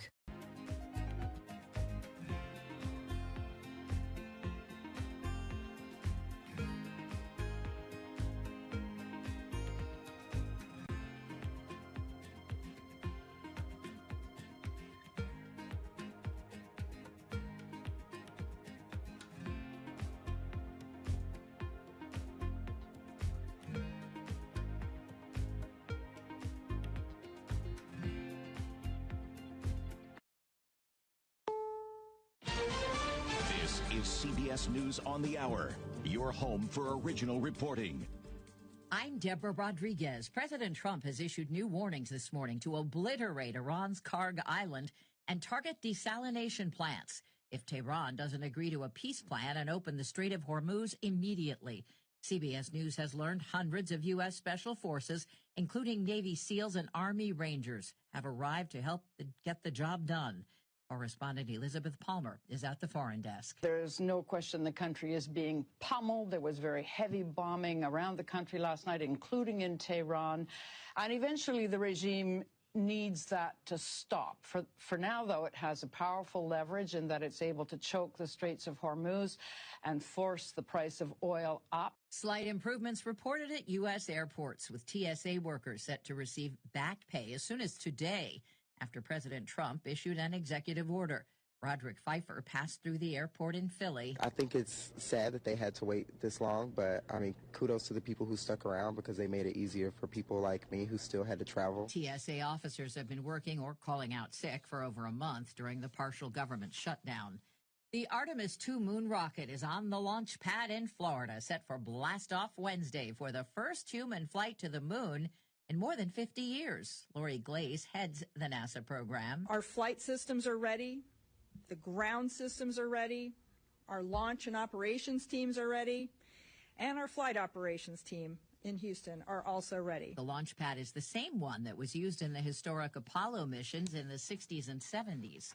We're learning more about a deadly mid-air collision near Washington last year. Documents show 2 close calls at Reagan National Airport in Washington, D.C., shortly before the deadly mid-air collision between an Army helicopter and an American Airlines jet January 29th of last year. Emily Hanoka was working in the control tower at the time. She told CBS's 60 Minutes controllers long worried about safety issues. You had frontline controllers ringing that bell for years and years saying, this is not safe. This cannot continue. Please change this. And that didn't happen. 67 people were killed in the collision over the Potomac River. Jim Crisula, CBS News. Some top international beauty brands are being accused of shady marketing practices targeting kids. CBS's Vicki Barker. At Sephora, Italian regulators are investigating beauty brands Benefit and Sephora for covertly marketing anti-aging treatments and other beauty products to children. They suspect parent company LVMH of recruiting young influencers to market skincare to children. Dow up 129. This is CBS News.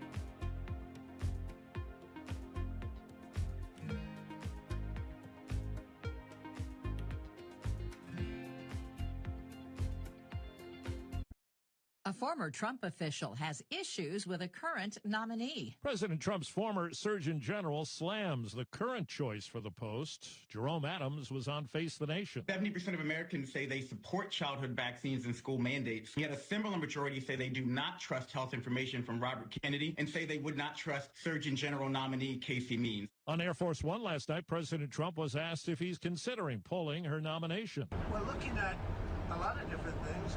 Means, a physician who is a wellness influencer, has seen her nomination stall on Capitol Hill. Steve Kathan, CBS News. The flap over an English-only condolence message has ended with retirement. Air Canada says its CEO, Michael Rousseau, is calling it a career later this year after he failed to issue condolences in both English and French after 2 Canadian pilots, one from French-speaking Quebec, were killed in a collision with a fire truck at New York's LaGuardia Airport. Deborah Rodriguez, CBS News. Staples presents. This is Bloomberg Intelligence with Scarlett Fu and Paul Sweeney. How do you think the Fed is looking at tariffs, the uncertainty of tariffs? Let's take a look at the sectors and how they performed. A lot of investors getting whipsawed every day by news events. Breaking market headlines and corporate news from across the globe. Could we see a market disruption, a market event? Are people just too exuberant out there? You see some so-called low-quality stocks driving this short-term rally. Bloomberg Intelligence with Scarlett Fu and Paul Sweeney on Bloomberg Radio, Originals and the Bloomberg Business app. Good Monday morning from the Bloomberg Interactive Broker Studio in New York City to our worldwide audience. We are streaming live on YouTube. We're streaming live on Bloomberg.com as well. Scarlett Fu and Paul Sweeney along with you here, the Bloomberg Intelligence Radio program. Coming up, we're going to check in with Matthew Dion, Bloomberg Montreal Bureau Chief. Air Canada CEO to quit over furor about crash condolence video. I didn't know. It just, once again, it just highlights the sensitivity of language in Canada. He actually has gotten into some hot water over this a while ago, too, so it's not the first time. And apparently he's been trying to learn French, just not happening for him. So Phil Orlando, Chief Equity Market Strategist and Head of Client Portfolio Management at Federated Hermes, is going to join us here. And then at the bottom of the hour, Fed Chair Jerome Powell participates in a moderated discussion at Harvard University's Principle of Economics class. We're going to bring that discussion to you. That'll be at the bottom of the hour. Ed Price, Senior Non-Resident Fellow at NYU. He'll join us here to get the latest on what's happening in Iran. Does not seem to be like anyone is standing down at this point. But right now, let's kick this whole thing off with Alexis Christophers and a business flash. Alexis. All right, thanks very much, Paul. So stocks have turned mixed here in recent trading. Oil is higher, though, as investors try to assess what the ongoing war with Iran will mean for global economic growth. Let's begin with equities, where the S&P 500 is now up just 9 points. The Dow Jones Industrial Average up about 173. That's after rallying about 400 points earlier this morning. The NASDAQ Composite reversing an early rally and now down about 15 points. The Russell 2000 down about 10 points. As for oil, we've got Brent crude up 1.5% at 114.36 the barrel. WTI crude at 102.47 the barrel. The Bloomberg Dollar Spot Index stronger at 1222.53, and yields are lower. 2-year yield 3.83%, 10-year 4.35%. Taking a look at some stocks, Cisco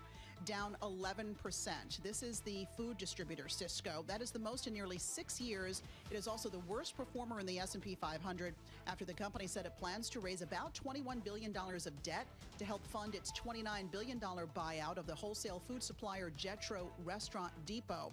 And watching shares of Alcoa here, they're up 11% in the early going as as aluminum, the metal aluminum, rises about 3% today after Iran struck 2 aluminum facilities in the Middle East over the weekend. For on-demand news 24 hours a day, subscribe to Bloomberg News Now wherever you get your podcasts. I'm Alexis Christophers. That's your Bloomberg Business Flash. Scarlett and Paul.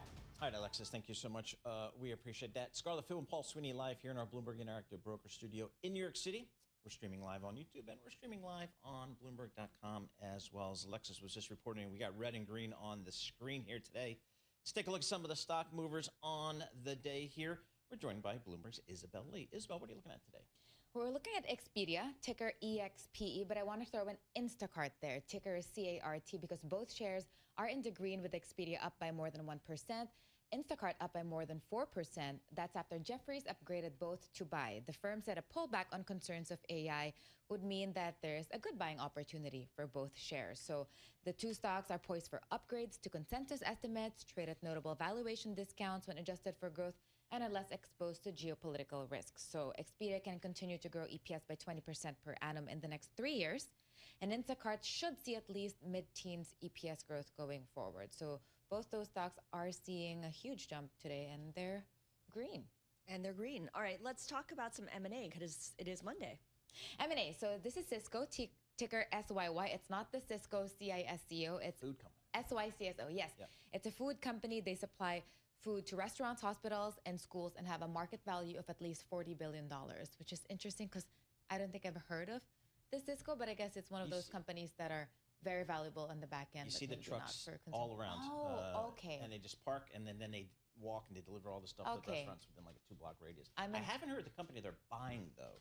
Yes, I'm in the Grammy subway, so maybe that's why I don't see trucks. But yes, they're buying. So they agreed to buy a privately held Jetro restaurant for $29.1 billion. So this is a cash and carry wholesaler, and they serve around 700,000 smaller restaurant owners and food service operators. So I guess it makes sense. It's kind of the same. Yeah, I feel like I've gone past the Restaurant Depot before in the past. I think it's in Brooklyn, if I'm remembering correctly. Well, what's interesting is this seller, this company that's being acquired, privately held. Yeah. So here's a privately held company. He's going to get a, what is it, $29, $30 billion payday? Yeah, $39 billion.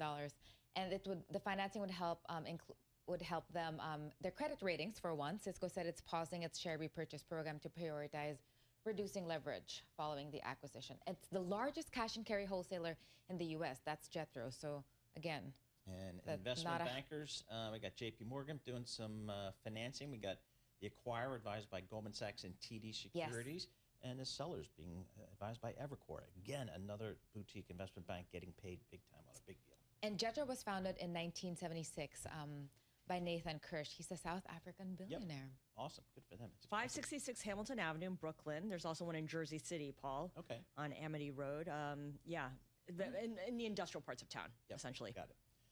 One more. What do you got for us? Viridian Therapeutics, ticker VRDN. Stock is down more than 30%. It pared back some of those losses, but still it's down 34%.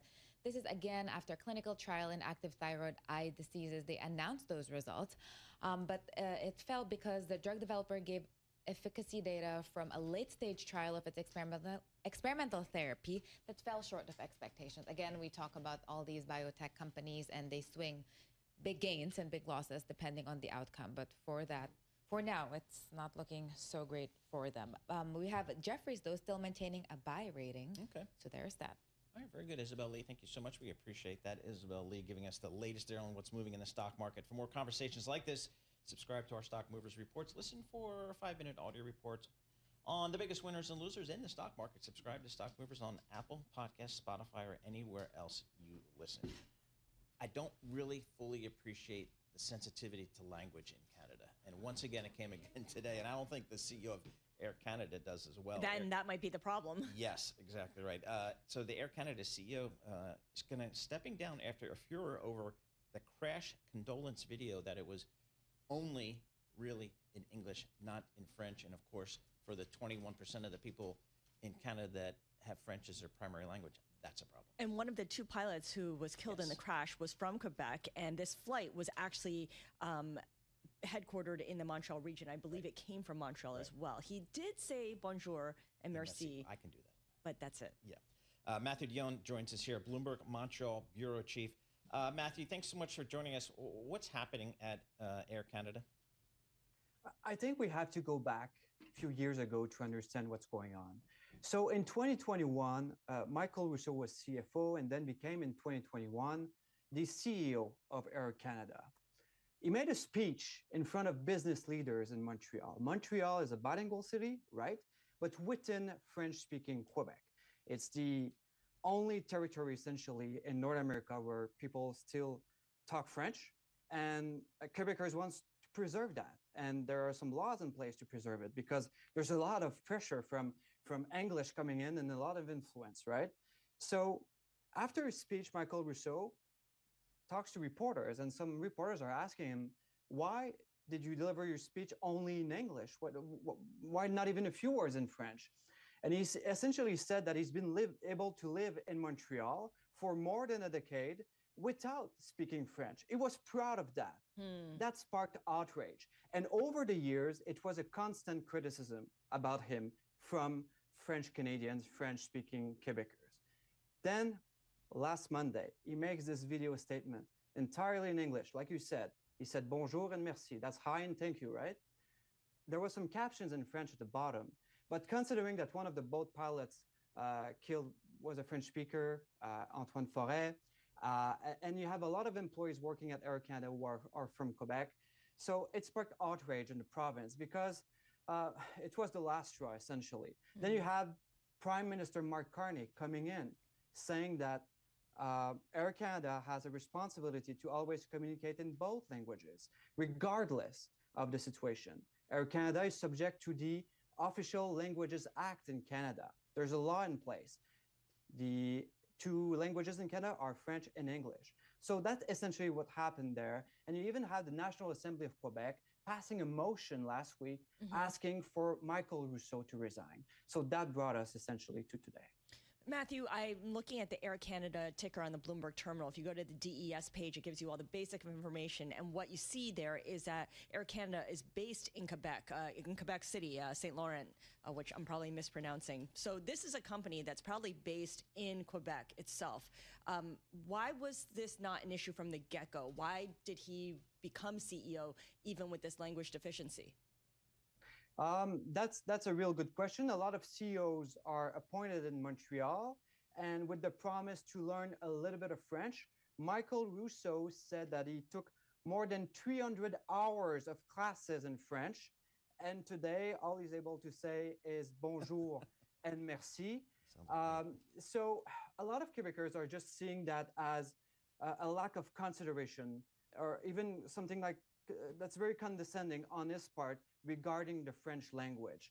So, I mean, he was appointed with the promise probably that he would learn French. I mean, as a CEO, he did deliver at the beginning with Air Canada, deleveraging the company from the COVID pandemic. Over the past few months, year or so, the company has underperformed global peers, but it delivered from a CEO point of view, if you want. But on the French language side, like it really failed here, and he failed especially last week. And today, the company had to issue its notice to shareholders for the annual meeting on May 1st. In the documents and the filings, you have the compensation of the CEO in 2025. So Michael Rousseau earned a compensation of $13.1 million Canadian dollars in 2025, up 6% from a year ago. So that would have added another layer into this debate. And it's our understanding that Air Canada wanted to end this. And there was especially a global search for a new CEO anyway, because he was planning to retire. Okay. That search started in January. So probably that they just announced this sooner than expected. And now he's expected to retire at the end of the third quarter of this year, which is on September 30th. All right, Matthew, thank you so much. We really appreciate your reporting. Matthew Dion, Montreal Bureau Chief for Bloomberg News, joining us from Montreal. Again, the Air Canada CEO leaving a little bit earlier than anticipated. Again, that condolence video in English only, no French, and that is obviously there were some problem. Captions. They did have some subtitles, but that's not what people were looking for. So I'm guessing the new CEO will at least be very bilingual. Yeah, at the least I think it's safe to say. Got a little bit of green on the screen. We're giving up some of the gains from earlier. The S&P up 15 points here. The VIX sitting right at 30.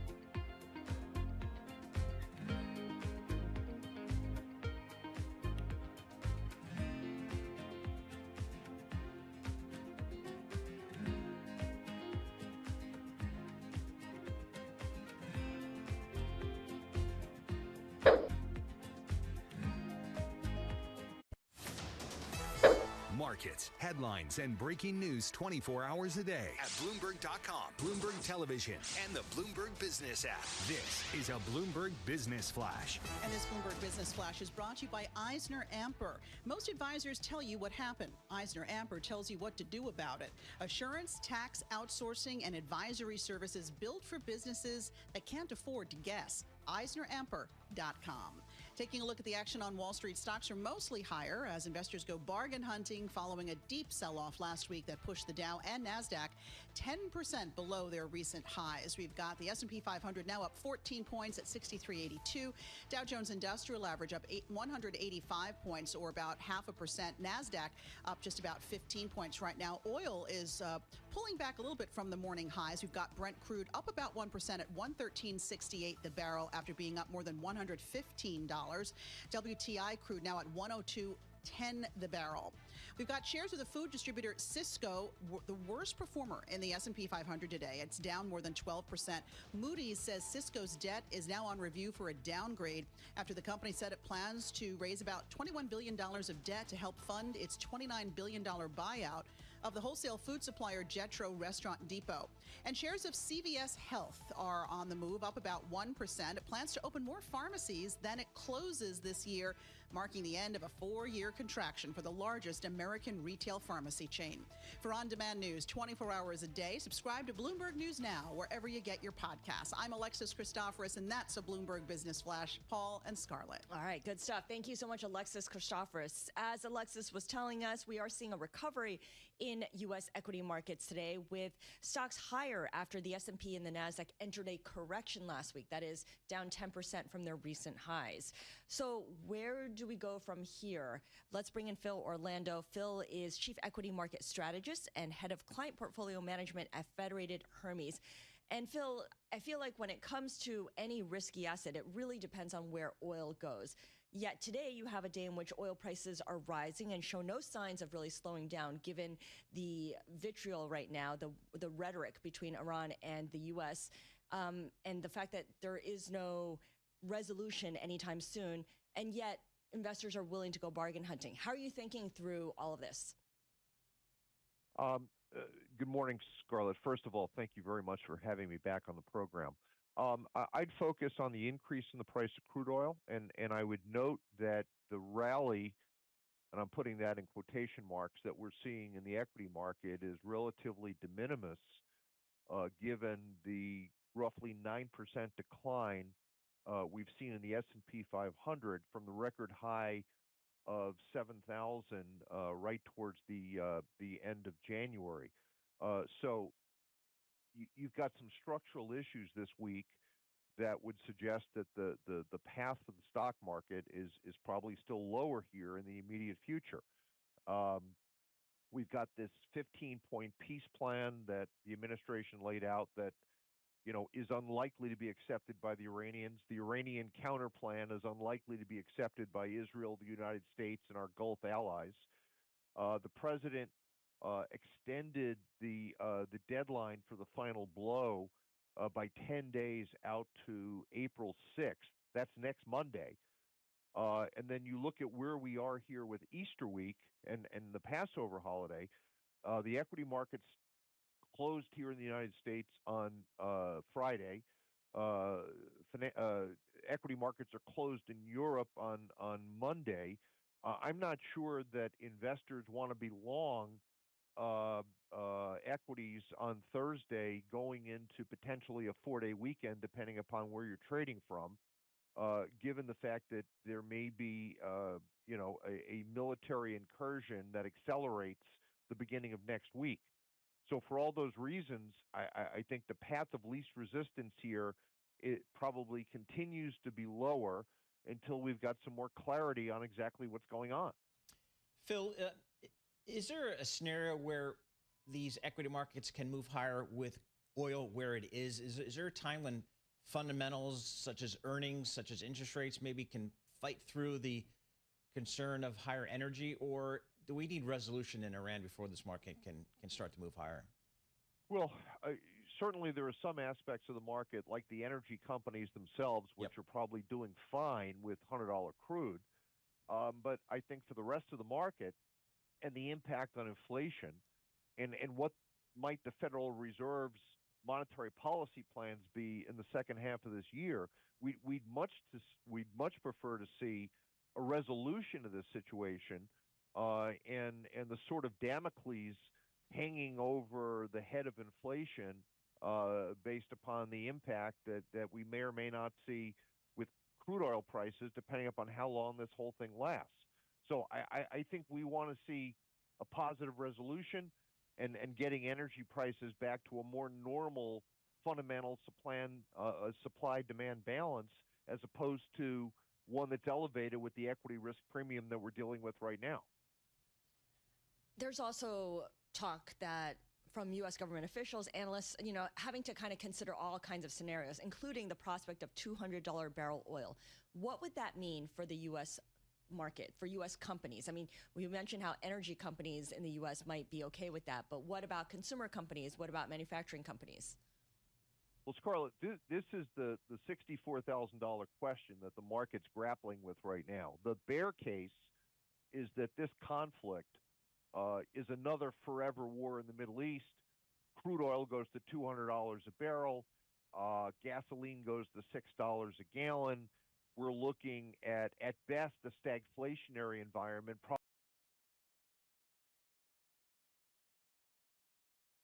probably a recessionary environment, and the Federal Reserve is forced to increase interest rates in order to deal with the inflation problem. That's not our view. All right, our base case is that this situation is going to be resolved in relatively short order, rather than a forever type war. We'd love to see energy prices moving back towards a more reasonable fundamental point of view. We were at $65 a barrel, a month or two ago, and whatever short-term spike there is in inflation, that calms down. We get a leadership transition at the Federal Reserve, and we begin to see lower interest rates, later this year and into the beginning of next. Those are two diametrically different views of how the world is going to play out from an economic standpoint, a military standpoint, and a financial market standpoint. I can't tell you with any confidence which scenario is going to happen, given what we think we know right now. So that uncertainty is clearly filtering in to stock prices and bond prices, for that matter. Ordinarily, you would expect to see Treasury yields, plumbing below 4% as a flight to safety. Yet we're up in that 440, 450 neighborhood. I guess because of the concern about inflation. So nothing's working right now. Yeah. There's no place to hide out in the bond market until we've got this thing figured out. How do you think these markets will react? Let's assume we come to some resolution at some point in time. Is it a snapback? What does history teach us about how these markets recover? I would expect that the snapback would be brisk, that the markets would rip on this. Yep. Because the longer-term picture, if you've forced regime change in Iran, and you've got the Strait of Hormuz as international waters, you've got a free flow of crude oil again. Crude oil moves back to $60 a barrel, and importantly, you've eradicated or eliminated the threat of an axis of evil regime with nuclear capability. So I think the market would respond very well to that. The question is, where's the bottom here? Is the bottom today? Is the bottom the long-term support line below 6,000? Depending upon how long this situation lasts, we've got complete uncertainty and visibility in terms of how long this thing is going to take place, and what's the collateral damage to energy infrastructure. So, Phil, how are you recommending investors position themselves? You mentioned, at least in the short term, it'd be difficult to see how people might want to be long heading into this long weekend. But beyond that, 3 months out, 6 months out, 1 year out. So because Paul made a great point that this market could very well rip if and when this thing is resolved. And that our base case is that this thing is going to get resolved. It's not going to last forever. It's not, crude's not going to $200 a barrel. So you don't want to be sitting in cash and potentially missing a huge move. But what you do want to do is have a defensive positioning that are anticipating to some degree the potential that this might happen. We felt that overweighting international stocks with an emerging markets focus, domestic large cap value stocks with a big dividend focus, and domestic small cap stocks, both growth and value, those sectors of the market much cheaper with higher dividend yield support than a lot of the pricey growth and technology names. So our feeling was that if the market was going to pull back by, let's call it 10%, just to keep the math easy, those growth and technology names might be down 20 or 30%. The other sectors that we like, might be down 5% with some of that loss offset by dividend yield support. And then once we get more certainty on how the environment plays out, then we've got the ability to move assets around and get more aggressive if it looks like the threat is behind us and we're going to begin to discount better times ahead. Hey, Phil, before the Iran war, it was all AI all the time here. And there's been a lot of shifting views about how to play AI in the equity markets. Where were you guys, I guess, pre-Iran, or where are you, assuming this market does come back when we do get some settlements? So I guess the transition we made was about 9 months ago. Sort of mid last year, we thought the growth and technology names had probably gotten ahead of themselves, and companies, the big hyperscalers, had gone from investing excess cash flow into the building of these data centers and the expansion of AI. They were taking on debt at that point, and there was a question in our mind as to whether or not that incremental financing and the expense associated with that was going to reap dividends.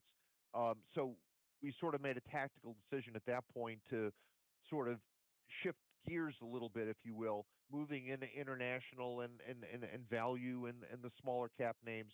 They were cheaper. They offered better yield support. Fundamentals looked pretty good to us. And then just from a market sentiment standpoint, right. Our sense was there was time to sort of move to the other side of the boat. All right, Phil, thank you so much for joining us. Phil Orlando on this Monday morning. He is Chief Equity Market Strategist and Head of Client Portfolio Management at Federated Hermes. Joining us, his base case is that oil will not go to $200 a barrel. All right, so we'll keep an eye on that. But again, expecting a bounce back in markets when we do get some resolution here. In just moments, we're going to go to Harvard University Fed Chairman Jay Powell participating in a moderated discussion at Harvard's Principles of Economics class. Before that, we want to just check in. Stuart Paul here, U.S. economist for Bloomberg Economics. What do you expect to hear from Mr. Powell today? I mean, boy, it seems like the war is driving the economic discussion, the financial market discussion. Absolutely. And when you're in a university setting, you can be sure that he's going to be at least asked questions about how he's thinking about balancing inflation and downside growth risks, upside unemployment risks. In a monetary framework, it's obviously a tension that he has to deal with on that front. And I expect that students are going to be pressing him with exactly those questions. What's he putting more weight on? How is he judging inflation expectations? Does he still see inflation expectations as anchored? What does that mean for his inflation outlook?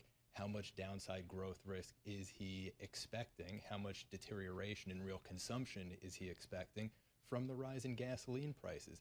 Those are all questions that are likely to be put to him, and what a time to be a student in the room. Either with the Fed chairman during, a global conflict. Right. There's going to be a Q&A as well, so we're going to take you through the entire conversation and the Q&A that follows as well. When it comes to the possibility of a rate hike, this is something that we've seen traders start to price in over the last 2 weeks. And, right now they're pricing in 50% odds of a rate hike sometime this year. Is that just a knee-jerk reaction to all the volatility in oil prices, or do you see reason, Stuart, from where you sit, for the Fed to need to raise interest rates? I don't think that there's going to be a need for the Fed to raise interest rates, mostly because I think that if we see persistently elevated oil and gasoline prices, the deterioration in the real consumer landscape will start gutting any sort of demand pull inflation that the Fed would have to lean against by hiking rates.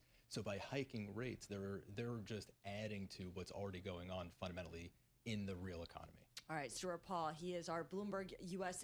economist with Bloomberg Economics. Let's go now to Harvard University, where Fed Chair Jay Powell is participating in a moderated discussion at the school's Principles of Economics class. Were you thinking about public service and economic policy making at the start, or did all of that come as a surprise later? And how did you decide to make the pivot when you were in the middle of your career? Let me start by saying, David, thank you so much for having me, and thank you to all of you for being here today. It's great to be here. I've been looking forward to this. Yeah, so I took macro and micro my freshman year, and it wasn't as interesting to me at that age than some other things, so I wound up majoring in politics, actually specializing in Africa. It's fair to say that my freshman major was acoustic guitar. My parents gave me a Martin D35 for high school graduation. They must have regretted that because that's what I was really working on mostly. But I did finally figure out what I wanted to do. And when I graduated from college, I really had no plan, but I did have one thought, and that is to have a career in the private sector, but also to do public service intermittently. And I was thinking about people like George Shultz, who was famous at many economic jobs, and others who had done those sorts of things. And I grew up in Washington, D.C. My parents were not, my dad had fought in World War II, and he had been a U.S. attorney, but they weren't people who were terribly plugged in politically. I was very interested, though, in those years in public policy and in trying to